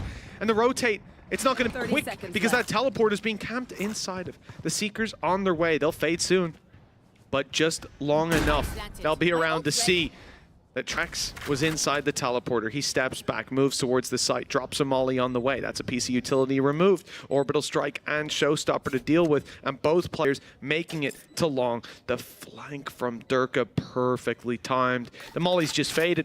Kiko has to clear this out, knowing there was a brim here not long ago, but little does he know that the real danger is not in front, it lies behind. With Durka dropping him, this round is done. The question is, how costly will it be? Do we see the Orbital Strike put through? Trex has it out. He's thinking about it, but no tap. No diffuse started. No need to waste the ultimate. Vitality keep both big ultis for the next round and equalize 5-5. Yeah, in a lot of cases, you might have seen Paditek just trying to bait out some of those ultimates, but you look at the economy of his team and it just isn't worth it. Like, you need to make sure your own economy is trying. Yeah, this was a peculiar round in general from Camo. Just, I feel like he got a little bit lost with what was going on. Took a timing, but then they do well to fight things back. It's just this 2v2. This wraparound, being able to get out of this scenario, Trex finding a high impact frag, and then the way that Durka just played that timing was perfect. Yeah, also like Kamek's timing being close to Bath, hearing the pick go down, and immediately swinging in made the difference. No avenue for them to fight from. 5-5, we have gone neck and neck, but Vitality not happy with the work so far. They're looking for a little bit more. A 5v4 with a showstopper and orbital strike saved from the previous round, and a plant almost guaranteed at this point. It's not looking very good for the side of Team Liquid. They've invested a lot of credits into this round, and with Nats down, he's just been beating his own game. Do you consider a save here? Oh, it doesn't look like it. Kamix the first point of contact. Kiko actually going to find one on the flank. Maybe overstepping their bounds a little bit. This puts it back into a 3v3. Safe, in a decent position though. It's Kiko caught out with utility. The burden of a Brimmy, already to defuse half though, is going to be denied eventually, but this still gives at least a small slither of hope, and that's the thing, Vitality know this. They want to try and fight forward. Safe not giving an opportunity, as Vitality now take the lead in their attack side half. 1 round left to play for. 3 ultimates in play for Vitality. A terrifying round that we're about to witness. I love this as well. Just this TP, it looks silly in the moment, but it's Trex removing himself from that fight so he can wrap around, be the late player to catch flanks, anything like that, but mainly have that orbital strike in case it gets really Molly scary. and anything Molly, else. whatever, yeah, exactly. He knows his role within the team. He's not overstepping the bound. And, definitely important. Now this purchase, not great from the defense. Panatek dead to rights. He's just been wrecked. In fact, it's a steamroller straight through B long. There's nobody left to defend it. Look, it was a round that they had to play aggressive. You're coming up against those ultimates. Orbital strike, showstopper. If you don't get aggressive, the round's already over. Durka, he tried to go for one in the spawn. Now he knows. Okay, all right. Well, we thought they were a little closer than that. Luckily, they had stepped back. Still, though, Armageddon, Orbital Strike online. Team Liquid need to be so fast. Caution to the wind, run it, win every single fight. They're even throwing in the ults early. Just knowing that this is Vitality's round, playing with confidence, and that's a safe call if ever I've seen one. Camo, 1v5, and he will be shut down with the last round of the half being an in-zone flawless. Yeah, from the 3-0 start, that was a pretty incredible recovery from Vitality to come out on top. They've always been strong, though, when it comes to that attack side, doing well versus Foot. The same, however, can be said for their opponents. So this might not be dead and buried, even though we've seen that resurgence already. Well, it's anyone's game coming in to the second half. A close map. Thankfully, it's not a 9-3, it's not a 10-2. We'll see who is going to be taking the second half. If we're going to have a map 5, or if that trophy will see a lift very, very soon. For now, we're off to a break.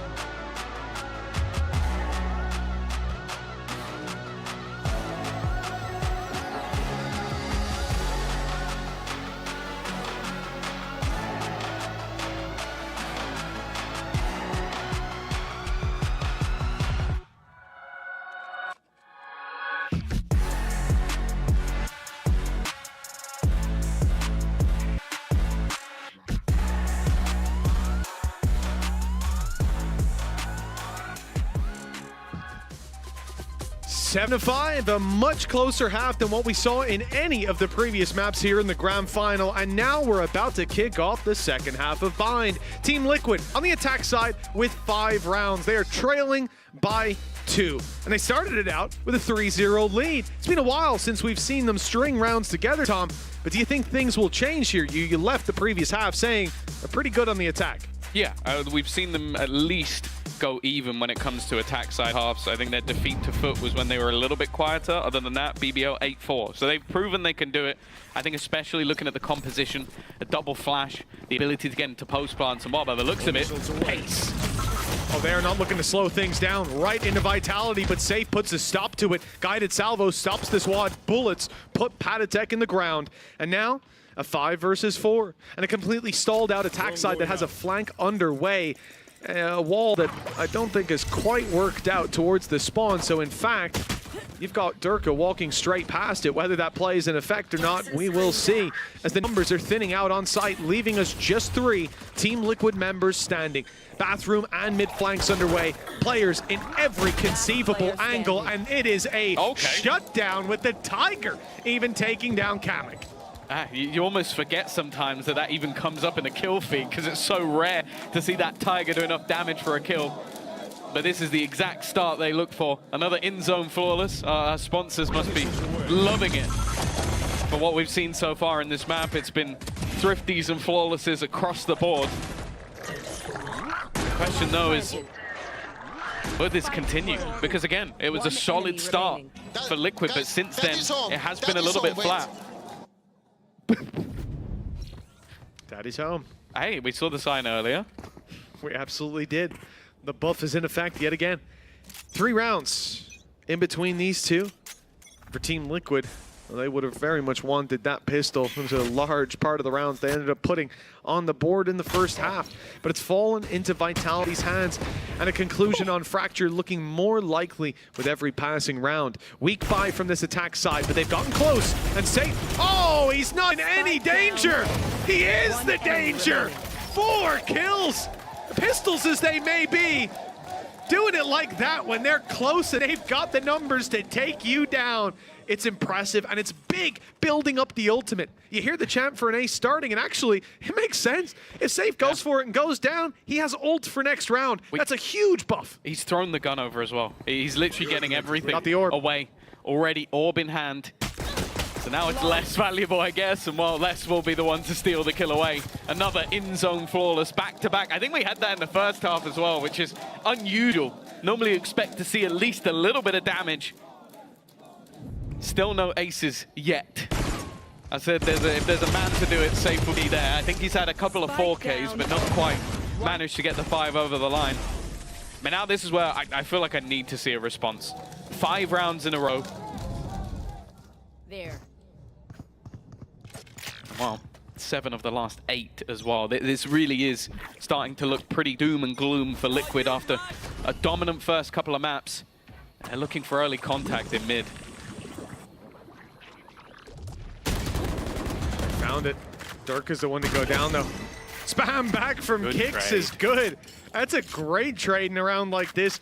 Bulldogs in play for Kicks and Safe, but the ultimate sits well and truly above what Team Liquid are bringing to the table. They pump the brakes, they wait with Spike.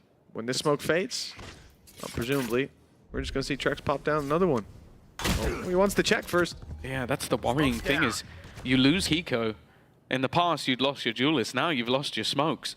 So there's a lot of avenues that you have to be wary about. Sure, okay, some Viper utility can help you. And speaking of Vipers, this is a lurk on lurk. You've got one lurking B and the other lurking flank. They've crossed paths completely. I'm almost now looking at who's going to hit that timing a little bit better. But with the space that's been garnered, they can actually just hit the B site, knowing for a fact that it's clear and leaving Safe in the dark. Satchel up. It's a big pick. The rotate back though is being heard. Les knows there's a free kill coming his way. Camo none the wiser to his position, and Les quickly pouncing onto Kamek. But the response is there. Team Liquid claimed the kill in the 3v2 as a result. Trex, whether they saw him or not, Such he's a wide won position. that fight. Nance being aggressive there in a 2v3, now a 2v2 Spike. Still a decent bit of time in it. I mean, it's winnable for Vitality, but less so by the second. They need to kill very quickly, and that could have been it. Instead, Team Liquid are the ones to take it across the line, closing the distance. But Fracture still on the horizon. Yeah, for sure. I think that round literally came down to just the timing of two different Vipers. They're forced into the TP by the ultimate in the end, but it was Nats being this far ahead, and then I think a few more seconds go by, he maybe kills everyone as they look to come through that teleporter. It is a fine, fine margin that gives Liquid their first round on this attack.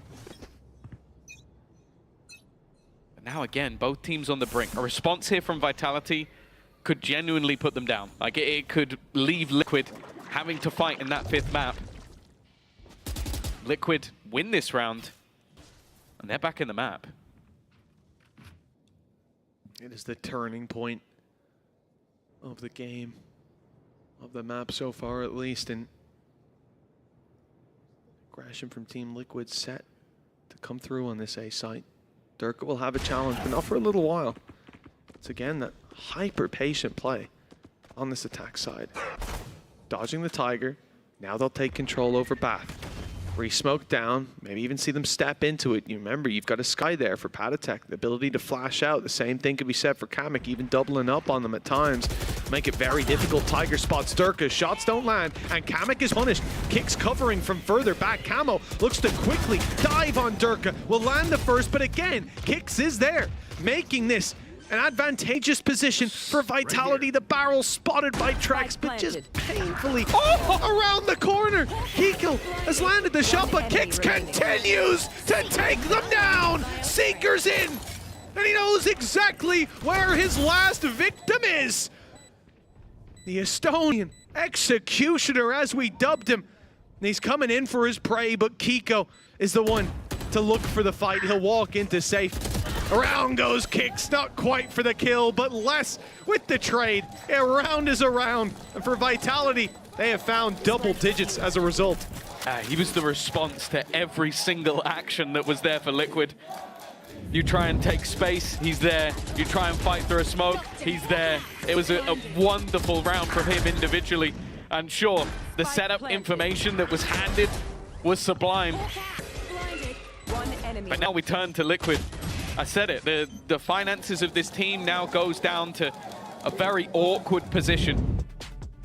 It's whether or not they want to gamble it all to try and get back into the map now, or have to fight from what will be a pretty hefty deficit. Ultimates are starting to build. In fact, they're much more favorable for that attack side coming up. But it's whether you want to try and go, okay, let's see what we can do with a couple of guns here, a single ultimate, and then have an ult round in a couple, or if you want to save and have it all at once, but maybe then Vitality break back. They only need a few from that point.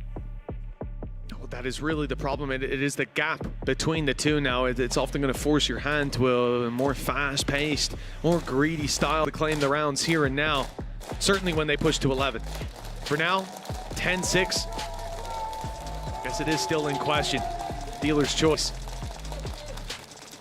As we come into this, you got to look at things that, for Team Liquid, we expect to work that little bit better. And I think you look back at previous maps, or even how a lot of these rounds have gone so far. Feels like Nats is being caught out. He's been over-aggressive at times. They're losing that utility. He definitely hasn't been having an easy time, and to some extent, you can see the Vitality, their aggression in moments, staying close on Bath when he popped his ult and so on, they're always a step ahead. Well, he's been studied. That's the thing. There was a time where he was the best player in the world on this map on Viper. He was unstoppable. That gets eyes on you. Camo's rifle will be a hero alongside Kiko.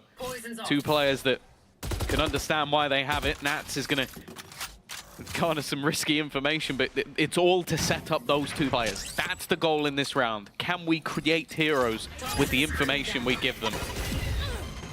Oh wow, guided salvo nades. A lot sent in towards that side, or towards Hookah at least, but not a lot connected. Oh, it's Durka to find them all. Cleaning house on the B-long play. Getting the spike as well.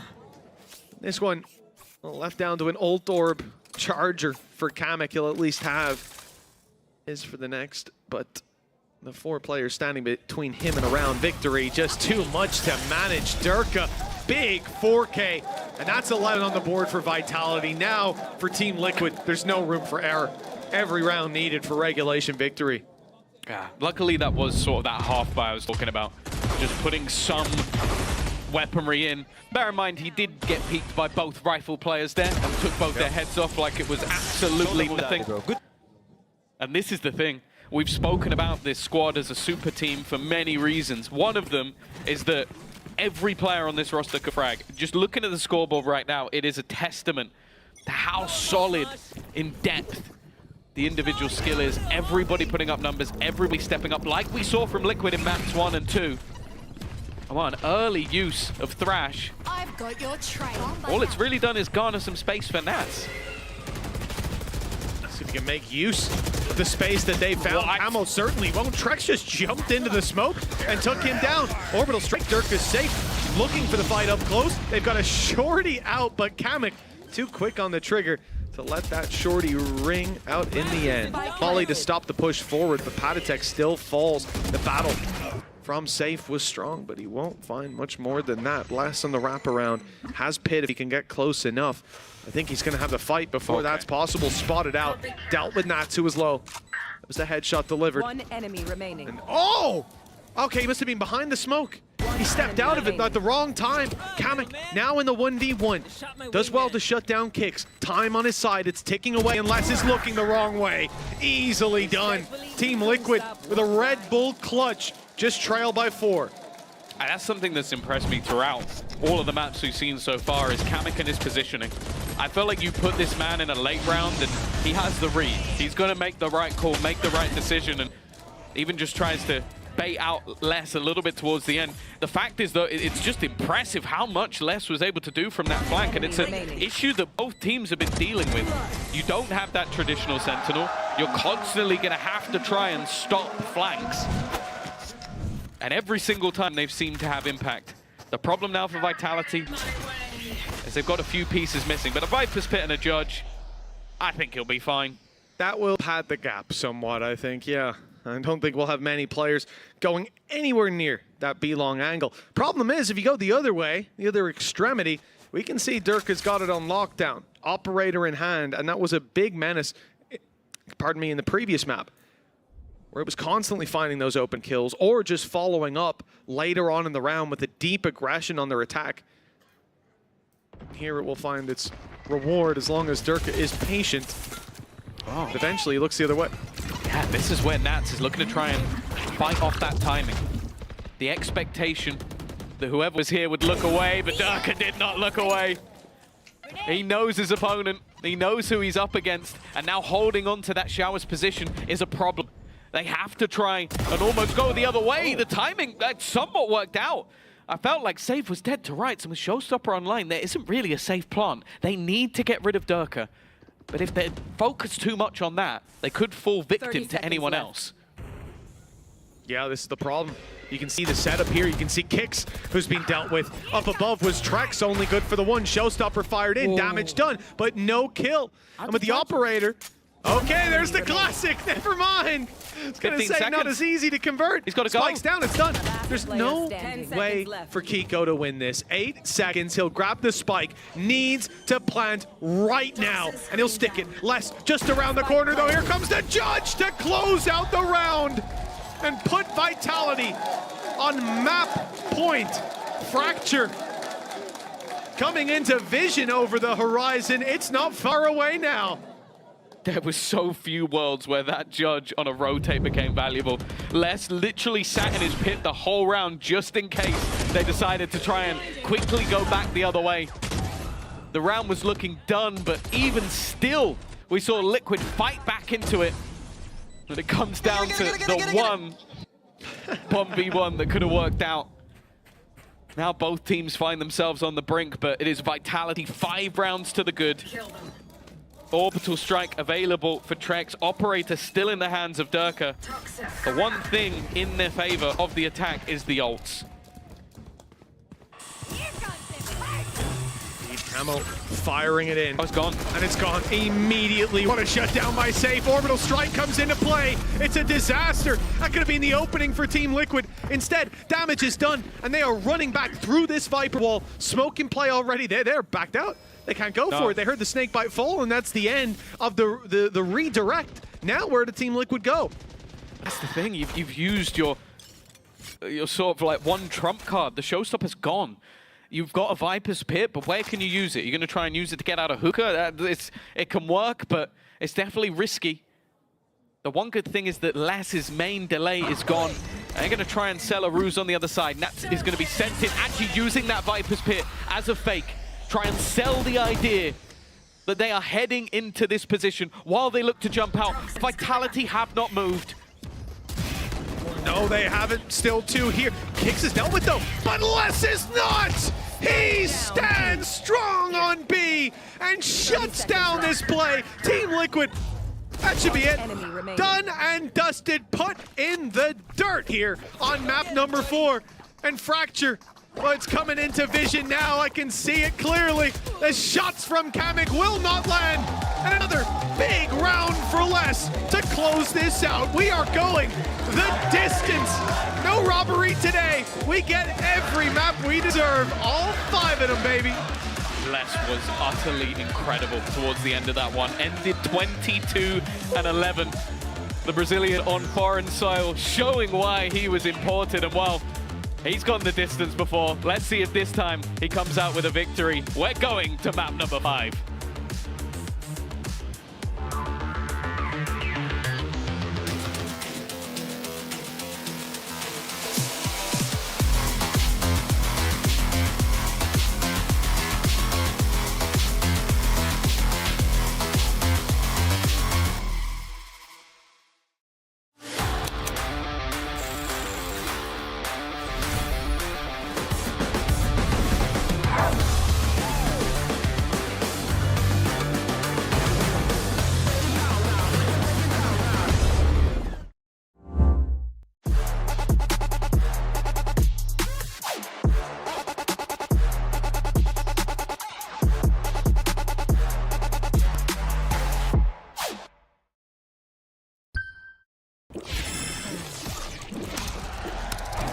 Red Bull gives you wings.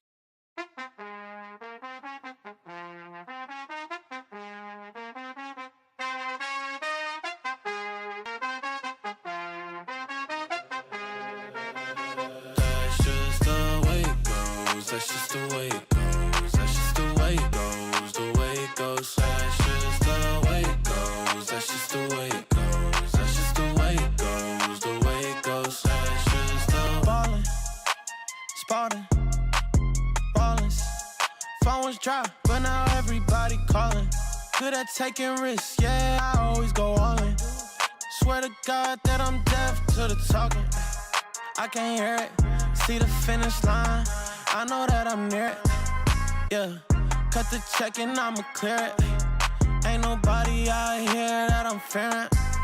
Hey, easy to see things all on the way up. Used to think it's hard, now I feel just like a layup. I've been in the gym, yeah, I'm tryna get my weight up.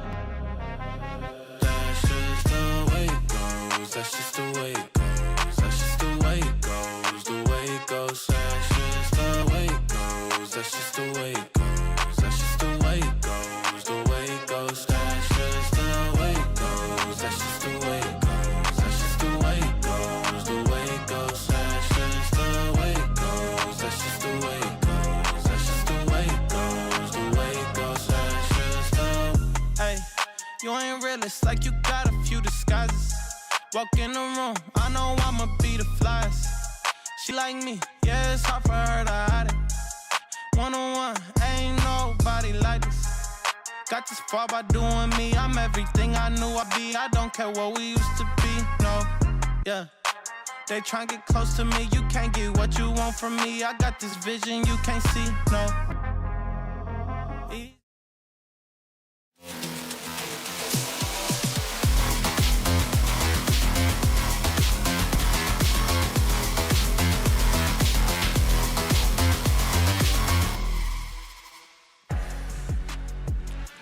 We will be going the distance here in the grand finals, best of 5. Team Vitality on the verge of pulling off a reverse sweep. Liquid, however, as you guys can see, they're probably trying to get their act together here.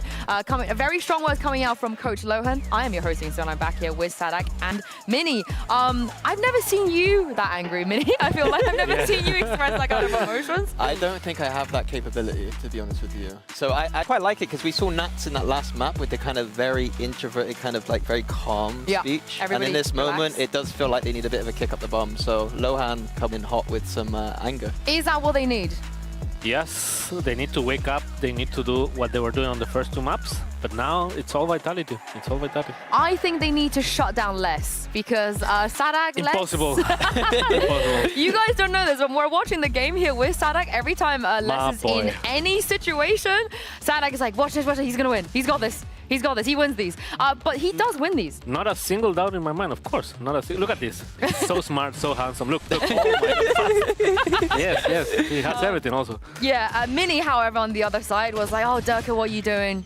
Why you missed that? To be honest, I was being a bit critical of Durka. Yeah, there was a very big contrast between the positivity coming out of Sadak and me being the usual negative. But Natsu. There's not a lot of negatives you can say about Les, though, Mini. You know, if you watch that map, he was just prime Les. Yes, he's just chilling, killing everyone. You see no emotion in his face. He came here to destroy. That's it. He came here to be the first player to win two trophies in 2 different regions. Yes. Definitely very impressive if he can pull it off. Also, very impressive, Mini, some of the Tejo stuff that we saw. We have a round here, round 7. Talk us through what you liked about this. So it looked like Vitality had a bit of a switching game plan where they're using these B long salvos quite a lot to force out the space from Liquid, and Liquid looked very kind of panicky about it. But in this round specifically, just the Teo salvos to take the space, and then the Armageddon coming in. I think we just want to highlight like how oppressive the Teo can be. Like Team Liquid are forced to play full retake, and Vitality get B site for free. And B site post plant, in my opinion, I don't know what Sadak thinks, but it's hard. Pretty easy post plant. Yeah, it's hard to retake that. Do you feel like that was the round that it happened, right? Round 7, when they're 4-2 down, they managed to bring this side pretty close in the end. How important was that to keep it competitive and not let Team Liquid run away with the game? I think this was a breaking point in economy and in ultimates also, because whoever wins this round gets to win like the next 2 or 3 rounds, basically, off of ultimates, and it gets this snowball effect, you know? So this was like a super important round. And Vitality, you know, the super team, they so far have had this habit of if you let them snowball, they're just going to win, and they're going to win pretty dominantly.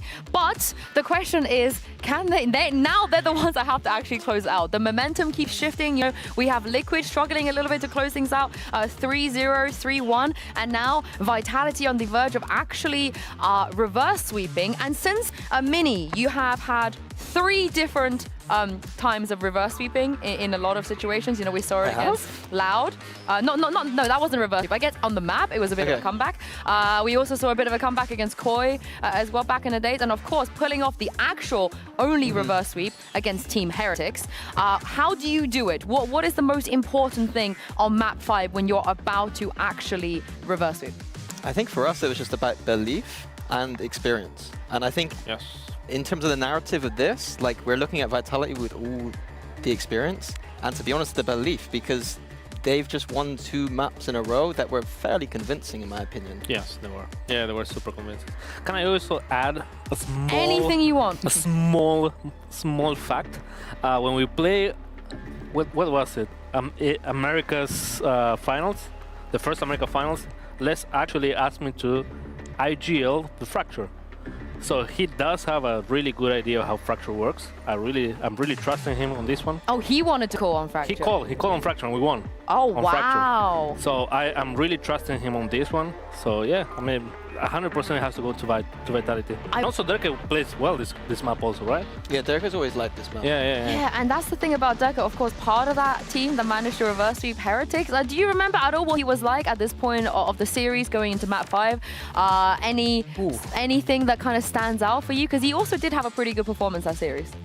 I honestly can't remember. I'm sorry for Sadak for bringing it up again, but I do remember that Icebox comeback. Oh, no. And that was a very similar moment to me. Don't worry, I remember also. Durka was the one who switched emotionally. Like he became like almost the leader in the team at that point and was the one charging forward first and had full belief. Even in the OT, he was like, I'm going to buy the AWP guys, I'm going to win us the round. And at that point, I knew we won the game, to be honest with you. Leading by example, leading by example. I mean, there's a lot of moving pieces here on the side of Vitality, but it does seem that now it's flipped. The pressure is back on them. For Liquid, you know, if they don't end up winning here, I don't think anybody could be mad at them for how far they've come. Yeah. For Vitality, however, if they lose here, there's going to be a lot of questions about them going into Masters Bangkok. And this man on your screen, Nats, has consistently, every step of the way, managed to take his team to a victory. So Sadak, can Nats, I guess at this point, be the single player that can stand up to this super team? Yes, 100%. I mean, he's been proving that over and over again the past weeks. So yeah, I mean, he is the guy. He's been the guy right now. Look at him, just yapping all the time. Talking for a long time. Yeah, he's yapping, and sometimes that's exactly what the team needs. Someone to talk and, guys, we can do it. We're gonna win. But look at the other side. Look at this yap off. Yeah, they're yapping a lot. Jesus Christ, guys, focus on the game. Come on. Is great. I would love to get some insight, like maybe the comms video when it comes out, the yap off. But Paddy also has a lot of experience. This is the guy that, you know, he come from finals, right? Yeah, he suffered a lot as well. Back on Heritage, he suffered a lot from not winning. On the back of his mind, he's probably very hungry to be able to close this one out. But let's talk about Fracture very quickly, because this is the map we will be heading to. I can see the comps. I'm very excited. I know we're not like we shouldn't speak about it now, but I can see the comps. Yes. Okay, let's not leak anything. Let's not contain your excitement. Contain your excitement. And I also want to talk a little bit about the coaching staff as well on either side, because this is probably, Minnie, the most stressful situation you can be a part of. Yeah, right. This is torture. At this point, it's like I joke that I like seeing the coaches stress. It's fun. But I am glad that I'm sat on this side of it for once. But, yeah, it's brutal. It's like a sense of helplessness almost, right? Because you can't really do anything more. You've done everything you can. Everything's done now. It's just the timeouts. Literally just timeouts. So I'll be keeping an eye on them. So, okay, I have a question for you. In these situations, would you pause just for the mental? If yeah, absolutely. Yeah? If like it's the final game of the finals and the team is like all over the place mentally. Not strategically, but yeah, absolutely. I always trusted Boaster and the team that like strategically that they're gonna sort themselves out if they need to. Yeah. Obviously, like there might be something they're missing. Yeah. But the worst case scenario is when the team is down, you know, mentally. I think that's a good point, because Team Liquid, we don't know what they're gonna be like in this kind of deep best of 5 reverse sweep situation. Yeah, that's true. Like, tactical pauses might be needed. Well, let's take a look and see why Sadak and Mini were so excited. All right, we got the Vice. I'm going to let you go first, Sadak. It is not safe playing against Trex. Yeah, I mean, they're changing the game compositions. I think we can clearly see they're putting a lot more less on this Brimstone style, like back playing from way back, you know. And I'm really liking it. I really like this Vitality composition. I really like it with the Tejo and Vice. I think this is the strongest composition they have so far, because they're just winning on these comps. So yeah. Yeah, I think this comp is close to perfect. I like Astra still, but Vitality's comp in theory I think is almost perfect. The Vice can't be countered by the Tejo, the Cypher can. So that's the difference. Yeah, and you must know this. Les has never played Brimstone in his entire career in an official. Is this the right time to debut an agent like him? I mean, if he's playing it, it means they practice it a lot, so yes, he's prepared. You trust him? 100%. I don't think there's anything Les can do that you wouldn't trust. Of course. If he tells me he can fly, okay. And you feel the same way, Minnie, about Vitality with Durka on the team? Absolutely. Yeah, I think that there's this weird thing where like Les and Durka, they're bringing theory from different teams, and I think it's going to come together in a very nice front. Yeah, that is true. Well, I'm going to play the other end. I believe in Team Liquid. I doubted them all the other times. I will never doubt you again. He's still talking. Tom, let's see how much you can over-yap Nats and save. Thank you so much to our analyst desk. One last time, it's time to get into our final map of the grand final, map number 5. And we're going to Fracture. Tom, simple question, because the chat seemed to go back and forth in the vote. Who's the favorite coming into this? Vitality. It's there to lose now. They were favorites at the beginning. They faltered early. And now they're in the driver's seat. It's always more difficult to respond after a couple of maps losses, but They're already looking to try and fight versus Durka. This is not the start they were looking for. The pincer of that north side has worked out perfectly. And there might be a two-pronged lurk, but look at where the spike is.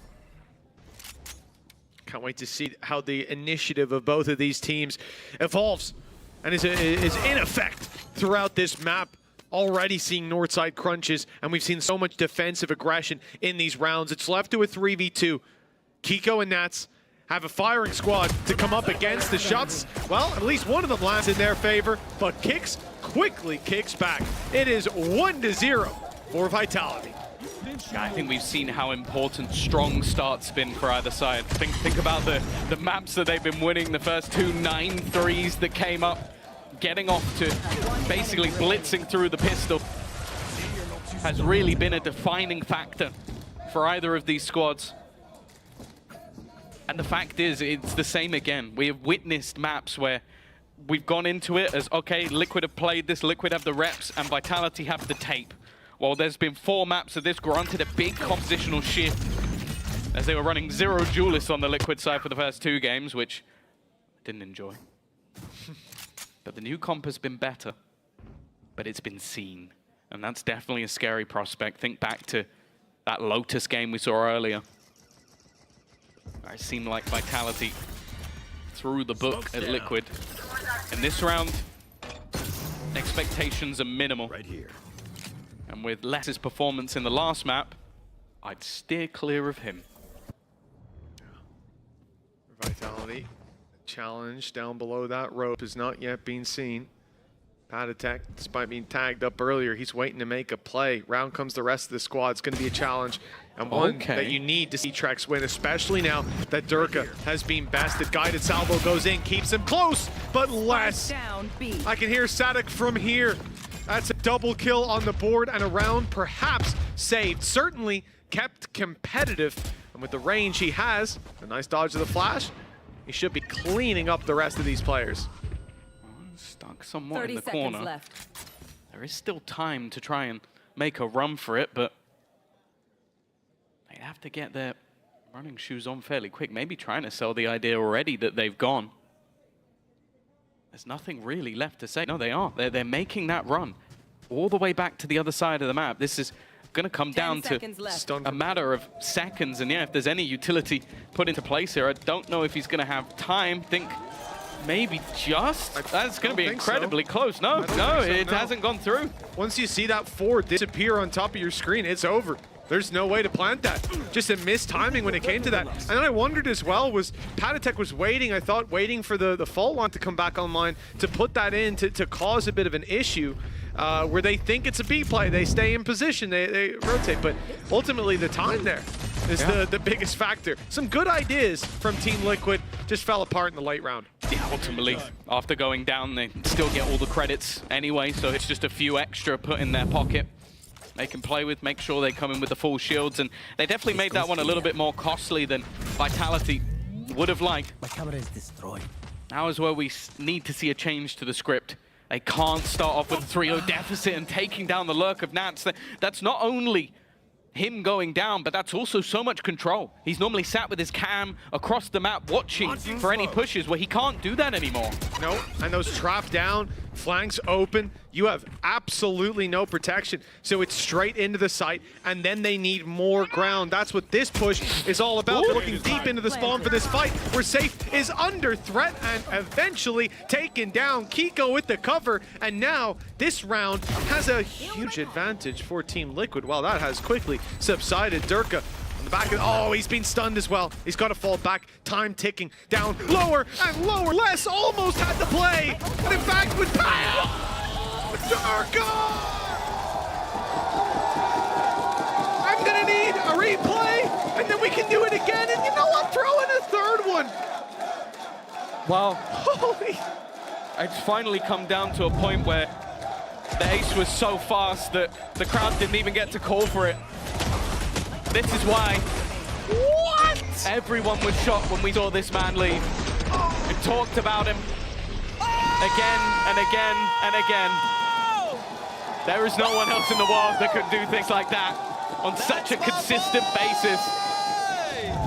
And well, the thing is, the round as a whole, anybody who went through the middle of the map died from the side of Vitality. The only thing that stood in Liquid's way was Durka. And unfortunately for them, he was more than enough. A brick wall. Activated. They could not get through him. Nats caught him the lurk last time, and it's not going to go much better this time. Diced up Team Liquid on the site. They've ran into Trex with the triple. It's still competitive, though. There's rifles to be recovered. The spike is in Team Liquid's control, and the plant just now coming in. Flash won't stop them. Showstopper, though, could cause problems. This round, though, for Team Liquid, even just getting that expanded would be perfect. Unfortunately for them, they're quickly being overrun. Durka running out of heaven to clean up, and 4-0, we start Showstopper online for Durka in the next round when the investment comes in from Team Liquid. This is a damning start.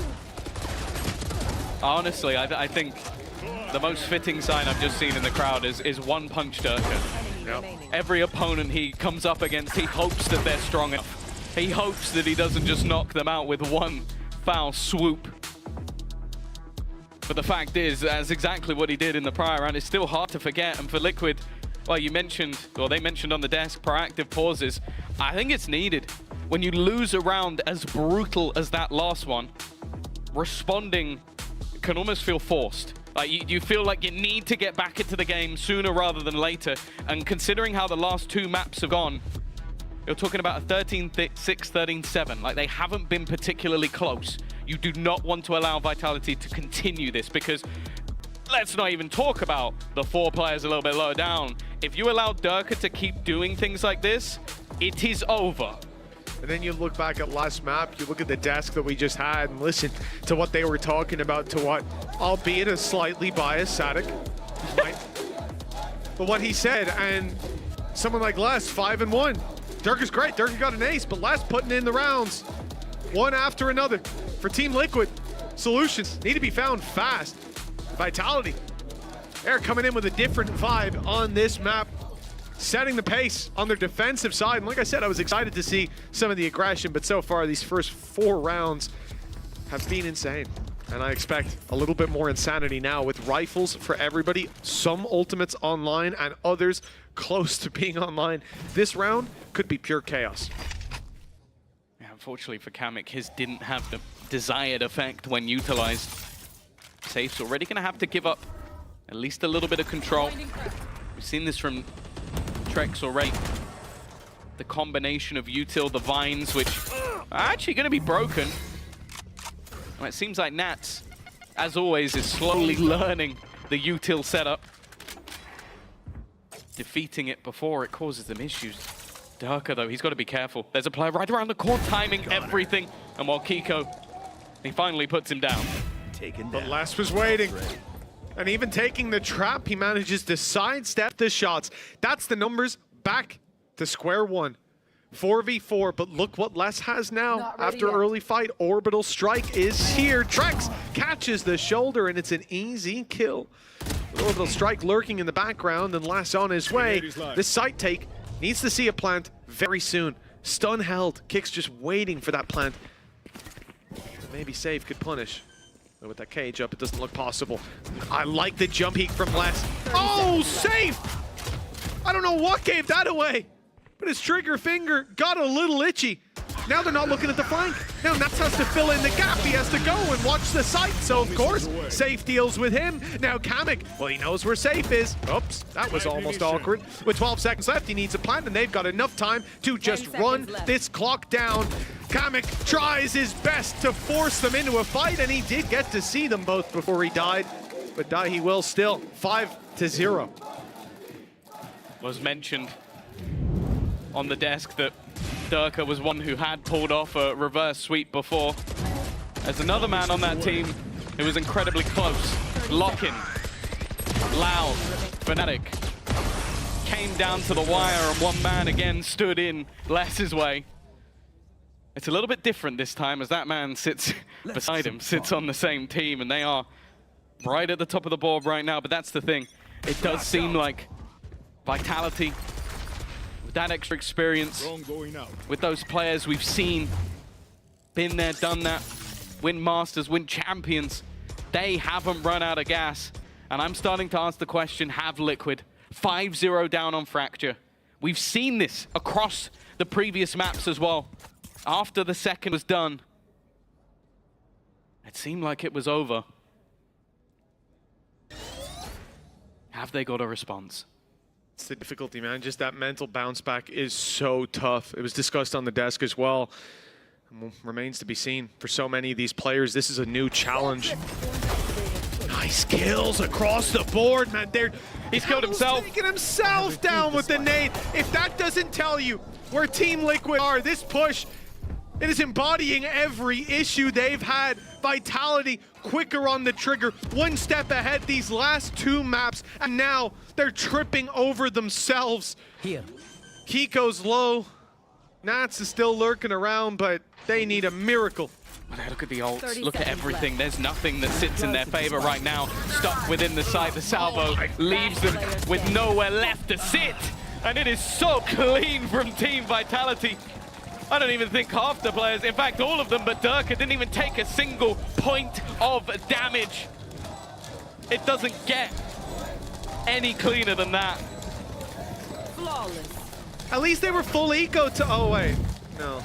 They had rifles. That's an in-zone flawless up against, oh no. Oh, there was no need for this. There was no need for this. And it is the Razor Vine slowing him down, stopping him from getting out into sight. But look at the utility there in the end as well. We saw it from Nats' perspective. He's like, okay, I'll at least go for the plant. And then 15 things just come flying at him. Dude's dead. Well, this has been the case. It feels like a lot of Liquid's attack so far is trying to find ways to deal with Trex's utility. And the second you do, you die in another way. Like, he's holding the angle, slows them down completely. They get into the site, and they're just getting slaughtered as they do. His wall catches them on the other side. And this was the thing. When we looked at his B setup initially, get caught by Nats, like, get rid of it, I was like, okay, what's next? That was next. Okay, Durka, he will struggle to land the first few shots. That won't last very long. Nade's already claimed one. He's there for a second, a third, in fact. They have got weaker weapons, but it doesn't matter. He makes it look easy, regardless of what is brought against him. 7-0 for Vitality. We've seen comebacks. We've seen them before, but I'm starting to think we're seeing a comeback in this series. The reverse sweep is very much on. Well, that's the thing. Again, we talk about EMEA champions within this stage. There's one man who, yeah, he won in stage 3, he won in stage 2, and again, you won't believe it, it's Durka. He's looking to make it the three-peat of champions regionally in a row. I'll be honest, I think for this team, the expectation was to win this final. I think for the fans, the expectation was to win this final. But going 2-0 down in the fashion that they did, struggling to face off against this Liquid squad, and now, well, if you'd shown me this as map 1, I would have just, well, even the last 3 maps, that's how I expected this series to go. Yep. It took a bit of time to awaken the beast that has been Vitality throughout this entire tournament.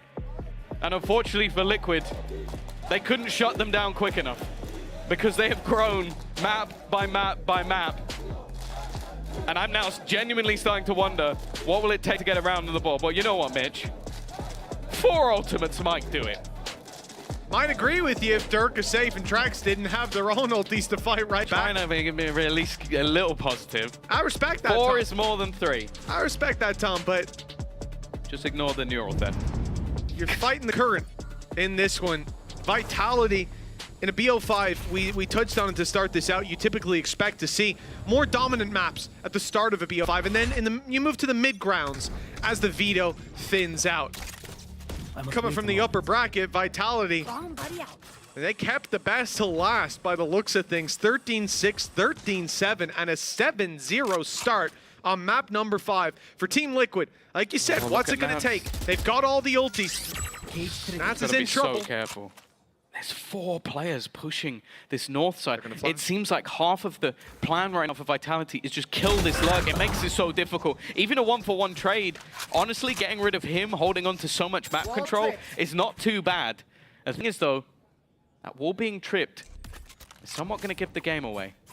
Las's plan is to just try and deny as much as humanly possible. delay the opposing squad as they wrap back around. Good work from Kiko, though. This might finally be a number on the board. It has to be. Big players against them, unless is on a tear. No time to take your foot off the gas on this. Camo tagged up by the guided salvo. Less still with 2 smokes. Still with a stim beacon, still with a molly. Plenty of tools at his disposal, and look how passive Liquid are. They're biding their time, not wanting to give this one away. If Safe wins this, we might as well call it here and now. I think he'll be leaving. Oh no, he's got 8.4K. Why the hell would he leave? No. Why the hell would he leave? No, you got to fight this one. They got the molly, so they'll win regardless at this point. All he has to do is make it costly, drop weapons, and they're waiting for him patiently. No, much better. I think Kiko does well, because that's the thing. A lot of the problems for Liquid is how easily they've got rid of Nats. Like, he has been on those lurks every round, so they go fighting. If they meet the full team, okay, they can win the round brawling. If not, they meet Nats, and then they clear out the flanks. This time, they had Kiko lurking around as a second player, making sure we didn't get surrounded. Well, luckily, it seems like Patatek, we heard it so much from the guys last year that he was a huge motivation. Someone who could bring them back from the depths of defeat. We gotta hope he can be that for Liquid here, because, as you mentioned, so much cash, still those 3 ultimates. A lucky thing for Liquid, though, is they didn't actually use any last round. Yeah, it's been nice to watch the trajectory of Patatek over the years. I think going back to the G2 days, he was known as a toxic player, but such a turnaround last 2 years. You start hearing like, oh no, he's the spirit of the party. He brings us out of these low moments. Definitely matured as a player, and well, last year was just phenomenal from him. See if it can be more of the same. They need heroes to step up. They need consistency on Team Liquid. 4 ultimates still in the back pocket. This early aggression finally pushed back. Both players inside of A main should be sent running. Instead, they step forward and a very late guided salvo causing trouble. Durka was easy to take down. 27 HP when he emerged. Oh, and it hasn't landed, but Camo still corrects in time. Okay, well this is a bit better from Team Liquid. Picking them apart. This is a scrappier round from Vitality, no doubt. I'm on Nats now. His lurk should come to fruition. Never mind. It's Camo that takes over. And in zone flawless to get them back onto the map. It seems like they've awoken at the right time, but I do question some of the choices there from Vitality. I can't believe that that communication went well when we saw that utility thrown through, making things a lot more awkward for Durka. I guess not really having space to play in the way he wanted to. And then from then onwards, it was just slaughter left and right. Yeah, we said we need to see Hero step up as well. I think that might have been Camo doubling his kills. Confidence builder and a much needed one at 7-2 down. And the interesting thing is that Vitality, you know, they have that one little hiccup, 2 rounds that go the other way immediately. Faded and Malik calling for that pause. They want a moment with the team to course correct. They're not looking to just claim victory here in the grand finals. They want to dominate Liquid. It's also just, we know how important these sort of first halves have been. Right, the team in the lead has pretty much closed out all the way through. We haven't seen those comebacks, so I don't think they want to even give the slightest bit of notice to Liquid to get back into this map. Like 7-5 is a very different story. We're talking about, honestly, after 7-0, I said, is there a chance they even get a round on the board? But they've started to come alive a little bit. As you mentioned, some of those players that have been a bit quieter over the last couple of maps are starting to step up once again. And I believe the Vitality want to silence that before anything else can happen. Looking at Safe with early setup of utility. Himself the operator in play. Nats does have one on the other side, but they are not battling the same ground. It's the same play for both teams, claiming the space they think is important. The denial of the A main aggression by Team Liquid's guided salvo, and then the denial of B main aggression by Vitality's. After the salvos go down and no one pushes, pump the brakes. Team Liquid are waiting for aggression. This is something we touched on. I was excited to see Vitality's tempered aggression. But so far, like, the spot that you're seeing here at the door, about as aggressive as they're getting most rounds without a real reason to move. And then, well, when Team Liquid are forced to make a move, they go straight into saves up. Yeah, that's the difference. That's the one additional thing they've thrown in for this round. That's nasty, though. I think that was a stun placed in to put Trex in an impossible scenario. It also leaves Safe now without that extra utility. The Vines would have been there to slow down this push. Instead, they could just make their way through, and Les has been caught because of it. Nice work from Camo once again. He's got his nade down to cover the backup, and Kiko causing havoc in the under. This is, well, even rolling Armageddon put through. Not looking very good for the side of Vitality, as Team Liquid have most certainly found their footing here. Durka, he's running for the hills. It's time to get out of here. And a costly enough one for the defensive side, especially coming out of that timeout. I love the fact that there's a reaction from Liquid. Like, you talk about the way that this round started, you have that opening, you know that Durka's pressuring A main, so you go back in the other direction. You don't expect an operator to be there, but then you have that combination, forcing out the player of Trex. So there was no way he comes out of that alive, and you get control of the tower for free, puts you in a better post plan. But that's been one of the bigger issues I think they've had altogether, is that when they've walked into Trex's Vice setup, they have died. Like, they have had some sort of crossfire that causes them issues, and that's exactly what I was talking about. The stun combination with the orbital strike. Once that utility's gone, it's a much easier walk into the site, and that's where you see Vitality have to take risks, have to try and take timings. What in the world was that? That's the pep talk they need. That's... Yeah, you wonder what's being said in these moments, but it's only the things that matter. Clean columns. Operator for both sides, it's Nats and Safe, and Nats, big fan of the Outlaw. He's got the big boy this time. Denied any early aggression, and look, this has been the same thing. We don't see Vitality push up all that much. But now, what's a different story? Now they've got 4 players dish, and this is just as Team Liquid are sending players across that rope, sending the spike across that rope. Rolling Thunder is going to be put in. Potentially, I saw it lined up for a moment, but it's not put into play. Big fight for Safe. That's a 3-piece picked up, and the operator maintaining control of Spike in the late round. Team Liquid, they can make their way to the site, sure. What's it gonna do for you when you gotta push right back into that op? He's low on HP. That's the one saving grace in this scenario, but also there's an operator on the other side. I feel like Camo almost has to try and battle this first. Yeah, he's gonna bait it, but Safe doesn't miss. And now falls back to the rifle, knowing he has the advantage, knowing his teammates there with him. It'll be another quad kill for Safe. No ace to be had, but he doesn't mind. A smile across his face as he wins, almost individually wins the round. I think there was a solid stun here and there, but he was the one that had to land the shots. Oh my goodness. The fact that everyone's jumping around just like we saw seconds later. Camo attempt to do back on for the his list. teammate. Thank you. But it just doesn't matter. Safe 14-5 right now. There's a reason that, I mean, to some extent we were surprised to see this guy go to an IGL. Not because of things he said, because he's always talked about it, but just because he's so useful as a duelist and as a tool for the team. But instead, he's trying to master the whole flow of it, and so far, man, Vitality are looking good under his leadership. This round started with at least an attempt to try and battle away A main from Vitality, but it failed miserably. And now they've been forced into a corner, boxed in, but a Rolling Thunder met with a Rolling Thunder.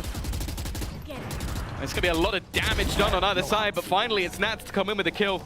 We've spoken about the lurks, we've spoken about the backline, but we've also talked about Durka. It's only going to be the one for him. Kick still watching onto that cross. Spike needs to get there, and while Kamek goes ahead of the smoke and wins the battle anyway. This leaves just 2 standing. An operator for Trex, definitely not the ideal weapon here. Spike planted. He does have Steel Garden though. Could potentially take their guns away. Yeah, it might be worth committing, but he's hoping to find the pick first. It won't be given to him. So instead, down into under he goes. Ult active for maximum coverage. Might be able to get out of there for Nats, but the others are all going to be caught down to secondaries. Kiko up close though. He's got a real chance even though he doesn't have his primary. He doesn't need it. Safe. Well, it's looking like Team Liquid will have 4 on the board to close out the half. It's not a dream scenario for them, but it was looking like it would have been a nightmare Yeah, they at least made a decent recovery.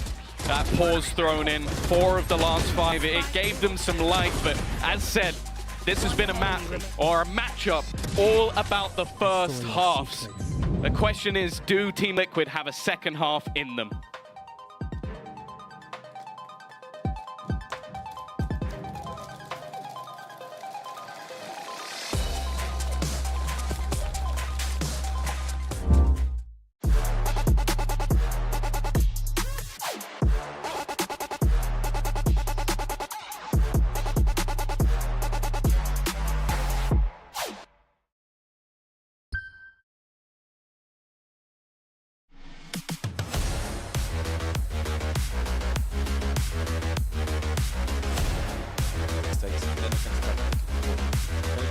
Yeah, let's wait for them.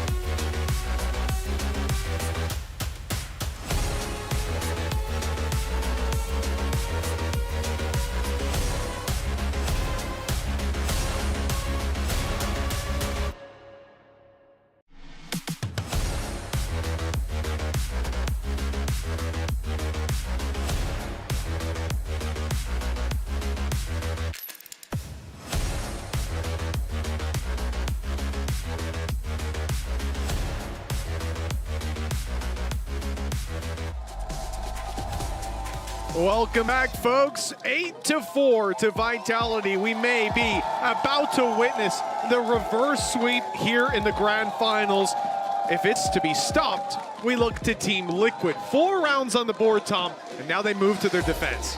Yeah, to say they need a pistol is another statement. That could be enough to put them to bed, but oh, you know, the Liquid fans, the Vitality fans, they're definitely still awake. No one ready to sleep just yet.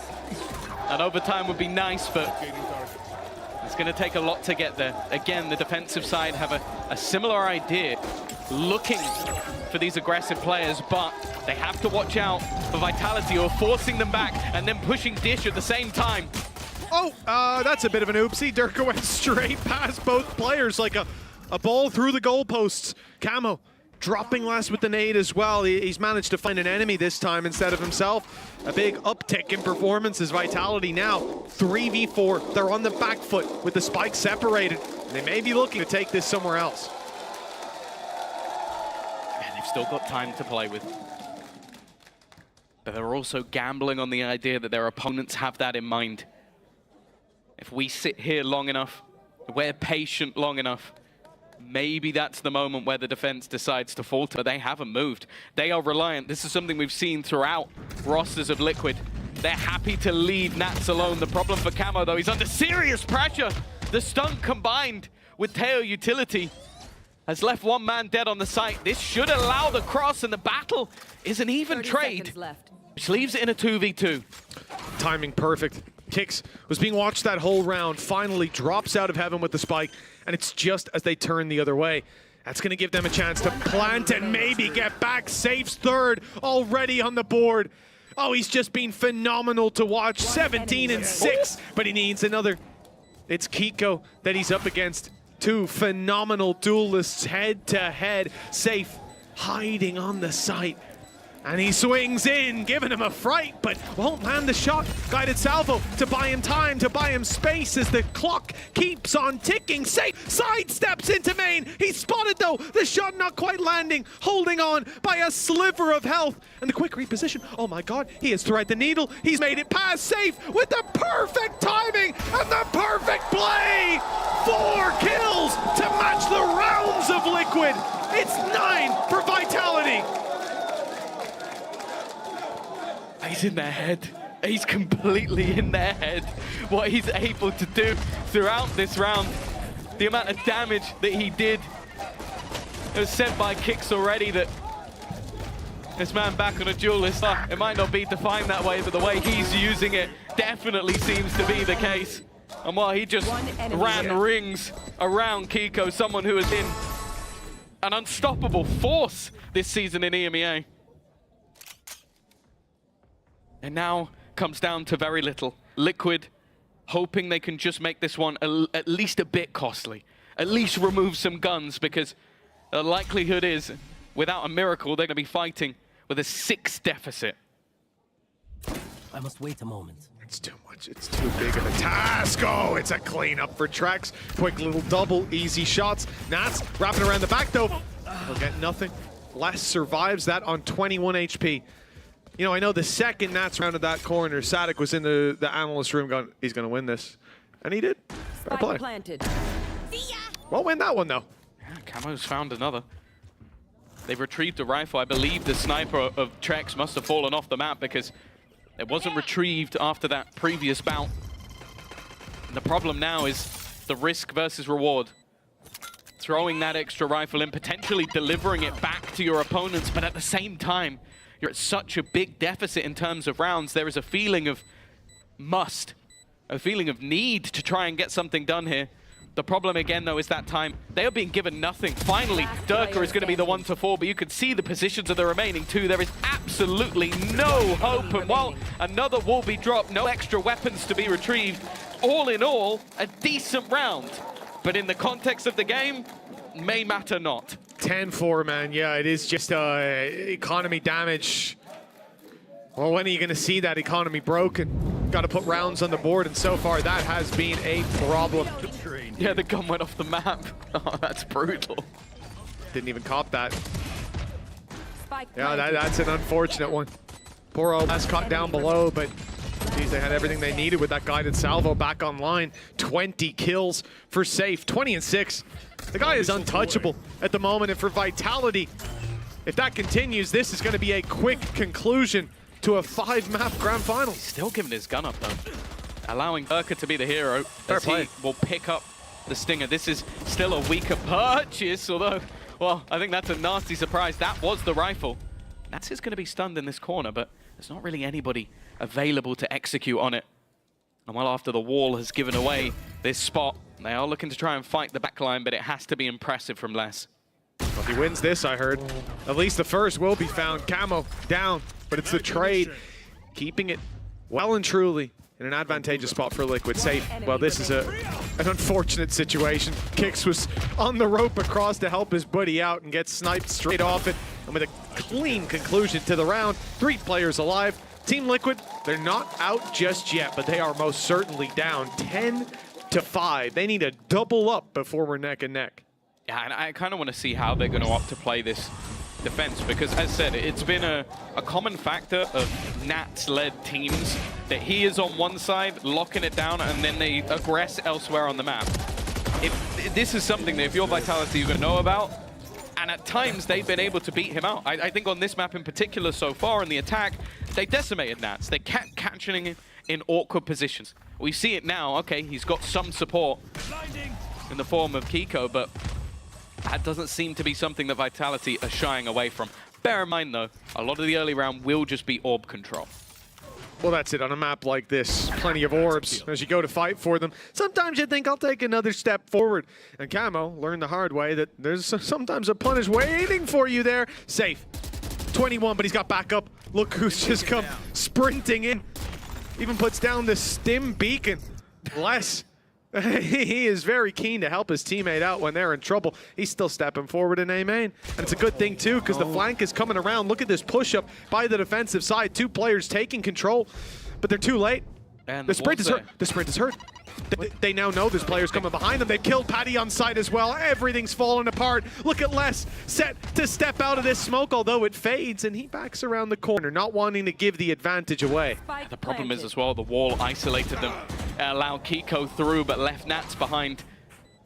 It's turned this 2v5 into an even tougher scenario that, yeah, I think they just have to duck out of there.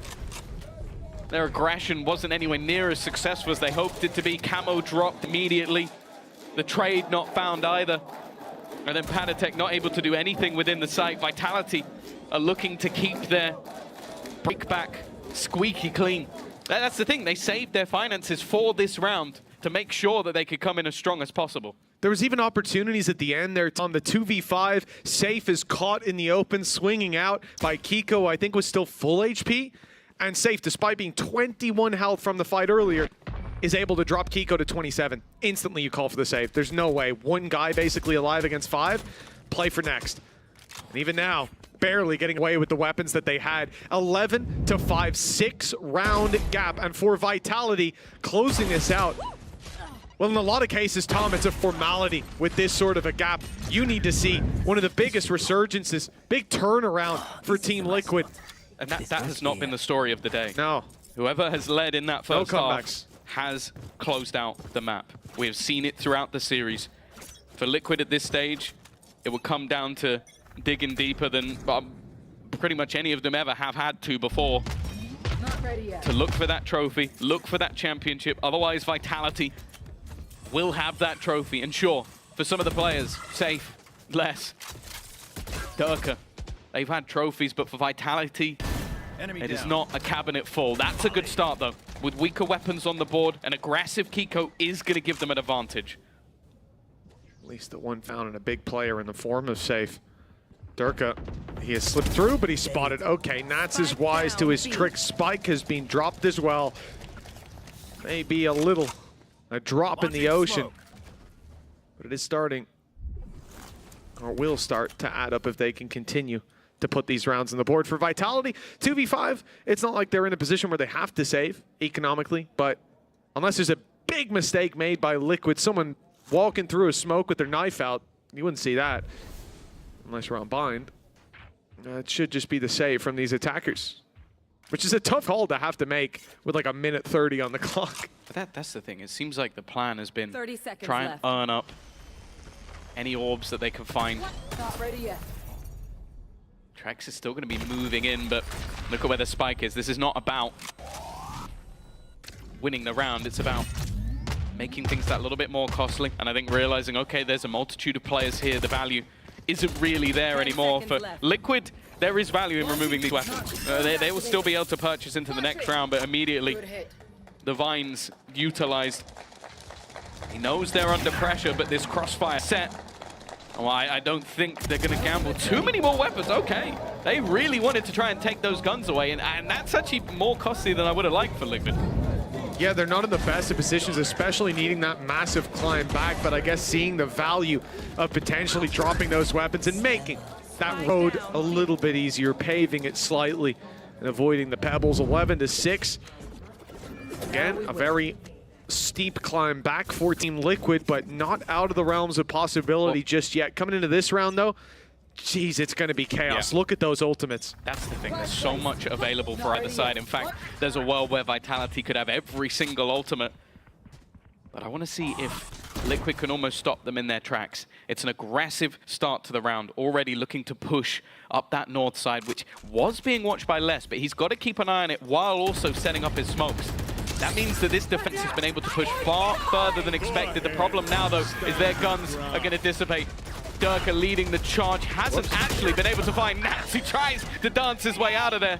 Les, in the meantime, has held that flank down. Already looking like a nail is in the coffin here. Kiko waiting. He's going to try and smoke them off, try and find a gap to get them back into this round. It's starting to get to the point, Tom, where it's not even a nail in the coffin. We're starting to cover it with dirt at this point. The climb up for Team Liquid. We wanted it to start here or continue here, but instead, an interruption. And seemingly no chance, but Kiko gonna give it his best whip anyways. Found himself one, but now he's left alone. An ace needed. Time dependent as well. And at this point, getting out of here is not gonna be a possibility. 12 to 6 again. Liquid need to double the rounds to find themselves neck and neck. That will get them in overtime. One slip, one stumble, and this is over. They get to sit on the sidelines and watch Safe Super Team lift that trophy. Well, the thing as well is now, you talk about that last round, hunting down those weapons and the failure of it. They're actually going to have pieces missing. Kamek left with just a pistol, a Guardian for Paditek, and they did use themselves an ult here and there in the last. Vitality set, poised to take this one over the line, but they are not rushing for it. They are waiting with anticipation, expectation for their opponents to make a move. Try and stop their checkmate. Durka, though, he's already spotted the first. Does he expect the second? He does not. Well, it is Nats to find the first. They see him there. Know that there's going to be some support alongside him, and the brakes are pumped with that smoke. After it fades, they'll have presence inside of A main, but right now, Nats is repositioned to try to deal with that. They haven't got utility to fire through unless maybe we're going to see a Brim Molly to open it. But Nats is waiting for their aggression. Instead, it's around to main. They're going to make this a much more direct approach. Orbital Strike, Rolling Thunder, available and online. But off-site play for Team Liquid just to avoid that. They got to try and get past what is an abundance of ults. Nats is going to double up. He's going to get the information. No, there's no secrets. And the leader looks to try and take this one over the line himself. Keep them in this map. Les already back into the site. Kicks has found a kill, but getting out of there should be impossible. Somehow, though, this has come back to a 1 versus 2.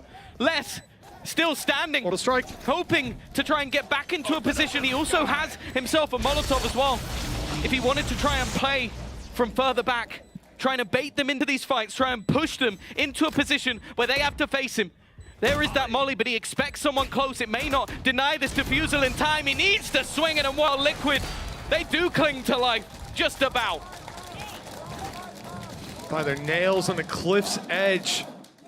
Might not be pulling themselves up just yet, but they are holding on dearly. How is this even close, though?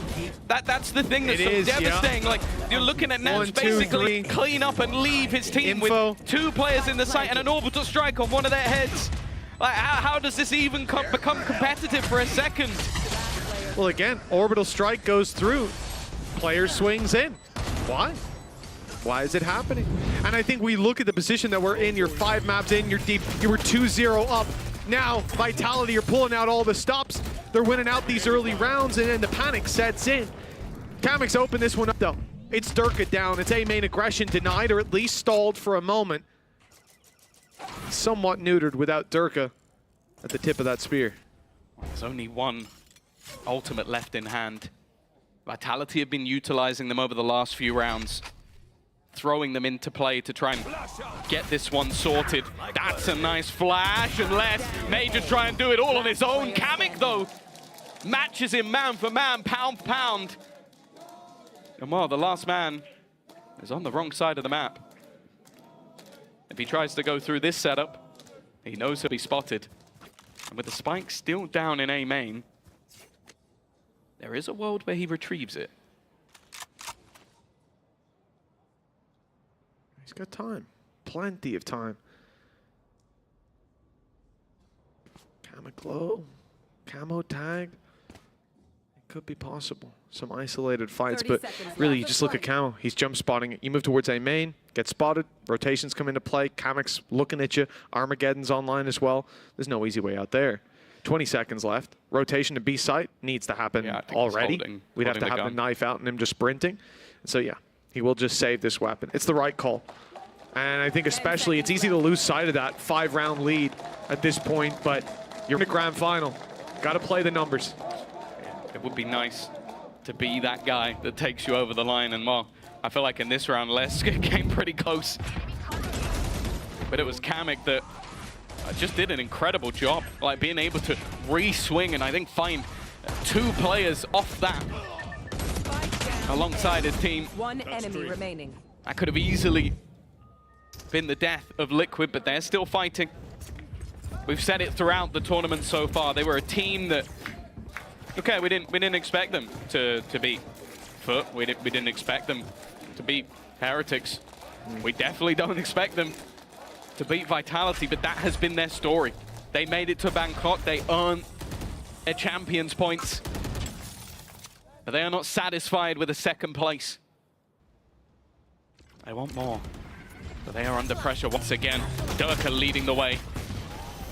He dropped, but he's found exactly where Kamik is. Utility there to stall out the rest. Nice shots. Trex landing it on the Kamik, but Camo still needs to be taken down in the site. So does Batatek, but they find them quickly. Now the site has been overrun. Kicks has got Rolling Thunder primed and ready. For Team Liquid already with a disadvantage, it gets worse. Trek steps through the smoke, eliminates Kiko, and leaves Nats. Near IGL, your leader will time to lead by example. That trophy calls out to Vitality, and they answer the call. Safe's super team comes out on top, 13-8, and a dominant 3-match streak to close out your Kickoff Grand Finals. Yeah, if you tuned in halfway through, you might have thought this was a dominant series, but it started very differently. Liquid came out of the block swinging. They proved there is a reason that they are in this grand final. And then Vitality spent the rest of the series proving why this team was so hyped up. You bring in stars, you bring in people like Durka and Les. The fact is, though, this squad have done more than justice to themselves. The most matches played, definitely the most maps played of any team in this tournament. And they got better and better and better as they went along. They could have easily been the team lifting that trophy at the end of today after the first 2 maps we saw from them. But their opponents, Mitch, they dug deep. Vitality, we've heard it before. Oh, Vitality's building a super team. It didn't always look quite as good as this, though. Yeah, many T1 built a super team. They did. Many have built a super team, and many have failed. But this one, this is the real deal. Give it up for Vitality, your Kickoff champions.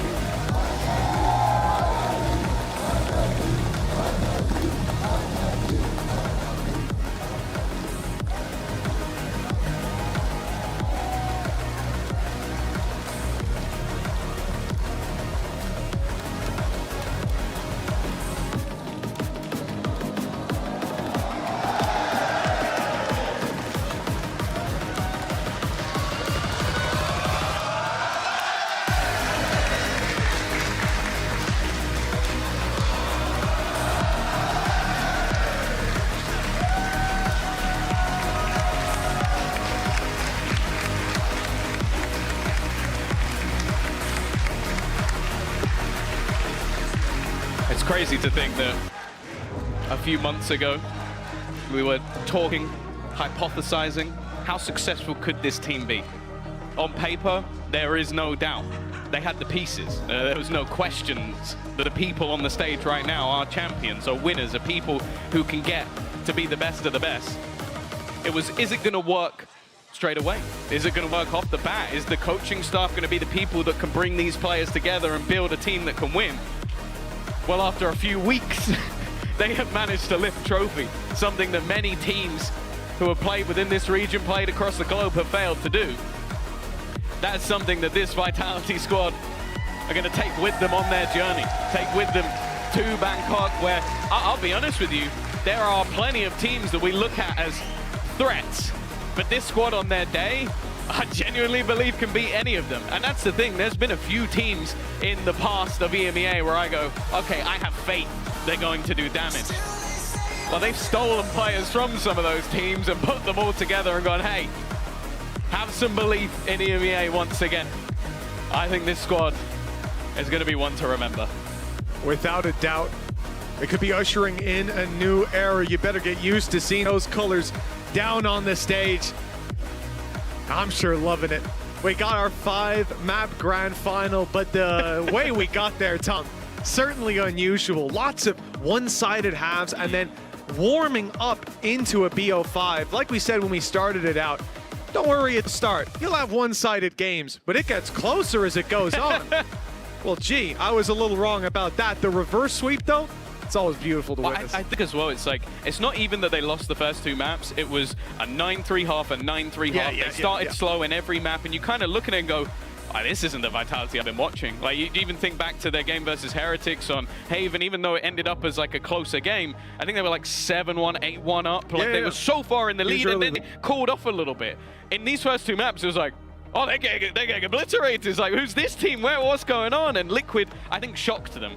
Then you saw the sort of prep that had gone in behind the scenes. The thing I really loved was going into that Lotus and going like, okay, this team is going to play this way, this is how we beat them, and they did. Yeah. And it worked to perfection. It was the and first I think domino. the further we got into the series, the more you could see the sort of like the ticking brain of this roster that wasn't just like, yeah, oh, it's safe, he's the puppeteer. It was every player going, I'm doing this leads us to this, we're going to do this. And that's, we kind of expected this team to go like, I can just kill everyone. And okay, Durka did that on Fracture. That ace is something I'm not going to forget for a long, long time. But at the same time, you kind of sit there and go like, there was so many layers. There was so many good individual plays, but then great team rounds as well. And that's why I'm genuinely excited for this team going forward. It's not just a roster I go, I'm on EMEA and how they're going to play someone in Americas and I'm going to cry. This is, oh yeah, they're going to smash Americas into the ground. And I mean, the best part about it is we have all of these situations. We're talking about these players, your safes, your Durkas, your less, up the top of the scoreboard. But then, depending on the game, we've seen tracks, we've seen kicks, and it's about the impact they have behind the scenes. It really feels like when it comes to roles, this squad has taken some of the best players in every role and thrown them together. And then you have, on the other side, for Team Liquid, to give them some props, players like Kiko, really, I even said in one of the moments, like, two fantastic duelists, Safe and Kiko. And even seeing him on a Brimstone, the guy is a duelist. The way he plays, the way he fights, it's so much fun to watch him play this game. And he delivered here in the final. Even though they lost, he was tied top frag in that last round. Well, I think that's the thing. If you told me after the first couple of games that Liquid would be our representative, I might have cried. It didn't look good, but they spent time, they adapted, they put the work in, and I'm looking forward to see that they will take things from this series and hopefully learn from it too. Well, they eliminated 5 teams, so Team Liquid will have a lot of targets on their back when we move on. It's time to go down to the stage, though, and hear from Team Vitality. We have got the post plant with Yinsu standing by. That is right, Mitch and Tom. I am now joined by the super team of EMEA and your winners, Team Vitality. First of all, massive congratulations, everyone. And Faded, you didn't get to do the trophy lift. Can we just get you? I didn't see you do it. I did it first. Oh, you did it first? Oh, my bad. I thought I missed it. I was like, we got to get the coach on it. All right, okay, that aside, I have to come to you first. Safe, IGL, captain. And I remember when you, after everything that happened on Team Liquid, I remember the first time you played against them, when you beat them, how emotional you were, how much it meant to you to be able to prove to your old org, your old team, that maybe they made a mistake to let you go. And now you've managed to deny them a trophy. You beat them in the fashion you have. You're the best team in EMEA. So talk me through your emotions and this journey that you've been on. Emotions? I don't know. I don't feel like I have specific emotions to this. Like, it's nice that we beat Liquid, but also, I mean, I said it before the season started. I said Liquid's going to be a good team. Like, I felt it. I even was telling the boys when we were practicing, I'm like, they're going to be a good team. They're going to do something. And I mean, I'm happy that they're doing well now, you know. When you leave your ex, it's hard. But I'm happy she's doing well. Yeah. You've evolved. Growth. I love the growth we've seen in you. Yeah, really happy for my ex. And how about winning another one? You know, you've won one already since the partnership era? I mean, at the end of the day, 1 year from now, people are going to look back and be like, who won Kickoff?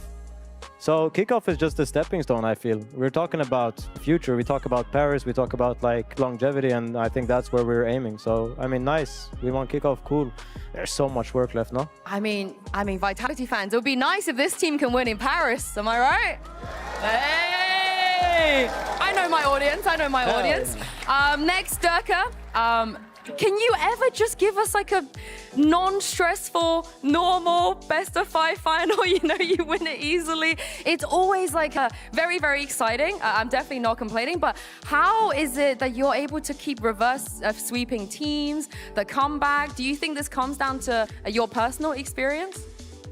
I think it's just experience, yeah. Like, I've been in this situation many times, like against Les one time, and then against Heretics, like in the finals last year, and I think I've done it many times, or like played a lot of maps, so it's kind of like experience, and you know how these things goes. And even if you win 2 maps, it's like not always over, because if you think it's over, like you can lose 2 maps instantly after.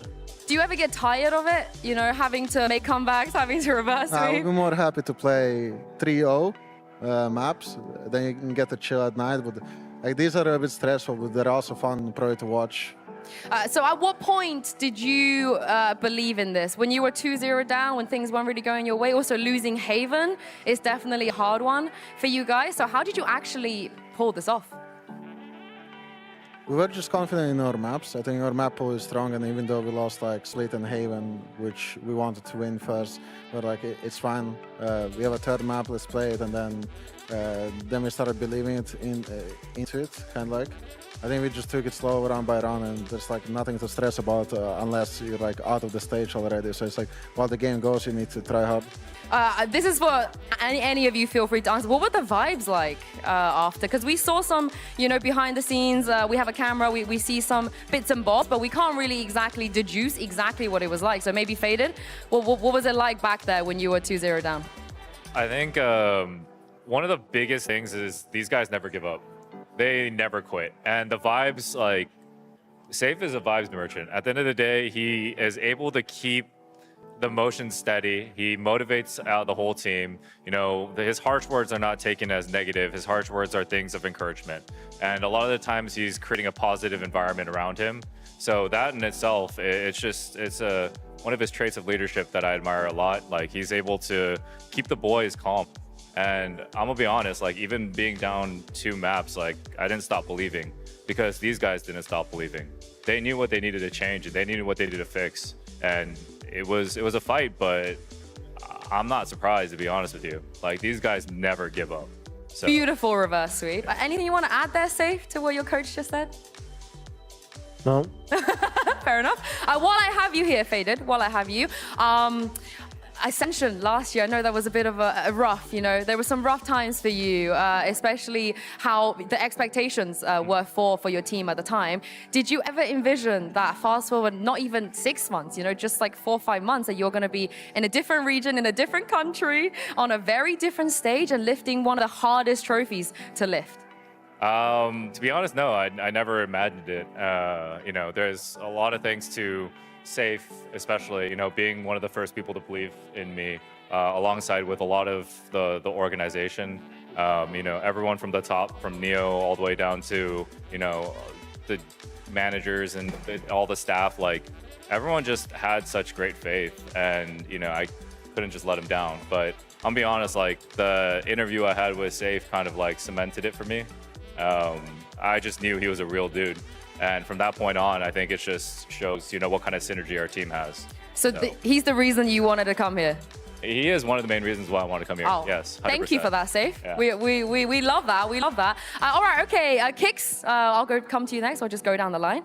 Now, when it comes to, do you have a mic? Do you have a mic? Yes, I do have a Lovely. microphone. When it comes down to this label of a super team, I'm sure maybe you felt it a little bit. You are surrounded by all the superstars. You know, this is a super team. And maybe you were overlooked a little bit in the narrative, but I think you've managed to earn that title. I think you are also one of the superstars. I don't think it's just down to, you know, the players next to you when we talk about this super team. How much confidence does that give you to know that in such a short amount of time in your career, you've managed to achieve this and to be playing with some of the greatest players we've ever seen in the game? I mean, for me, like, this label of a super team didn't really matter to me. Like, a lot of people have this expectation that the 4 people around me will have to, you know, put in work or whatever, but like, people don't know what's happening on the inside. And like, from day one, everyone had trust in me, and it's like, they didn't treat me like I'm some guy that's below them or like more inexperienced, you know. Like, we were all brothers from the beginning, and that really helped me just be confident in myself. And like, I feel like it's been showing, especially recently. Like, I felt really comfortable and everyone has trusted me. So like, I feel good in the team. And what would you say is the most rewarding thing about this journey? And especially, you know, giving last year, making a final, losing it as well, and then coming back and being even better? The most rewarding, I don't know. Winning. Winning. Probably. We're winning now. Yeah, winning's nice, right? Feels good. Feels good. All right, okay, we'll go to Les here next. Now, the only player to ever win 2 trophies in 2 separate regions. I know Narrate's nearly edged you there. But, of course, coming over here and being able to achieve that, it is not easy, Les. It's definitely not easy, as you will probably experience in a different region as well. How would you compare winning it this time around compared to 2023? I think it's more hard to my individual because I'm changing my language, right? But to compare the tournaments in VCT America, it was a little more hard because it was more long, the tournament. I won the VCT one, not the Kickoff, so like Kickoff is so fast. Yeah, it almost feels like harder because how much you have to play and how quickly things change as well. I think a lot of your teammates have shared why they joined Team Vitality. So I wanted to ask you, why did you come here? Why did you move region, take this risk? It's a complicated question, right? But like it was a project, I think. Like I was talking with Dirk before, like we were planning to play together. So, and Safe went to me with a good project, good ideas. I like it. We did some tryouts. I saw his move because I needed to see. Because I played against him one time and it was a stomp. Sorry. So I didn't know if he was good or not. But after the tryout, I saw that this team is amazing, and then I joined. I need you to come and talk to my landlord or something, Safe. You know, you can get anything done. Everyone is here because of you. I absolutely love that. And Sadak has been on the desk today, and I have never seen someone have so much loyalty and trust and just rave about how great you are and how much he thinks that you guys can definitely win this trophy. Today, one of the things he shared with us is that when he saw the Fracture was the final map, he said that you will be one of the reasons that Vitality can do this because you love this map. In the past, you've even told him that you could call on this map as well. Did any of that come out today on this Fracture? How are you feeling, especially on Brimstone? I think he was being sarcastic because I hate this map. Like, for me, it's the worst map in this game. But I understand a lot about this map. So we create together. This map was Safe, Trex, Faded, and me. So I have some ideas in this map. So I was really confident. You like the Brimstone? I like it. I like it. The old dog. I like it. Okay. All right, Trex, here we go. I don't think it would be unfair to say that you might be the best player, if not one of the best players that just kind of got a little bit unlucky when it comes to winning the trophy. Now, you've finally done it. What are the emotions that you're feeling right now? Yeah, I mean, like the feeling is good, obviously. Like, it's my first trophy in my career, like the 5 years. And yeah, I mean, it's especially good for me because I did it with Safe. Like I'm playing with Safe for 2 years now, and this is the third year. So like, yeah, I mean, I'm just enjoying my time here. Yeah. How challenging has it been? Because 2023 there were some issues going on, and then we know you couldn't join us for Kickoff as well last year. It just felt like you constantly had to jump through a lot of challenges to get Yeah, it. I mean, last year I couldn't join because of some issues, and then I joined for splits, and it was like good.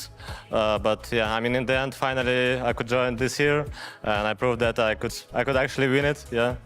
So, yeah. I don't think anyone ever doubts you and your abilities. But why do you think that it's taken for this kind of environment for you to win? Because you've also been on good rosters before. I mean, I think this is the best roster I ever had in my career. So, yeah, I mean, it's finally like I'm finally getting what I deserve, I think. So, yeah. And lastly, how do you keep motivated? How do you not give up? Because 5 years and not having a trophy and, having to play LCQs, having to grind through everything is not easy. I mean, I think I'm still like hungry for like actual global tournaments because this is like a Europe tournament only.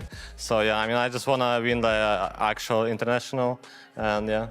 I mean, I feel like you guys are probably one of the scariest teams going into Masters Bangkok. I'm glad you mentioned it because in just a moment, we will find out who you'll be facing. The draw show is happening right after this. Before we go to that though, who do you want to face in the first round? You have 4 choices. Of course, I believe that you can only face the second seed from the other regions. Do you have a team in mind, you guys in particular? I'll start with you, Faded. I'll start with you.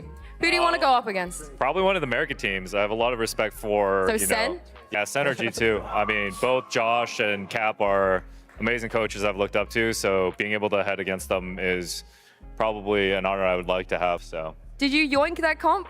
Was that yoinked from G2? No comment. All right, Safe. What about you? Who do you want to face? Trace? Whoever Daniel wants, whoever Faded wants to face. Oh, I really was hoping you would say Trace. No. No, not Trace? Oh, okay. Durka? I think Sentinels. Yeah. The self-explanatory, right? The reasons. Yeah. Self-explanatory. Kicks? Whatever Durka wants. So Sentinels? Sure. Okay, Les? I think EDG, the actual champions. Nice. Great answer. Great answer. Their first seed, little bit. Yeah. You might face them a bit later. Probably face them a bit later. And Trex, what about you? I'll say G2. I saw Leaf yesterday said that he wants to face us in the tournament, so yeah, I would say G2. Do him a favor. Unfortunately, it can't be the first round that you face G2, but maybe we do see it at some point. Thank you so much, you guys. Massive congratulations for today. Thank you to the fans as well for coming out here.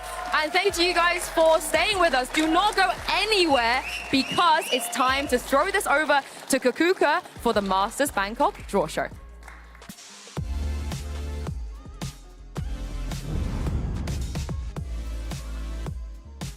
Hello everyone, I'm Kakuka and welcome to the Masters Bangkok Draw Show.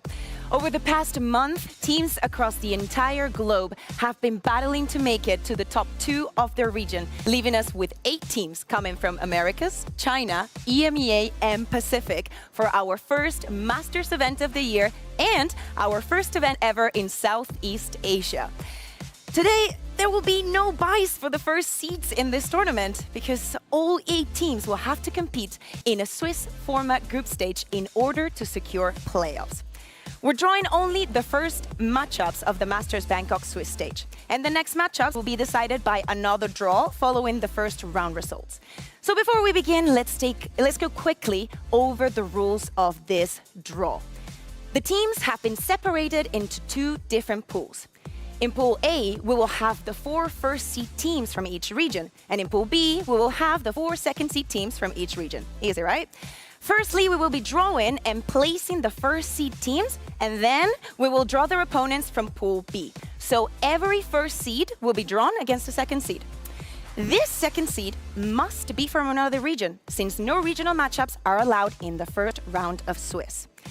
If we are to draw a regional matchup in the first 2 second seed draws, then the team drawn from the second pool will be placed into the next eligible slot, and we will draw a new team to battle the first one. If a regional matchup is still possible by the 3rd second seed draw, so basically when we only have 2 teams left, that second seed will be placed into the only remaining eligible matchup.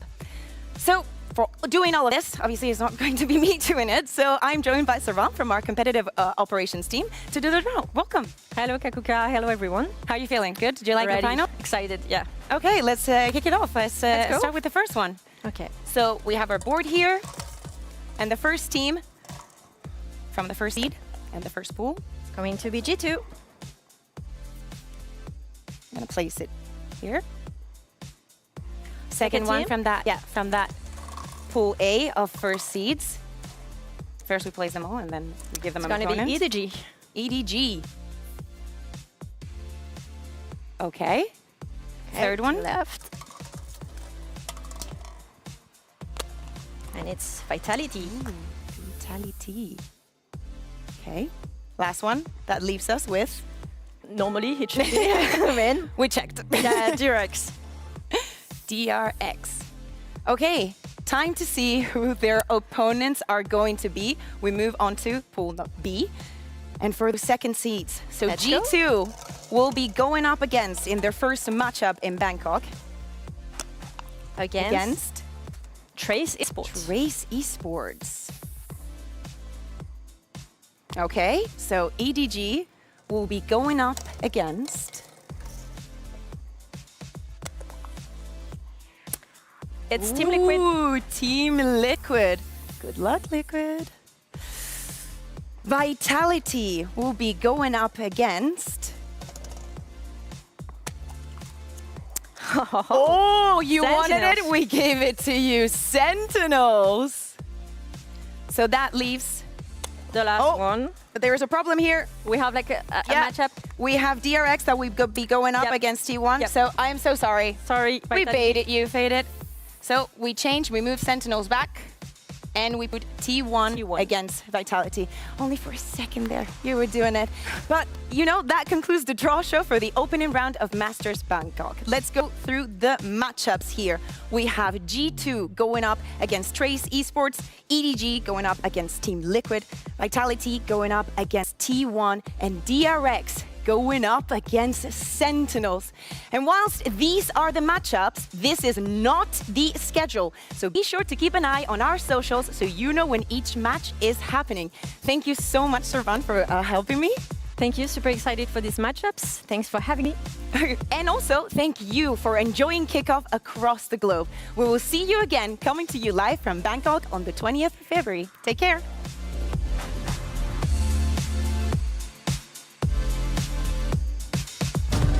In just a few days, Vitality and Liquid will fly the nest to face the best teams that this world has to offer. But only one of them can leave as the best of EMEA.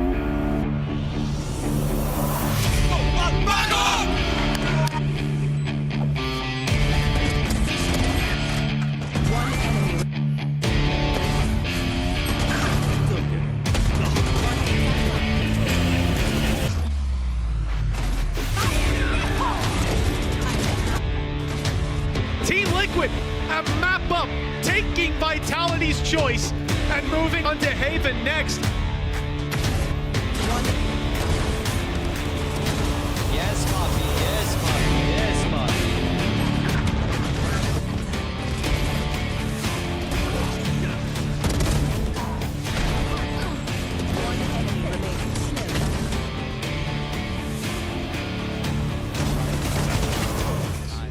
So easy, see, this guy, anyway, it's so easy to against this.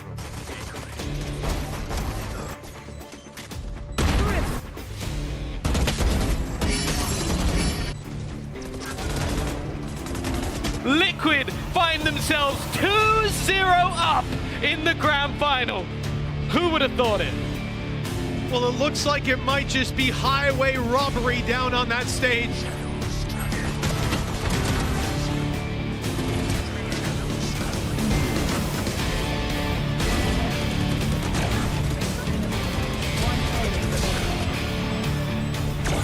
This is the team we wanted to see. This is the roster that people paid to see today. Individually superb, safe back at the top of the board.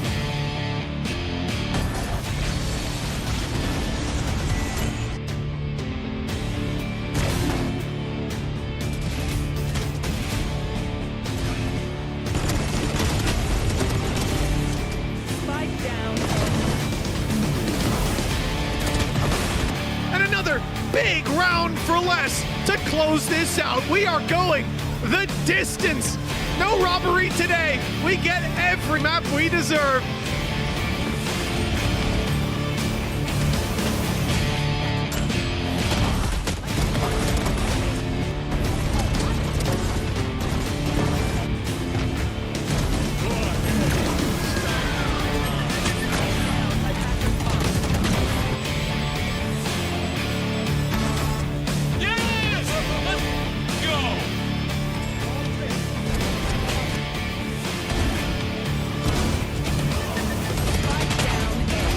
Trophy calls out to Vitality, and they answer the call.